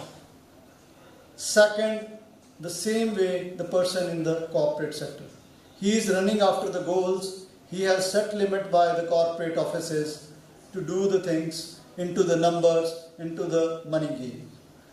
Third goal is into the government sector. The doctors who are driven by the national programs, the government duties, doing paperwork, doing lot of clinical work also. And the last is in the medical colleges and the institutes. They are into research, they are doing their own work, they are into paperwork, so they don't have interaction with the persons who are outside their institutes. So with all these bulls, they have their own priorities. We are running into the different directions. So we don't pursue a common agenda. That's why we are falling prey to the public, to the media, to the bureaucrats, to the politicians, and we are taking everything on us. ਇੱਥੇ ਇੱਕ ਗੱਲ ਮੈਂ ਤੁਹਾਨੂੰ ਕਹੂੰਗਾ, ਸਾਡੇ ਬਹੁਤ ਹੀ ਜਿਹੜੇ celebrated ਕਵੀ ਹੈ ਸੁਰਜੀਤ ਪਾਤਰ, ਉਹਨਾਂ ਦੀ ਇੱਕ ਲਾਈਨ ਹੈ, ਲੱਗੀ ਤੇਰੇ ਜੇ ਕਲੇਜੇ ਛੁਰੀ ਨਹੀਂ ਹੈ, ਲੱਗੀ ਤੇਰੇ ਕਲੇਜੇ ਜੇ ਛੁਰੀ ਨਹੀਂ ਹੈ, समझी ना कि शहर की हालत बुरी नहीं है. So we are sitting all in our glass houses thinking that we are safe. ये शहर, ये ख्वाबों का समुंदर ना बचेगा, जब आग लगेगी तो कोई घर ना बचेगा, मुख्तलिफ की सियासत ना हमारी ना तुम्हारी, तफरीक करोगे तो कोई सर ना बचेगा. So this is the truth. We are facing it. We and society. How we are facing the society. Kickbacks and cut system. This is the bane of our practice. This is the thing which is dividing us. And who is taking advantage of it? It is NMC, public blame game, and we are the soft targets. Each and everybody knows it. Why we are into it, this rut? Because we want to grab share of our colleague. We don't want that our colleague should have the same number of patients as we are having. That's why we are promoting this system. It is my humble request to each and everybody of this community to get away from it, to have a better future. Backbiting by fellow doctors. Media houses, advocates exploit us because of this. If you go into background of each and every litigation case or any case where there is a problem with a doctor, somebody from our community is there on the background which is helping the opposing party. We have to desist from this habit to save our community. Doing work out of one's field of scope. Politician and administration both exploit us, because when we go for surgeries or for the procedures which are not our domain, we are likely to commit mistakes. So please don't go beyond your scope of work, don't go beyond scope of your specialty. Not promoting our fellows and medical branch. Who is exploiting us? Everybody is exploiting us for this. Corporate houses exploit us, mixopathy exploits us, and we are going beyond our specialties, beyond our colleagues to other clinics to make them merrier.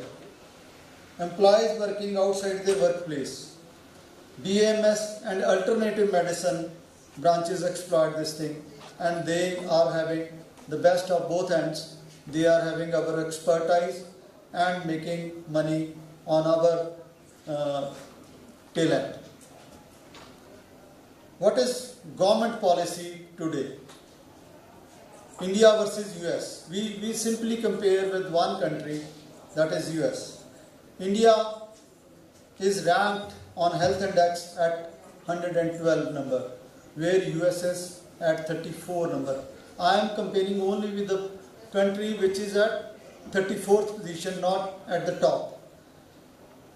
Life expectancy in US is almost 10 to 12 years better than us. Public health scenario, we spend only $40 annually on a person in India, whereas US it is $8,500 per person annually. Entire GDP of India is 1.6 trillion, while USA spends 2.6 trillion only on healthcare. That is the difference. Where we stand, government is not taking health as a priority. Health spends in percentage of GDP is only 2 to 3%, while in US it is 17%. So 70% of the people in India spend out of their own pockets to have health benefits. But in US, this figure comes to only 10%. And another unseen problem which we will be facing in coming years. Earlier, we were chasing the goal of achieving the WHO target of 1 doctor to 1,000 population. But today we are better than this ratio. It is the government's data presented in the parliament that now India stands at 1 doctor to 834 population persons in India. And the scene will change in coming years when we will be adding another 1.5 lakh MBBS students to the stream. So, if there is 87% increase in MBBS seats, this ratio will come to 1 in 500 only. That is the scene we will have to face in coming 10 to 20 years, when we will fight even more with our colleagues for the survival. So that is the problem which we are seeing in the younger generation, why there is attrition in the profession. They are leaving the profession or they are leaving the country. These are the two big problems we are facing. There is high demand of Indian doctors abroad because they are provided very good living, very good these pay packages. That's why people are leaving our country for the greener pastures abroad. All you are sitting here, all the answer to these all questions, if I ask each and everybody, they'll have the answer. But collectively, we don't have the answer because, again, the individualistic approach which is killing our profession and fraternity. Few questions for the audience again. Why are we being exploited by others, and may it be a politician, engineer or media? What you are. If you go through the last words of Steve Jobs, who was the CEO of Apple, which was one of the best companies in the world, he told that he died at a young age. One of the last lines of his life was that you can't share your misery of disease and your hospital bed with anybody, however rich you are. So, that is the problem. I want to bring to you a very, very important aspect of a life of a doctor. Health of a healthcare provider. This is the field which is most ignored by our community. We have seen so many news in the recent past that the person who has done 16,000 angioplasties dies of a cardiac arrest. Why this is happening? Why this is happening to the doctors? Because we don't have a healthy lifestyle. We don't work according to the healthy traditions. What is the limit of work? In India, there is no limit of work. We work 7 days a week, every month, throughout the year. Many of us even work till night, and there is no limit of day work also.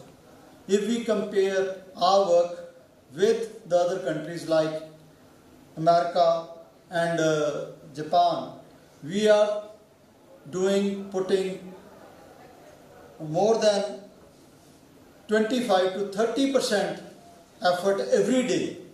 While in US they work only for 5 days, in Japan it is even less, they work only for 4 days. So our work in the clinics is killing the community. Preach what you teach. Doctors make the worst patient. It is a line which everybody should remember. We preach to everybody, take good diet, take good rest, take 7 hours of sleep, take enough sunlight, take vitamins. Your lifestyle should be healthy. You should do sports. You should take care of your body. These are the only things to be told to others. How many of us who are sitting here do these things? Can somebody raise a hand? I can't see any. So there are very few, I know them.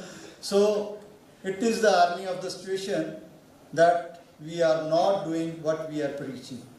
So that is the problem that is leading our community to a unhealthier future.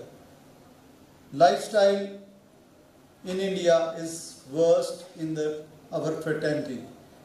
We work 7 days in a week, which is in comparison to the US. We doctors who do not discourage with the family members for becoming doctors. That is again a factor. There in India, we are discouraging our new generation because of our lifestyle.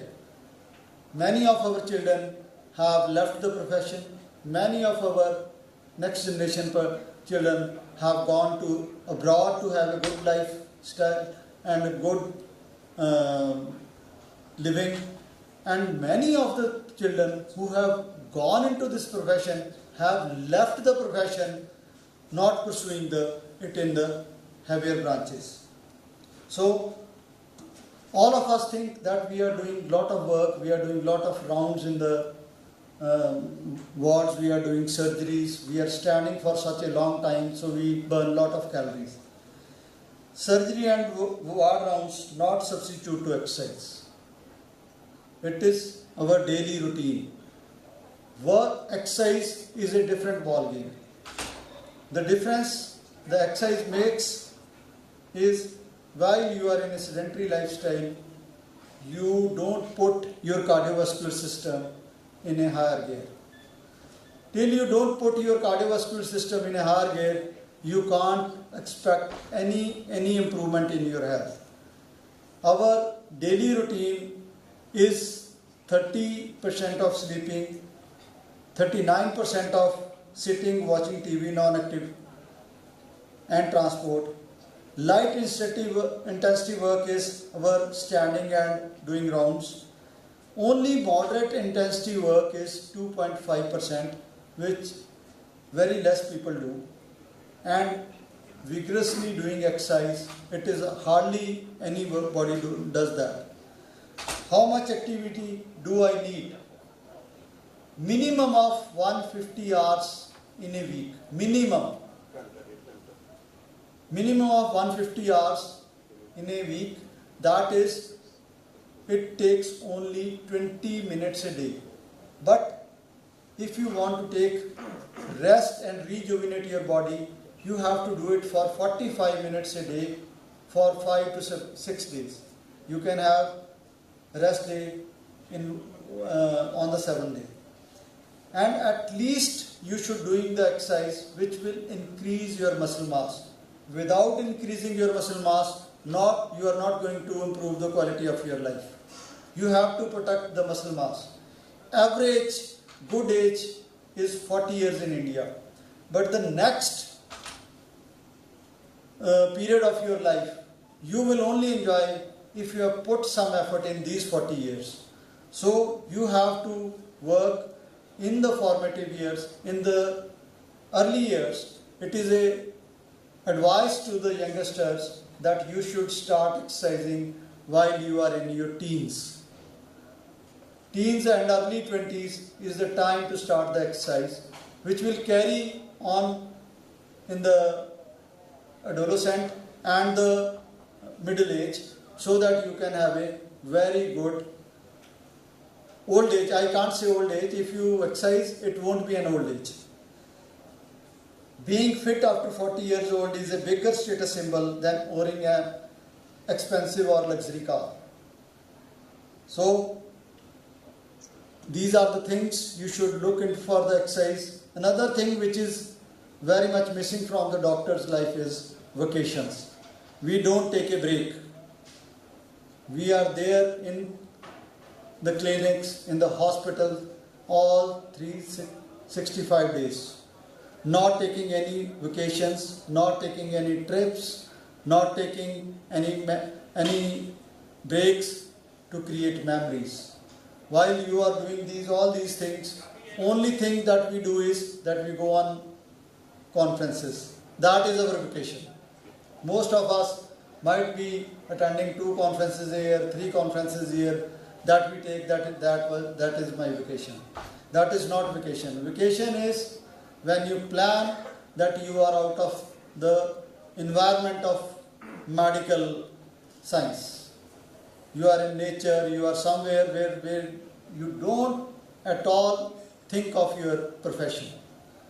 So carry home message, start recognizing our basic qualification, that is MBBS, and encourage them for GP practice and fill the professional gap rather than mixopathy. Government should consider family medicine in the curriculum of post-graduation for a shorter period of 2 years or a diploma of 2 years, so that we can have physicians, family physicians and GPs at a level where the BAMS has crept into our profession. We have to take that seat back to have a very good change. Unity among fraternity and make your organization, IMA and other organizations strong. Have a unison voice so that it can be heard loud and clear. Only the doctors can be heard if you have a voice in the unison. Otherwise, we are a minority. We have glorious example of this, the Kisan Morcha as well as the Rajasthan medical protest. If we stand together, we will be heard anywhere, even in the parliament. So our most important goal for the unified voice is to make your leaders strong. Your leaders are what you are. If you stand with them, they are stronger and they can make the changes. Every contribution matters, may it be time, resources, ideas, and by this we make our leaders stronger for them to attend our concern bodily. Take care of your health and be a role model for the society. It is your body, it is the place, it is the temple you are going to live. It is the car, it is the vehicle in which you have to travel. So take care of it. Everything comes afterwards. The most important thing in life is that you should be enjoying the life and create good memories. Don't waste energy on materialistic possessions. Stop worrying about dying. Start worrying about living. Thank you very much. Thank you for patient hearing. Thank you, sir. For the next talk, I would like to invite Dr. Arun Chopra, Director of Cardiology from Fortis Hospital, Amritsar, for his talk on the topic dietary cholesterol and CVD.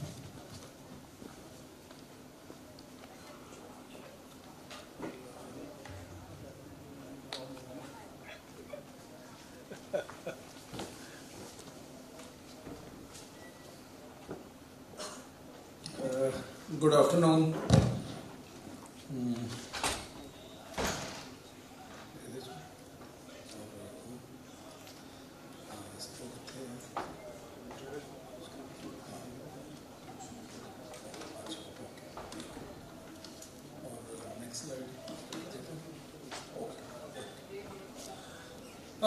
Good evening.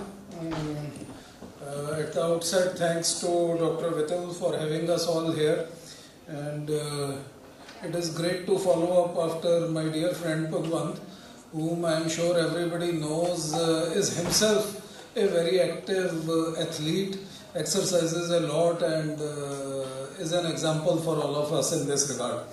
So, continuing in the vein of lifestyle, in the same line, I am going to talk about dietary cholesterol and CVD. So, the problem is, why we are talking about this, is that dietary cholesterol guidelines are not sure what to do about fat.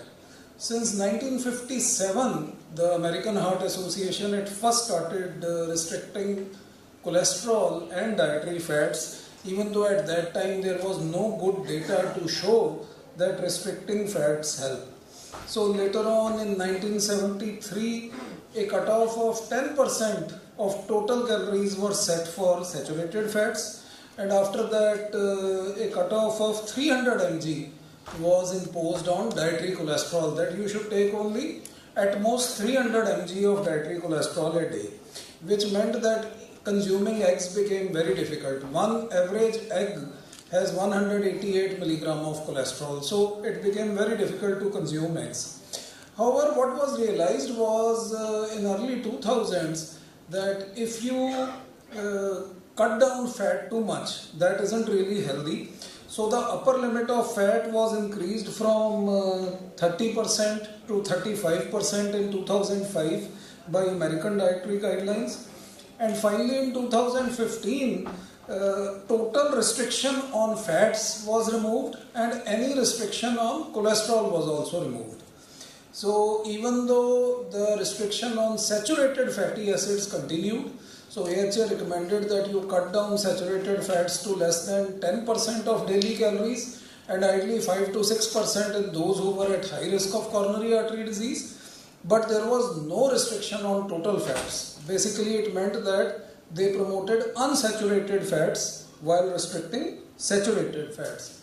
Now, until some time back, it was clear that there is no restriction on dietary fat, but about 3 years back, a study came from US, which once again suggested that there was incremental CVD and all-cause mortality with egg. That is why a question has again been put on whether it is safe to consume dietary cholesterol, whether it is safe to have eggs. So this is why there is a lot of confusion both in guidelines and in what we see in the media, which is why people come to us every day. You must have seen on WhatsApp there are lots of forwards, myth about cholesterol, what not. So I'll try to answer these two important questions for you. Question 1 is, does dietary cholesterol raise serum cholesterol? And question 2 is, what is the relation between dietary cholesterol and CVD? Does it actually increase mortality? So I think these are the two important questions. So this is the first question. Does dietary cholesterol increase serum cholesterol? So the average consumption these days in US is around 300 mg, and I think probably in India would be similar. But we should look at what is the requirement of the body. The normal daily requirement is about 1 to 1.5 grams. That means 1000 to about 1300-1400 milligrams every day. And of these, almost all our cells in the body manufacture cholesterol on their own. So 850 milligram of cholesterol can be manufactured by our own cells. So we need cholesterol for cell membranes, intercellular signaling, and for several hormones. The steroid hormones are all cholesterol dependent. So what we have to understand is that it is not as if cholesterol biosynthesis in the body and dietary cholesterol have any independent pathways. They don't. They are completely interrelated. Which is why if we increase the intake of cholesterol with a cholesterol rich food like eggs, it will result in some immediate increase in cholesterol levels, but then they will fall down to near normal levels, what was the baseline over a period of several months.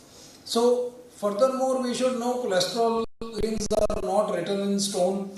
If a patient is fasting versus have had a meal, there is some difference.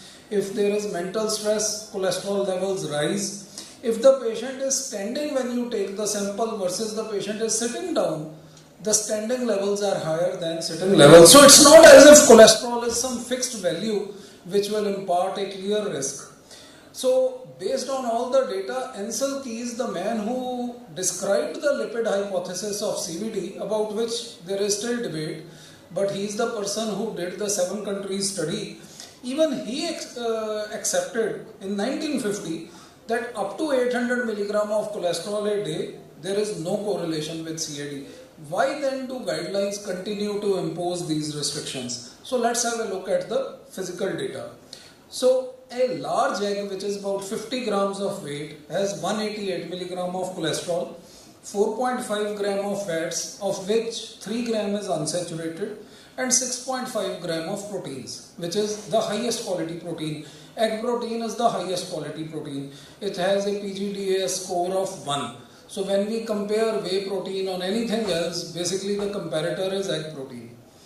So there are two types of individuals in society. 2/3 of individuals are compensators. That means that when they take more cholesterol in diet, they significantly suppress the synthesis and reabsorption of cholesterol in the body to compensate completely. So there is almost no rise of cholesterol levels after a few weeks. 1/3 on the other hand are non-compensators. So their cholesterol levels increase relatively more. But even in them, HDL increases the same amount as LDL. So these are the two control mechanisms. One is absorption. When you eat more cholesterol, less is absorbed. If you eat less cholesterol, more is absorbed. Secondly is biosynthesis. If you eat more cholesterol, then less is synthesized in the body. If you eat less cholesterol, then more is synthesized in the body. So the body, like all other feedback systems, has a feedback mechanism for cholesterol as well. And it is not just dietary cholesterol which will make a difference to serum cholesterol levels. It's a lot of other factors, including diet and lifestyle. So this is just a study, it is just a meta-analysis from American Heart Association which shows that the change in total cholesterol, which is in the panel on the left, and the change in LDL cholesterol, which is the panel on the right, does not show very consistent increase with dietary cholesterol. The most solid connection with lipoprotein and cholesterol in the diet is HDL cholesterol. For sure, HDL cholesterol rises with increased dietary cholesterol. So if you have eggs, both LDL and HDL will increase, but HDL will increase more than LDL.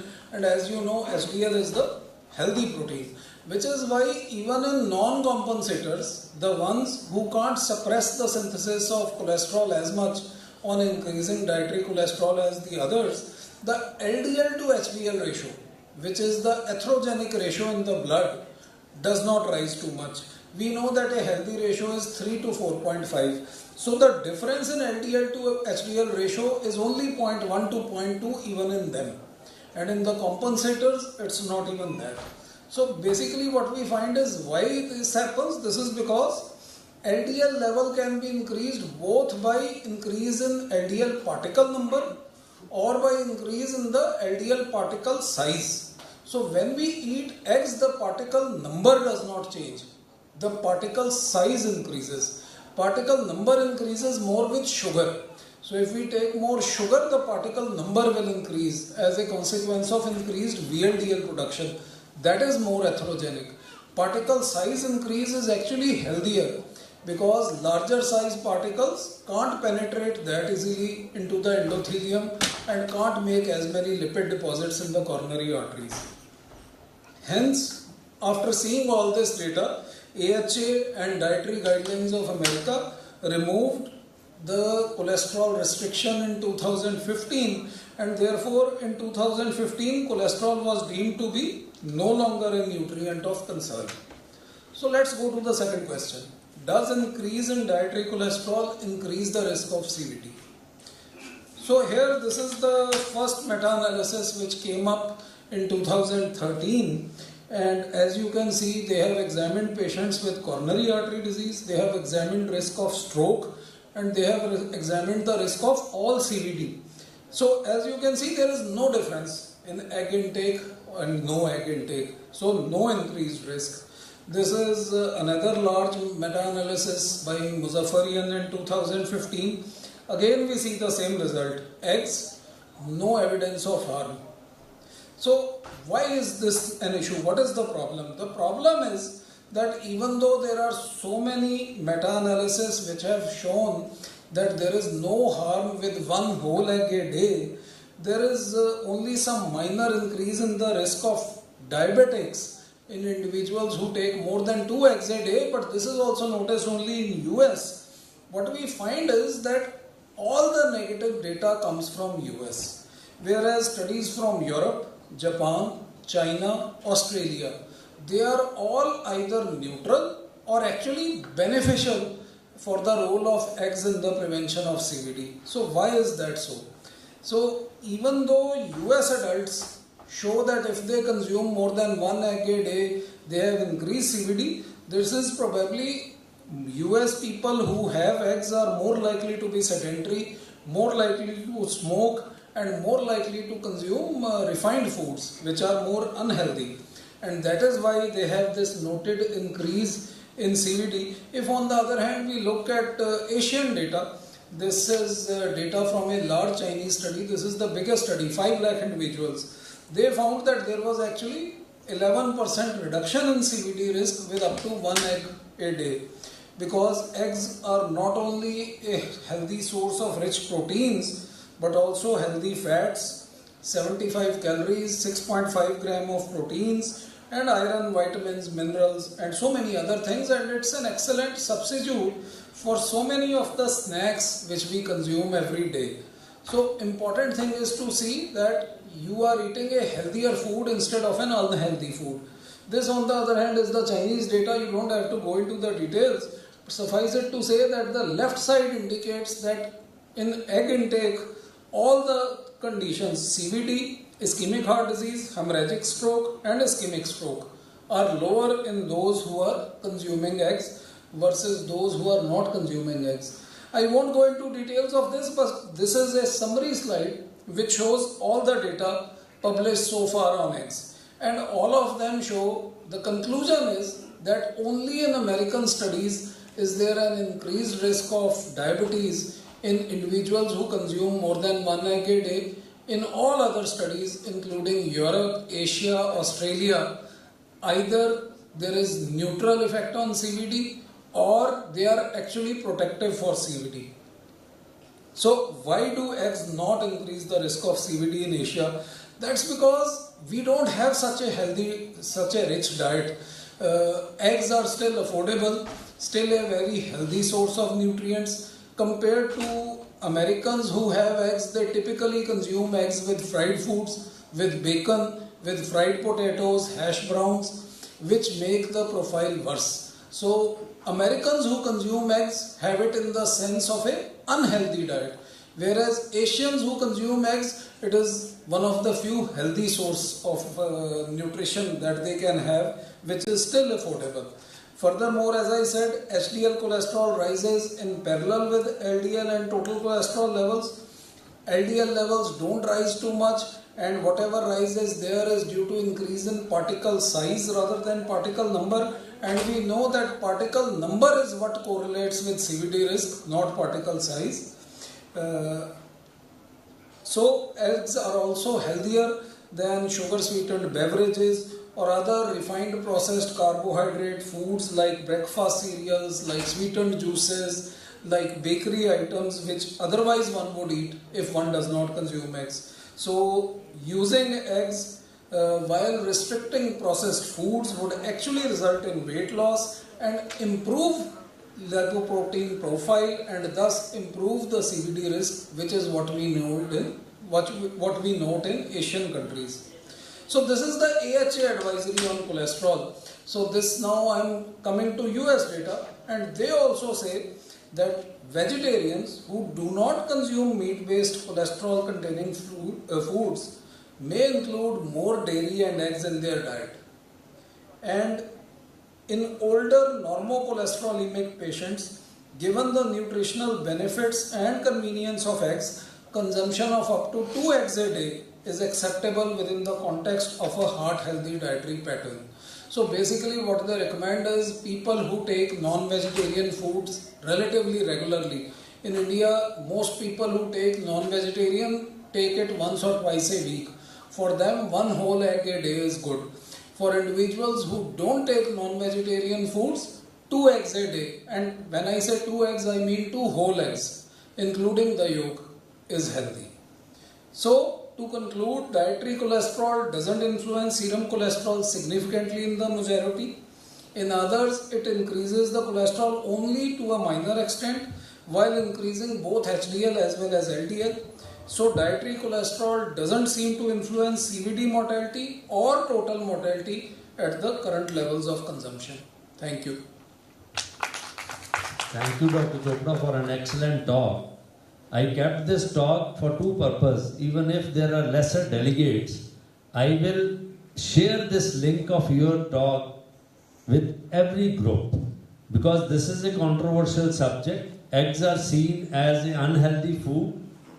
So your talk will enlighten people and encourage people to take healthy as well as economical food. Absolutely. So this is being shared on YouTube also. So lot many people are seeing there. So your message is going through that. Jidi advertisement aandi hai, eggs wali. So really thankful for clearing doubts and stressing that eggs are a healthy diet in a limited amount, depending upon your personal profile. Sure. Thank you very much. Thank you. Thank you very much. Thank you, sir. For the next talk, I would like to invite Dr. Deepak Kapila, Director of Cardiology from Fortis Hospital, Amritsar, for his talk on the topic, Changing Paradigm of PTCA.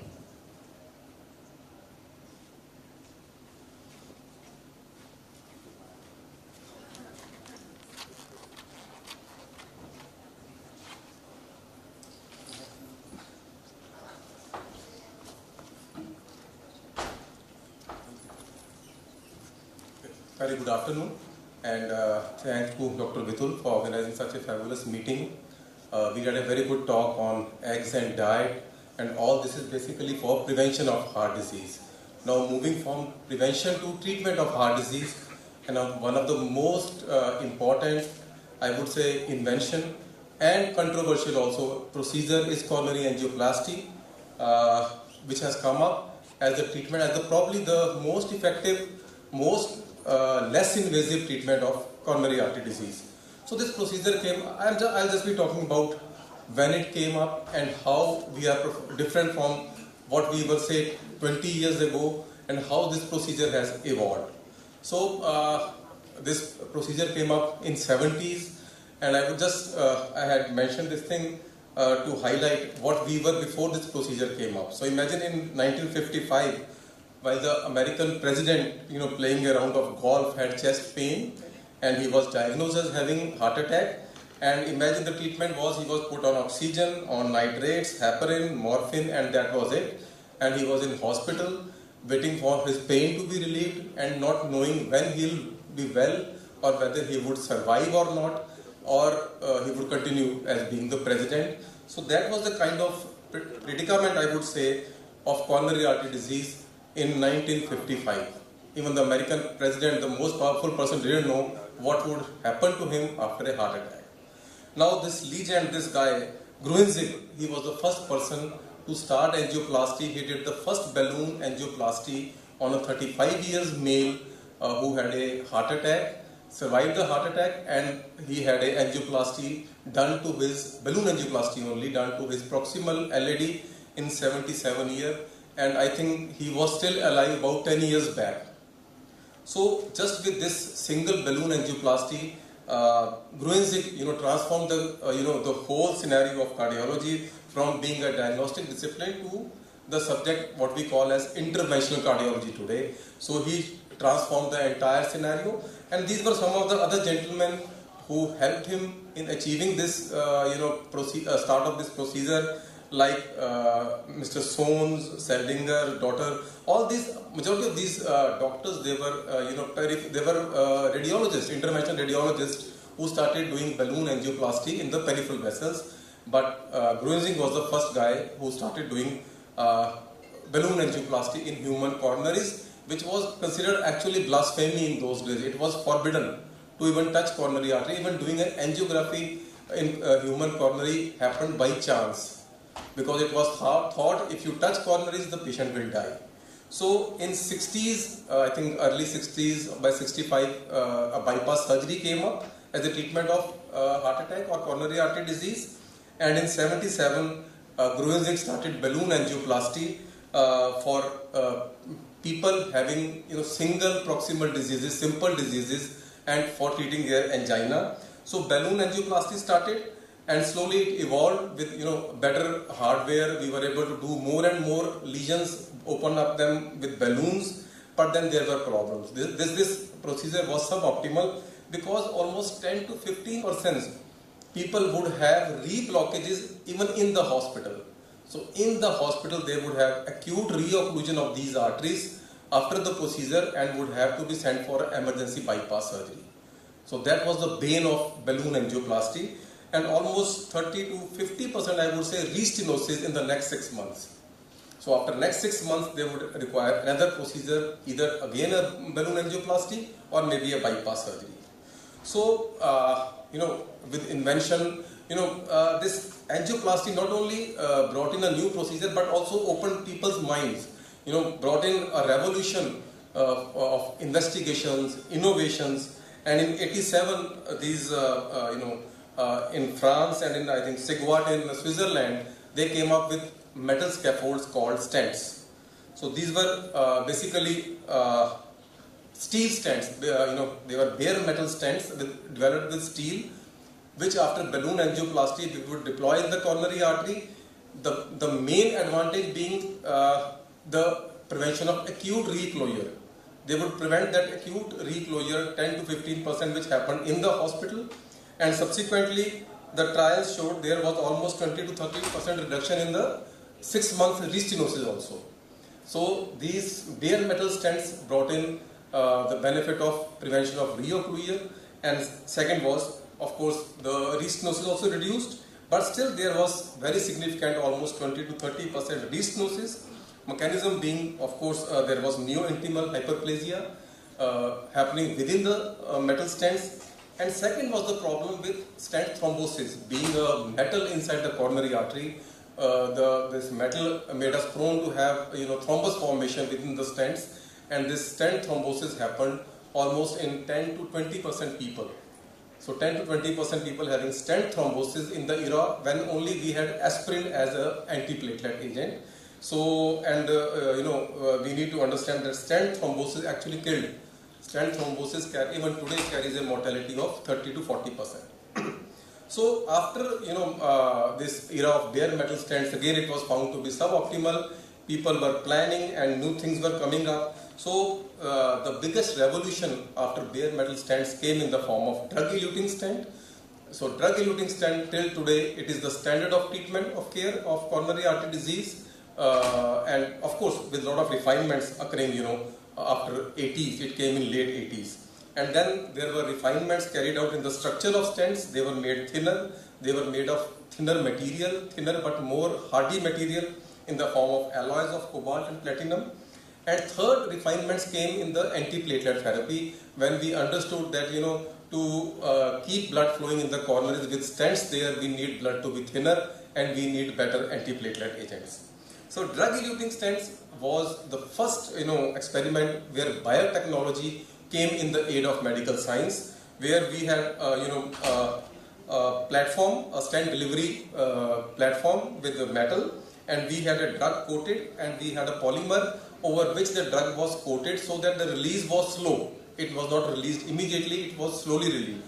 And what were the drugs? They were basically anti-proliferative or drugs being used for cancers.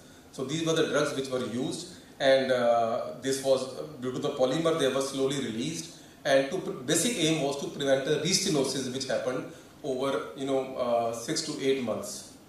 So the first generation stent were very renowned Cypher and Texas stents.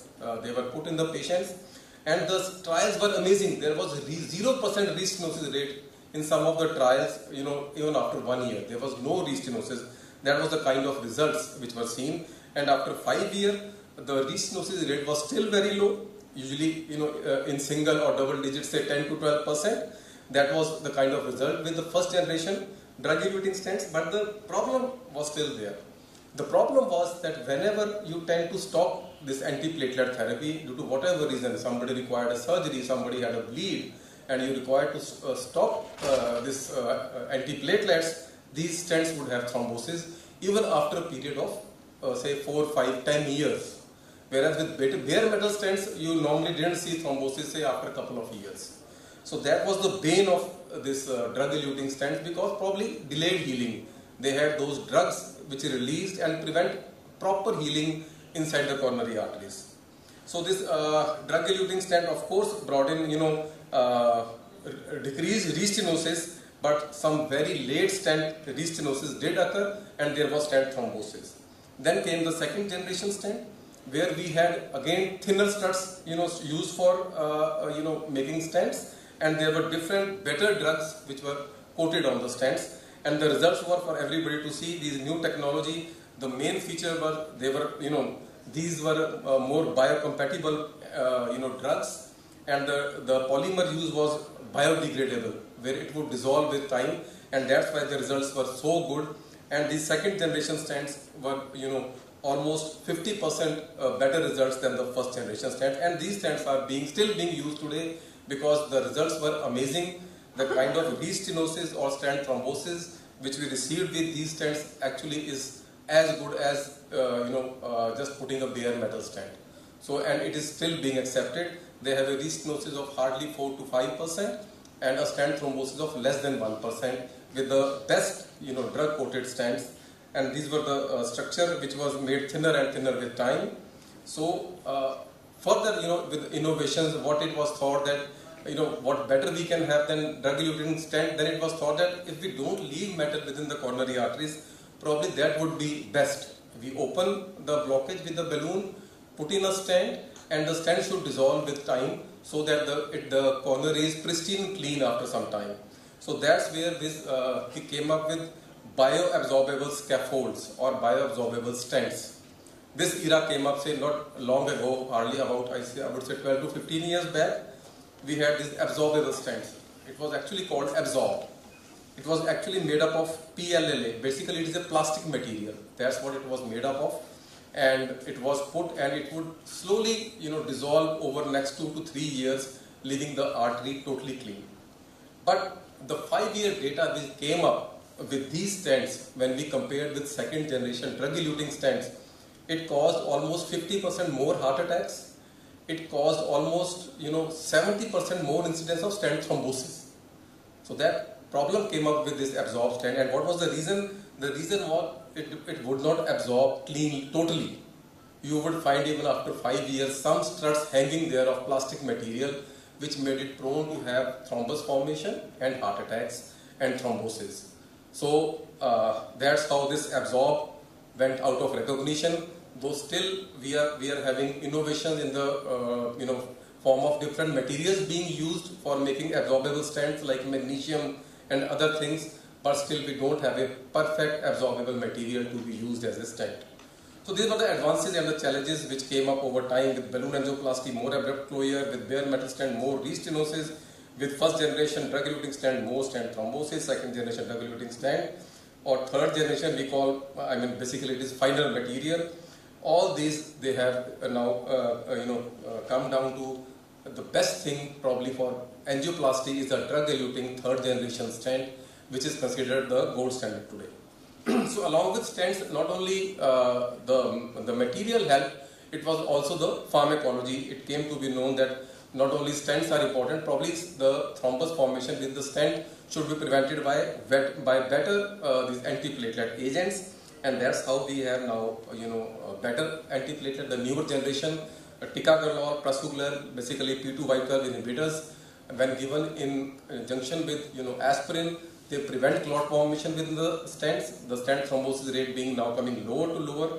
Initially, it was thought to use both these agents for at least 1 year and then stop one of them and maybe continue aspirin after 1 year. But now it's been found that you could probably stop one of the antiplatelet agents even after 3 months of stenting, if it is required for some urgent surgery or anything, and continue with just one agent for lifetime, because we have a very good thin better stents now. So good antiplatelet agents help us again. So how has now recently this angioplasty advanced? So basically the advancement has, stents have remained as stents. So what betterment has happened over time? There's been technology, development. We've been able to deliver, stents to the areas where we couldn't take. We've been able to open up lesions which initially we couldn't do. Bifurcation lesions, like total occlusions. Initially we would never open them. We would send them for bypass surgery.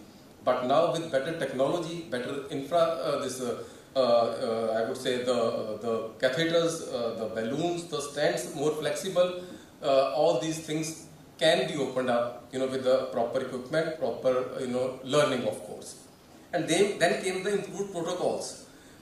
All these, now procedures are done only when we have sound data.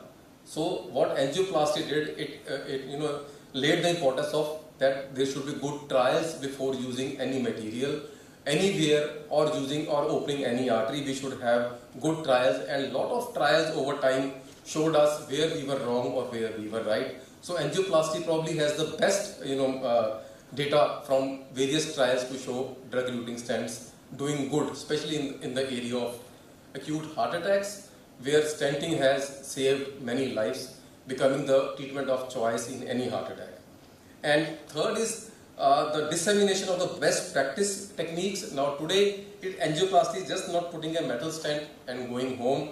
Today we have techniques to see within the artery. We have imaging within the artery to see whether we have deployed, whether one is stent is required. Second is how the blockage is, whether it is calcified, non-calcified, it's soft, it is hard, and what kind of stent is needed. And third is the stent deployed properly. So that is what this imaging does. We have good imaging techniques to look within the coronary artery. And third is physiology assessment. A very important procedure has come up in the form of physiological, checking within the arteries. What that tells is basically what lesion we are seeing, whether we would derive any benefit from opening it. There are certain intermediate lesions. You must have seen very commonly people saying, "Ki ye blockage 50% hai, ye 60% hai, 70% hai." So whether to open it or not, we have now physiologically, we have a wire we put into the artery, and that tells us the pressure difference across the lesion. So that gives us an indication to whether open it or not. So this has become very helpful. I'll tell you how. So how these devices they improved, how we were able to do more, hard and hard lesions, calcified lesions. These were the various devices which came up to treat hard and calcified lesions. Rotablation, of course, came up 10 years back, where we were able to drill the calcified coronaries and open them up. So this was a very important innovation. And now we have very high pressure balloons to open up hard calcified lesions. And this is the latest addition. It is a lithotripsy. You all know lithotripsy is being used for kidney stones and stones elsewhere. And now this mechanical energy is being used in coronary arteries to open up calcified hard lesions which were not initially opened up with any other thing. We have lasers now again to open up hard lesions, for fibrous lesions, for total occlusions. Laser is one thing which is helping us to treat these things. So now coming back again to imaging of coronary arteries. For imaging we have two procedures. We have intravascular ultrasounds and we have OCT, optical coherence tomography. These two they are used. They are delivered into the coronary artery to look into the coronary artery about to see the kind of lesion. And after doing the stenting, we just see whether the stent is properly deployed, whether the sizing is adequate. We need to inflate it more, or So these are the basically best practice techniques. That first you look into the coronary artery, see the kind of lesion, decide the best stent to be used, and after deploying the stent, again put in this imaging wire to see whether the stent is properly deployed, and this gives the best results of coronary angioplasty. Physiologic I have told you that you put in a wire and then see the pressure difference across the lesion. If it is significant, only then you open it. And how it's important, we can leave certain lesions, we can keep those patients on medical therapy, or in case of multi-vessel blockaging, these people can be spared of a bypass surgery. We can do the significant lesion only and leave the other lesions. So basically now this has come as a guideline, as a class 1 or class 1A indication to use all these imaging techniques before doing an angioplasty. So what else we have latest addition to our armament, we have been able to do patients who have very poor heart functions, who are hemodynamically unstable. Earlier we would send them for a bypass surgery, and which almost 50% would be not subjected to surgery. The surgeons would refuse taking these highly unstable poor LV patients. And now what we do is we basically do all these patients of multivessel disease, left main disease, having very poor heart functions, and we have devices to protect the heart during the procedure. These are the various devices. We have intra-aortic balloon pump, the latest being Impella, which is a device which you put during the procedure into the LV, which pumps the blood from LV. So it helps in doing the function what LV has been doing, and you do the procedure becomes safe, and after doing the procedure you can remove this device. So all these assist devices they have made possible to do these complex procedures in complex patients. So this is the assist device which I have been talking about, and this is the latest addition to the angioplasty, is the robot assisted coronary angioplasty, still evolving stage, where the doctor doing angioplasty sits in a cabin, is not exposed to all the radiation, harmful radiation, and can do fine procedures sitting in his room. So to conclude, balloon angioplasty from just plain balloon angioplasty has developed to a new science where we have better stents to take care of these patients. We are doing complex procedures, we are doing complex patients with better and better results.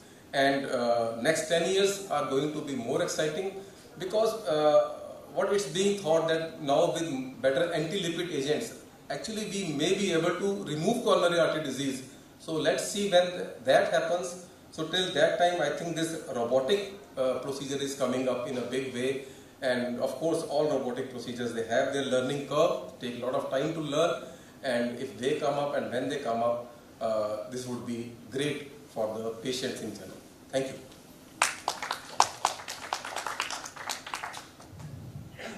Thank you, sir. For the last talk of the day, I would like to invite Dr. Bharat Uday from Department of Psychiatry, AIIMS Bathinda, for his talk on the topic QPR Gatekeeper, an effective step towards suicide prevention.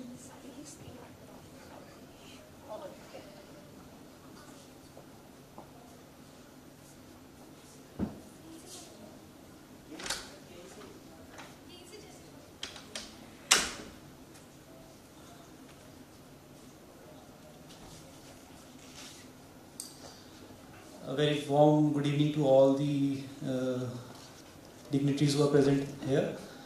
I am Dr. Bharat, Assistant Professor, Department of Psychiatry, AIIMS Bathinda. Today I am going to give a brief talk about QPR Gatekeeper program.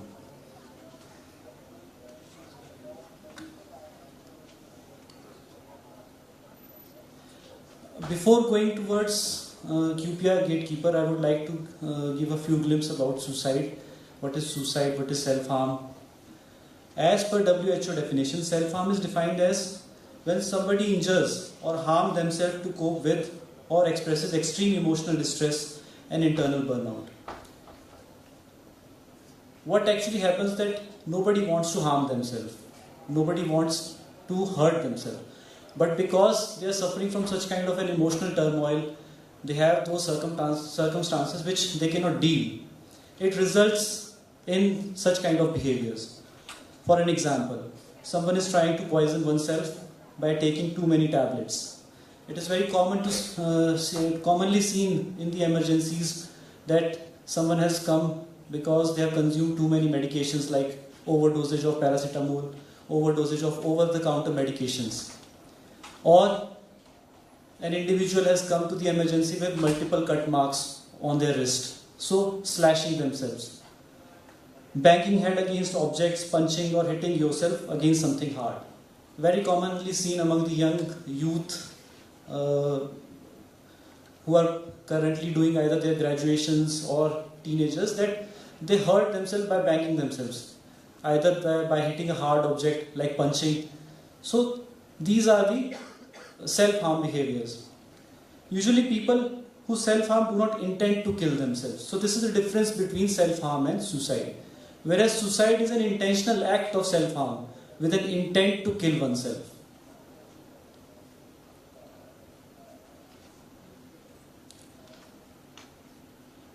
As per the current data issued by WHO, there are more than 7 lakh suicides committed every year. Every 40 seconds, there is a suicide. Suicide is the 4th leading cause of death among young adults, that is 15 to 29 years of age. and 77% of global suicides they usually occurs in low to low socioeconomic status countries, and India is one among them. Most common mode of committing suicide worldwide is consumption of poisonous agents, most commonly pesticide, followed by hanging, followed by firearms. However, in India, the most common mode is by hanging, followed by pesticide consumption. Whereas in comparison with US, the most common mode is firearm. So these modes used for self-harm or committing suicide differs on the availability of the resources. As per the WHO data, the current crude suicide rate, that is number of deaths per 1 lakh population, and on an average is 9.8. Whereas in Southeast Asia, where India belongs, the current average is above than the global average, that is 10.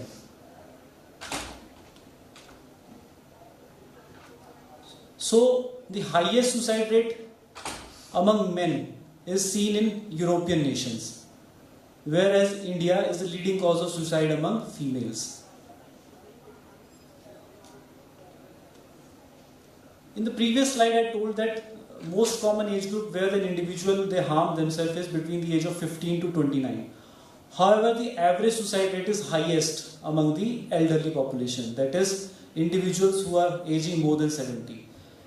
It is very contrasting that on an average the global suicide rate is 9.8, but among the elderly it is almost 3 times, that is 24.5. Whereas among the young adults between 15 to 49 years of age, it is between 11.2. So what could be the possible reason? First and foremost important reason is isolation, social withdrawal, then followed by lack of social support, then lack of availability of healthcare services, and along with the emotional burden they have the financial burden as well. These are the prevailing suicide rates from last 5 years. In 2017, the average suicide rate in India was 9.9, which has increased to 12 in the last survey done in year 2021.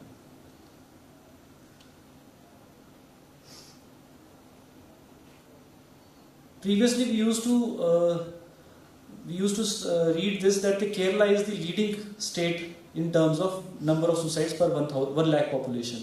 However, the recent data suggests that among states, Sikkim is leading, and among the Union Territories, Andaman and Nicobar is leading, whereas previously it was Pondicherry. The most common cause of suicide, it was found to be the family problems, that is IPR issues. IPR issues can be between a husband and wife, between husband and in-laws, followed by illnesses, chronic illnesses. Then marital issues like there can be a dowry death which is reported as suicide. So these are the various different causes. So as previously told, the most common mode of suicide in India is by hanging, which is followed by drowning and followed by consumption of poisonous substance and followed by the drowning. Besides this, there are other means which have been used by the individuals to harm themselves in the form of firearms, by jumping in canal, by jumping from a high-rise building, by touching electric wires, which are more rare as compared to the other methods. So, who is at risk of committing suicide? First and foremost, those who are having any kind of mental illnesses. Most common is depression, followed by substance use disorder. Among substance, alcohol is the leading cause. Then, those who have already tried to harm themselves in the past, that is, the individuals with a history of self-harm or individuals with a history of self-harm in their family. Then the moment of crisis with a breakdown in the availability to deal with the life stresses, that is lack of social support. Then financial problems, relationship issues, individuals who are having chronic illnesses. In addition, the experiencing conflict, disaster, violence, abuse, or loss and sense of isolation are strongly associated with suicidal behavior. So it is commonly seen that conflict-prone areas, like currently the war-prone zones in the world, they have higher number of suicides. As there is lack of social support, there is financial burden, and there is a kind of feeling of hopelessness in building among the residents. Besides this, there are certain vulnerable groups in the population, in the society, which are at risk of committing suicide. These includes LGBTQ+, refugees, migrants, and prisoners. So, what is the mode of suicide? Around 20% of global suicides are due to consumption of pesticides, that is self-poisoning. Most of which occurs in rural agricultural areas in low and middle income countries. So India is also among these areas. It belongs to the low middle income country. And in India, the most common segment of population that commits suicide by consuming pesticide is farmer suicide, which was a very rising topic in the years between 2017 to 2019. Other means of committing suicide are hanging, then consumption, then firearms, drowning, as I have already discussed. So it is important that we should discuss about the prevention and control of suicide among our society, because every individual is important. So it has to be learned that suicide is preventable. Most of the time we only talk about that after committing a suicide, if an individual has survived, we think about how to curtail them, how to deal with them. However, we do not know how to identify an individual who is at risk of committing suicide. There are a number of measures that can be taken at population, subpopulation, and individual level to prevent suicide and suicide attempt. So, the main aim of gatekeeper is that every individual should be trained to identify those who are at risk. Even the people who are sitting here, there might be someone who has either thought of committing suicide or self-harm, or he or she might have come in contact with someone who has tried to harm themselves, or they have heard that in their family or friends somebody has did it in the past. So we are very afraid of talking about suicide, and we feel that it is a kind of stigma. If we talk about suicide, we will initiate the idea of committing suicide among ourselves or in other individuals. One such approach which has been adapted by the WHO is live life approach to prevent suicide. It recommends that following key effective evidence-based interventions can be done to prevent suicide. These include limit the access of means of suicide. So, for this, I would like to quote an example that in Maharashtra and adjoining states like Telangana and Andhra, where in the year 2017 to 19, there is a rise in farmer suicide.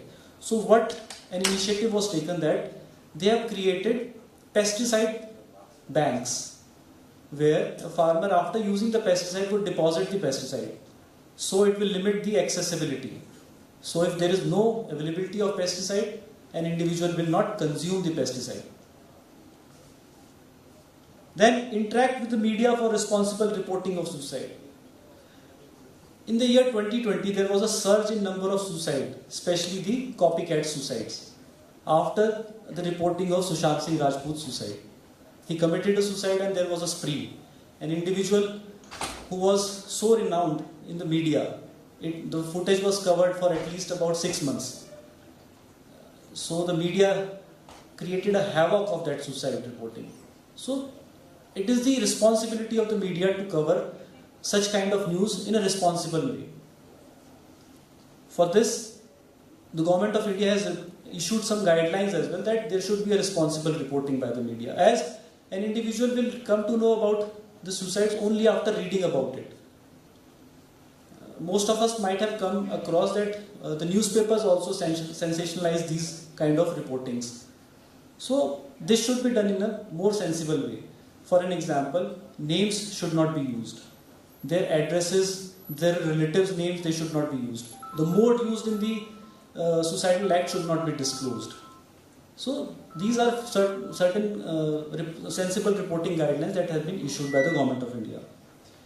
Then foster social emotional life skills in adolescents. Among the young adults and the teenagers, it is important that they should be taught how to deal with the stress in life. Stresses can come in any form. Like for a teenager, the stress is peer pressure. Most of his friends might be hanging around, they might be having friends, they are involved in various kinds of group activities, they are going around, and some of them they are shy. So those individuals are again at stress. So stress, how to deal with stress, it should be taught at the individual level at a very adult age, very young age. Then early identification, assess, manage and follow anyone who is affected by suicidal behaviors. So we should be able to identify those individuals and deal effectively with them. So what are the foundational pillars for this QPR Gatekeeper program? The foundation pillars for suicide prevention include situational analysis. We should be able to analyze what could be the probable reason that an individual tried to do such kind of an act. Then multi-sectoral collaboration. It is not the responsibility of only the caregivers of an individual. It is the responsibility of the society to deal with this kind of problem. Awareness raising by running campaigns, by sensitizing the society, by destigmatizing this issue, we can prevent suicide. Then capacity building. Capacity building means that we should be able to train ourselves so that we can train others. Then financing. For every training we need some kind of funds. So the training should be funded either by the national bodies or by the non-governmental organizations. Then surveillance, monitoring and evaluation. It is an important part of such kind of activities. We should always keep surveying the prevailing population, what kind of attitudes and beliefs they are having. Then we should monitor closely those individuals who have tried to harm themselves or those who are at risk. And then repeated evaluation, either of the individuals who are at risk as well as those individuals who are involved in preventing suicide. So suicide prevention effort requires coordination and collaboration among multiple sectors of society. It is not only the responsibility of healthcare sector, including the education, labor, agriculture, business, justice, law, defense, politics and media. So intersectoral coordination is required. Now coming on to the main topic, that is QPR. So I believe before this slide, majority of us might not be aware what is QPR. So QPR means question, persuade and refer. मतलब simple सरल भाषा में QPR का मतलब है सवाल पूछना, इंसान को परसुएड करना, उसे हेल्प सीख करने के लिए मनाना और साथ में उसे बताना कि कहां से आप मदद ले सकते हैं. This is an educational program to teach lay and professionals. So it is not only for the healthcare professionals, but it is for each and every segment of the society. How to identify the warning signs of suicide and how to respond at that situation. So the main aim is that you need to create a gatekeeper. Hindi में कहा जाता है चौकीदार. चौकीदार का काम होता है पहरा देना और वक्त आने पर सबको चौकन्ना करना. तो यहां पे हम भी सुसाइड प्रिवेंशन में एक तरह से चौकीदार हैं. Question means the person to seek and accept help. आप उस इंडिविजुअल से सवाल पूछें कि वो ऐसा क्यों करना चाहता है. What is the need that he wants to harm himself? Then persuade the person to seek and accept help. आप उसे मनाएं कि ऐसा करने से तो कोई फायदा नहीं है, इससे बेहतर है कि आप किसी से मदद लें. Then refer the person to appropriate resource. ये भी बताना है कि मदद कहाँ से लें. So who is a gatekeeper? According Surgeons General National Strategy for Suicide Prevention 2001, A gatekeeper is someone in position to recognize a crisis and warning signs that someone may be contemplating suicide. Examples, who can be the gatekeeper? It can be your parents, it can be your friends, it can be your neighbors, it can be your teachers, it can be your sports coaches, it can be your case worker, then police officers. Anyone in the society can be a gatekeeper. So I believe majority of us who are sitting in this hall, they belongs to the medical field.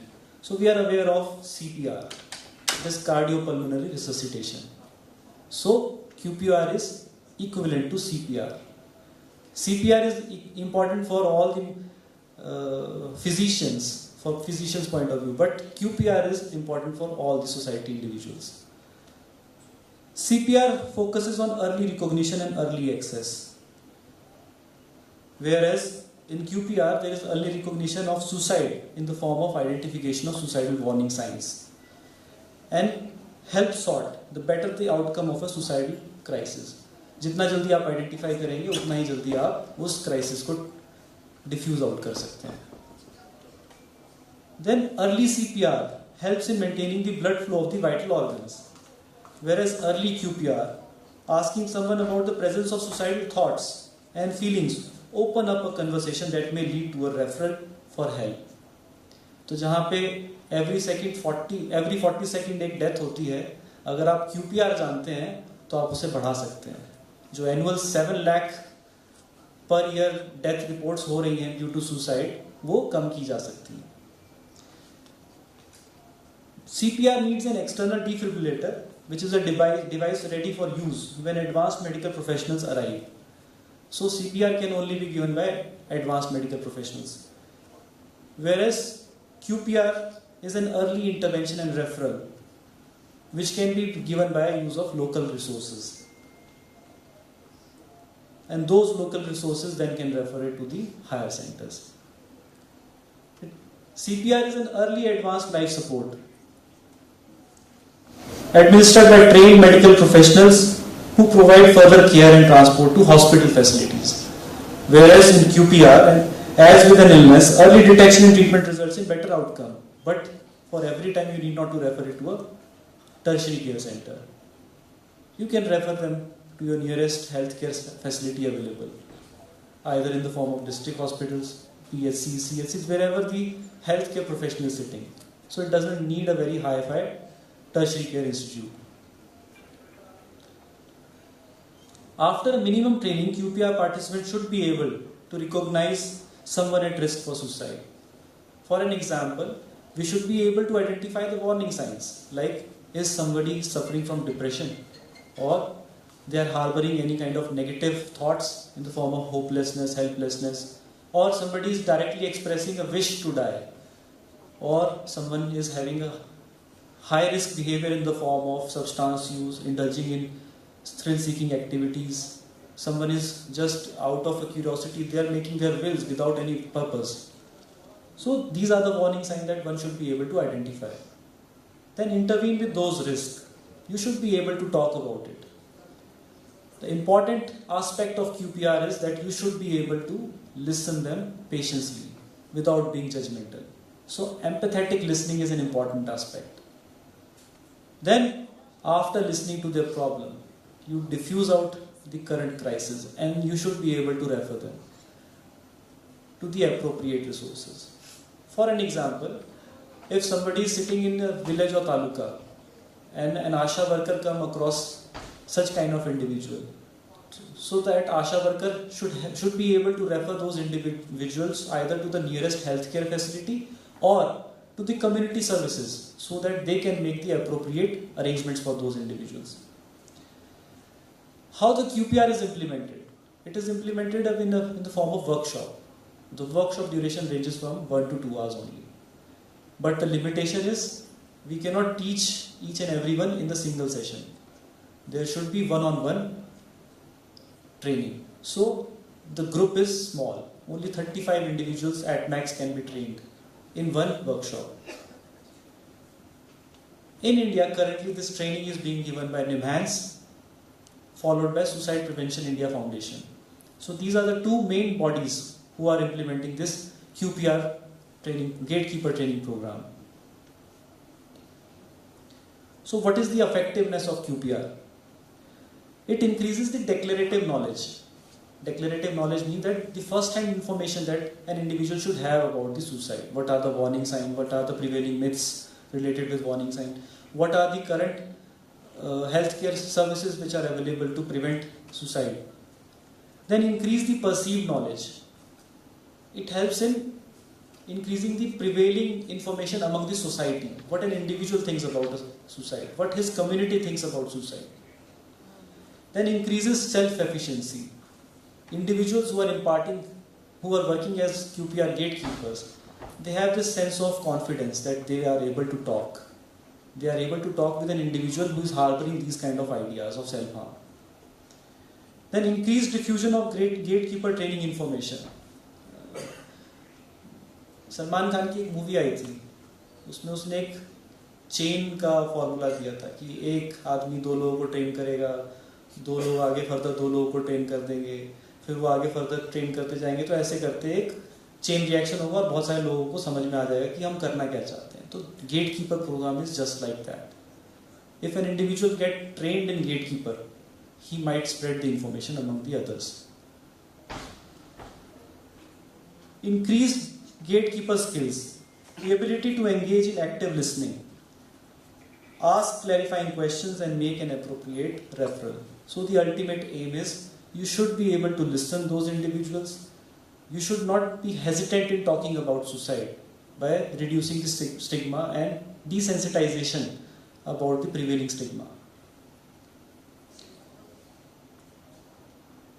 So the efficacy has been proven by the research as well. There are multiple RCTs which have been conducted in this field, and one of the latest study, that is the benchmarking the question persuade refer program against evaluation of established suicide prevention gatekeeper training.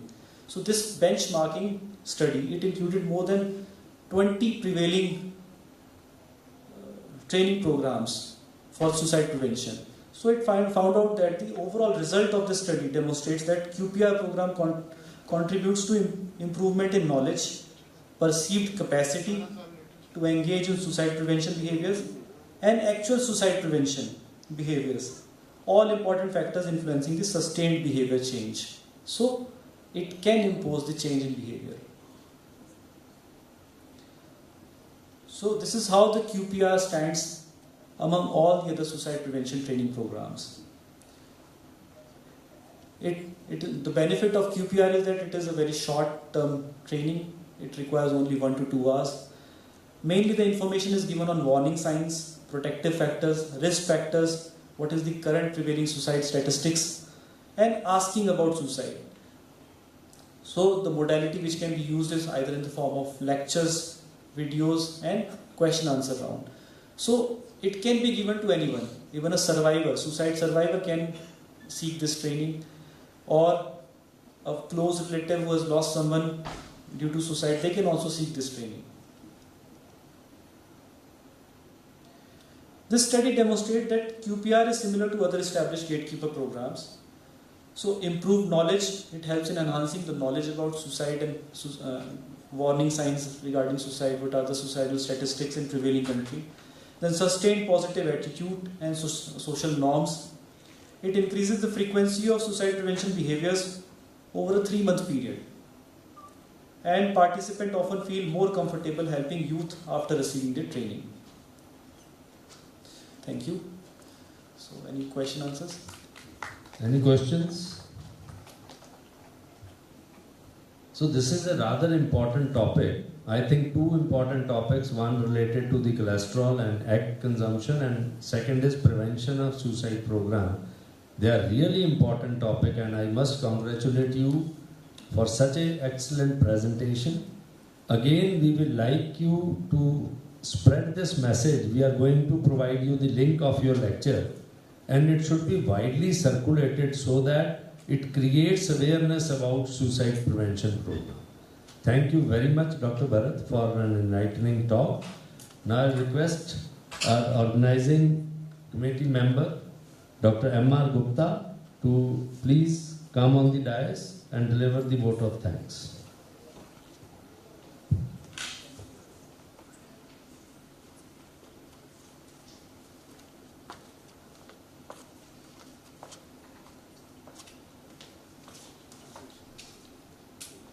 Good afternoon, my dear friends. I am here for a vote of thanks. Usually it is said that it is a customary vote of thanks, but I would like to thank everybody from the core of my heart. Everybody who contributed even a bit for this conference, I would like to thank all of them. जिवें कहंदे अभी तय दिलों शुक्रिया, बहुत बहुत धन्यवाद.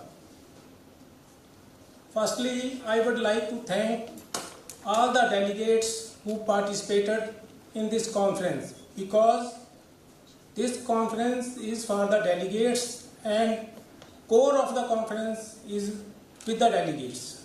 So participation of the delegates was the most important part of this conference.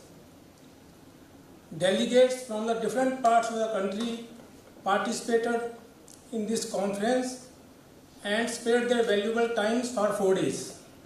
So I would like to thank all of them. Many state level dignitaries visited the conference and giving us this conference a state level or even a national level conference.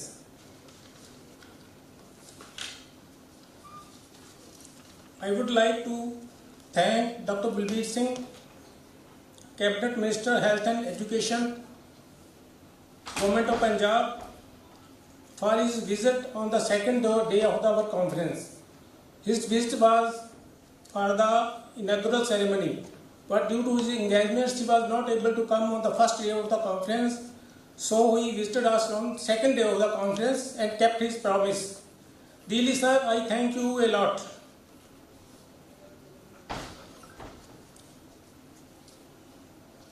Secondly, a cabinet rank minister, Dr. Baljeet Kaur, visited us today and helped us a lot.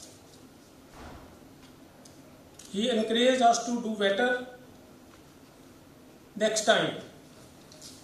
He even promised a crèche for the All India Institute of Medical Sciences. Thanks to the Honorable Cabinet Minister. I would also like to thank a great personality, Dr.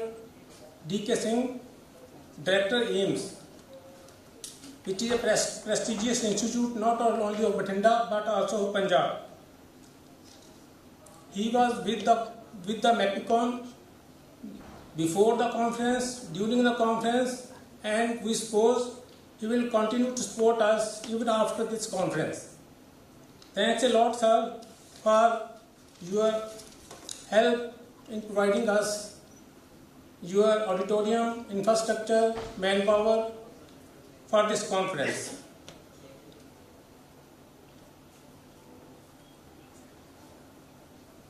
Then I would like to thank Dr. G.S. Wonder, Chief Cardiologist, Hero DMC Ludhiana, and Chairman, Governing Body of the Baba Farid University of Health Sciences.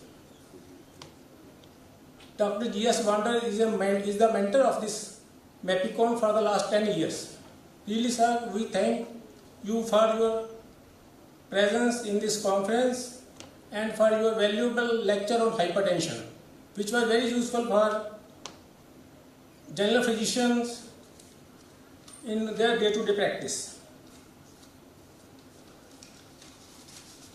I would like to thank Mr. Neil Garg, Chairman, Medium Industry Development Board, who not only visited us, but was also always with us during the conference and helped us in every way. I also thank Mr. Anil Thakurji, Chairman, Punjab Traders Board. Highly thankful to Shri Anil Bhola ji, who was always with us. He remained here all the 4 days of the conference and helped us a lot.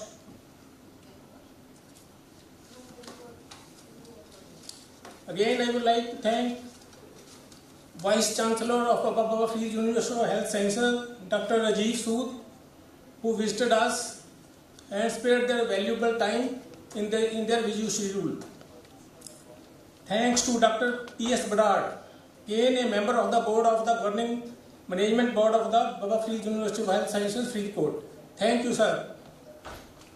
Thanks to DRME Punjab, who also visited the MAPICON. Thanks a lot, sir. Highly thankful to the eminent speakers from the different parts of the state and the country, like Ludhiana, Chandigarh, Patiala, Ambala, Jalandhar, Faridkot, Amritsar, Delhi, Faridabad, Patiala, and many more cities. They spared their valuable time and traveled all the way to Bathinda to deliver their lectures. They enlightened us about the latest development in the field of medicine. This dissemination of knowledge will ultimately be of benefit to the public. Arranging a 4-day conference is a Herculean task. It needs a lot of planning in terms of finances and logistics, comfort of delegates, and also the diet meals served to the delegates. Such a big conference needs a lot of money, which was contributed by many of our well-wishers. Here I would like to thank for their contribution for the success of this conference. First, I would like to thank Dr. Naresh Goyal, D of Cardiology, Delhi Heart Institute and Multi-Specialty Hospital, Bathinda.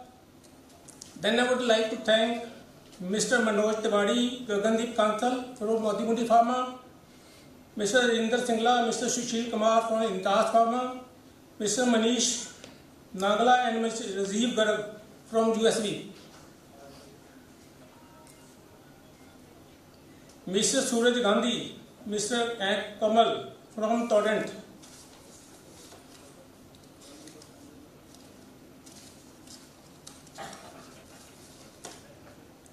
And then from Ultimate, Mr. Raghav Agarwal and Mr. Gurmail Singh. Mr. Krishna Kumar and Mr. Kamaldeep Singh from Exodanus Health. Mr. Manikarn and Venkatesh from RIA Online.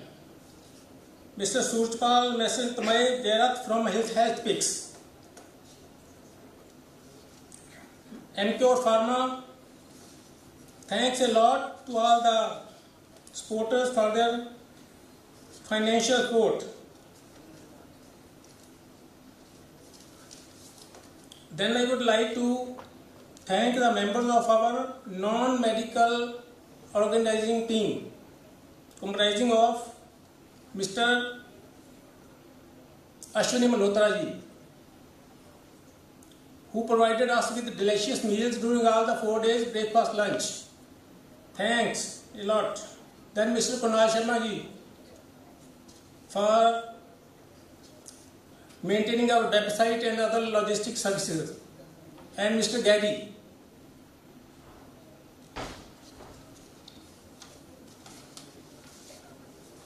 I would like to thank the press also for their coverage of the MAPICON in the print media. Latest but not least, I would like to thank our organizing secretary, Dr. Vitull Gupta.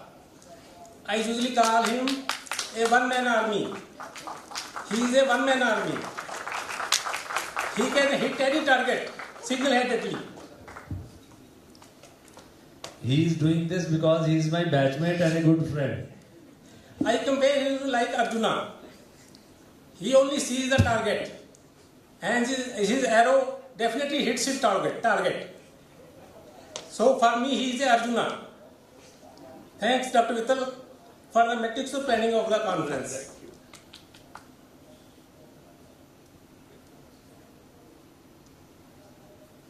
At last, I would like to thank all the volunteers of the AIIMS and other staff, supporting staff of AIIMS Bathinda for organizing this conference.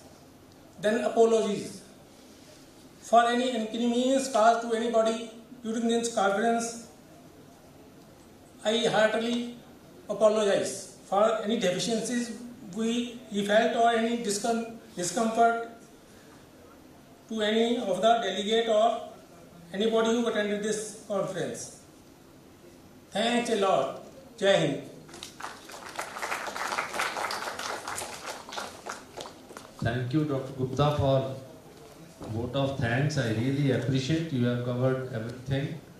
And now it is time for closing this session with the request to register for next year's conference and encourage organizers of MAPICON to do better in next conference, which we have scheduled from 26th to 29th September, and venue will be this only, but we will try to improve.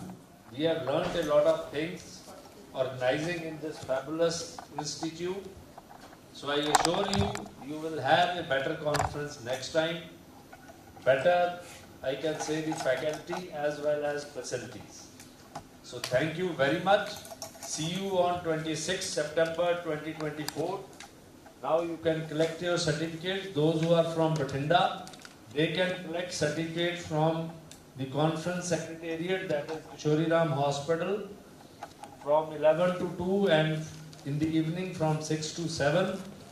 If you are from outstation, some friends are there, you can always collect their certificates from the hospital only. Thank you very much. And with this, I thank this gentleman. Please come on stage. So he has been there. Tusi bhi aao yaar, please.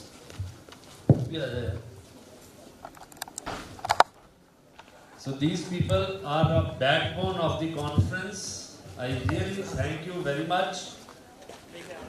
उन photographer किसे होर नूं दे दे यार, आपका photo खिंचाइए.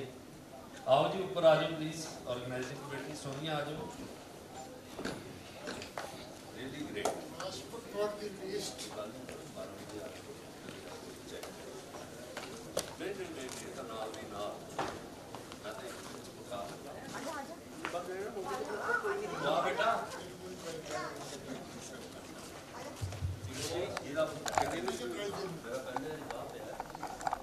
Well, he has been a great sport, a very humble human being.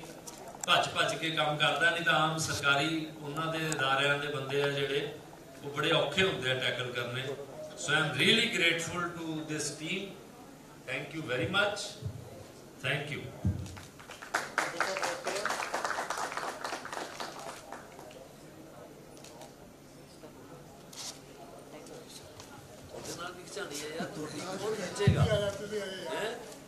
Mangal photo कर दे कर दे यार. तू आ बेटा. ਨਾਲ ਮਿਲ ਕੇ ਵਧੀਆ ਲੱਗਿਆ, ਮਤਲਬ ਦੋਸਤਾਂ ਵਾਲਾ. ਸੀਰੀਅਸ ਬਸ ਵਧੀਆ ਬੰਦਿਆਂ ਨੂੰ ਮਿਲ ਕੇ ਨਾ ਮਜ਼ਾ ਆਉਂਦਾ. ਵੈਸੇ ਇੱਕ ਡਾਕਟਰ ਨਾਲ ਜਿਹੜਾ ਟੱਕਰ ਗਿਆ ਸੀ, ਮੈਨੂੰ ਗਾਲਾਂ ਕੱਢਣੀਆਂ ਪਈਆਂ. मैम प्लीज आओ, प्लीज आ जाओ, आ जाओ, आ जाओ.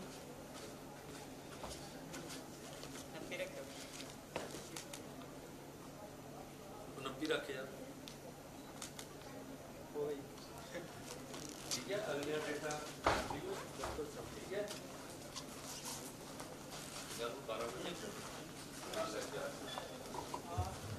बिल्कुल साहब.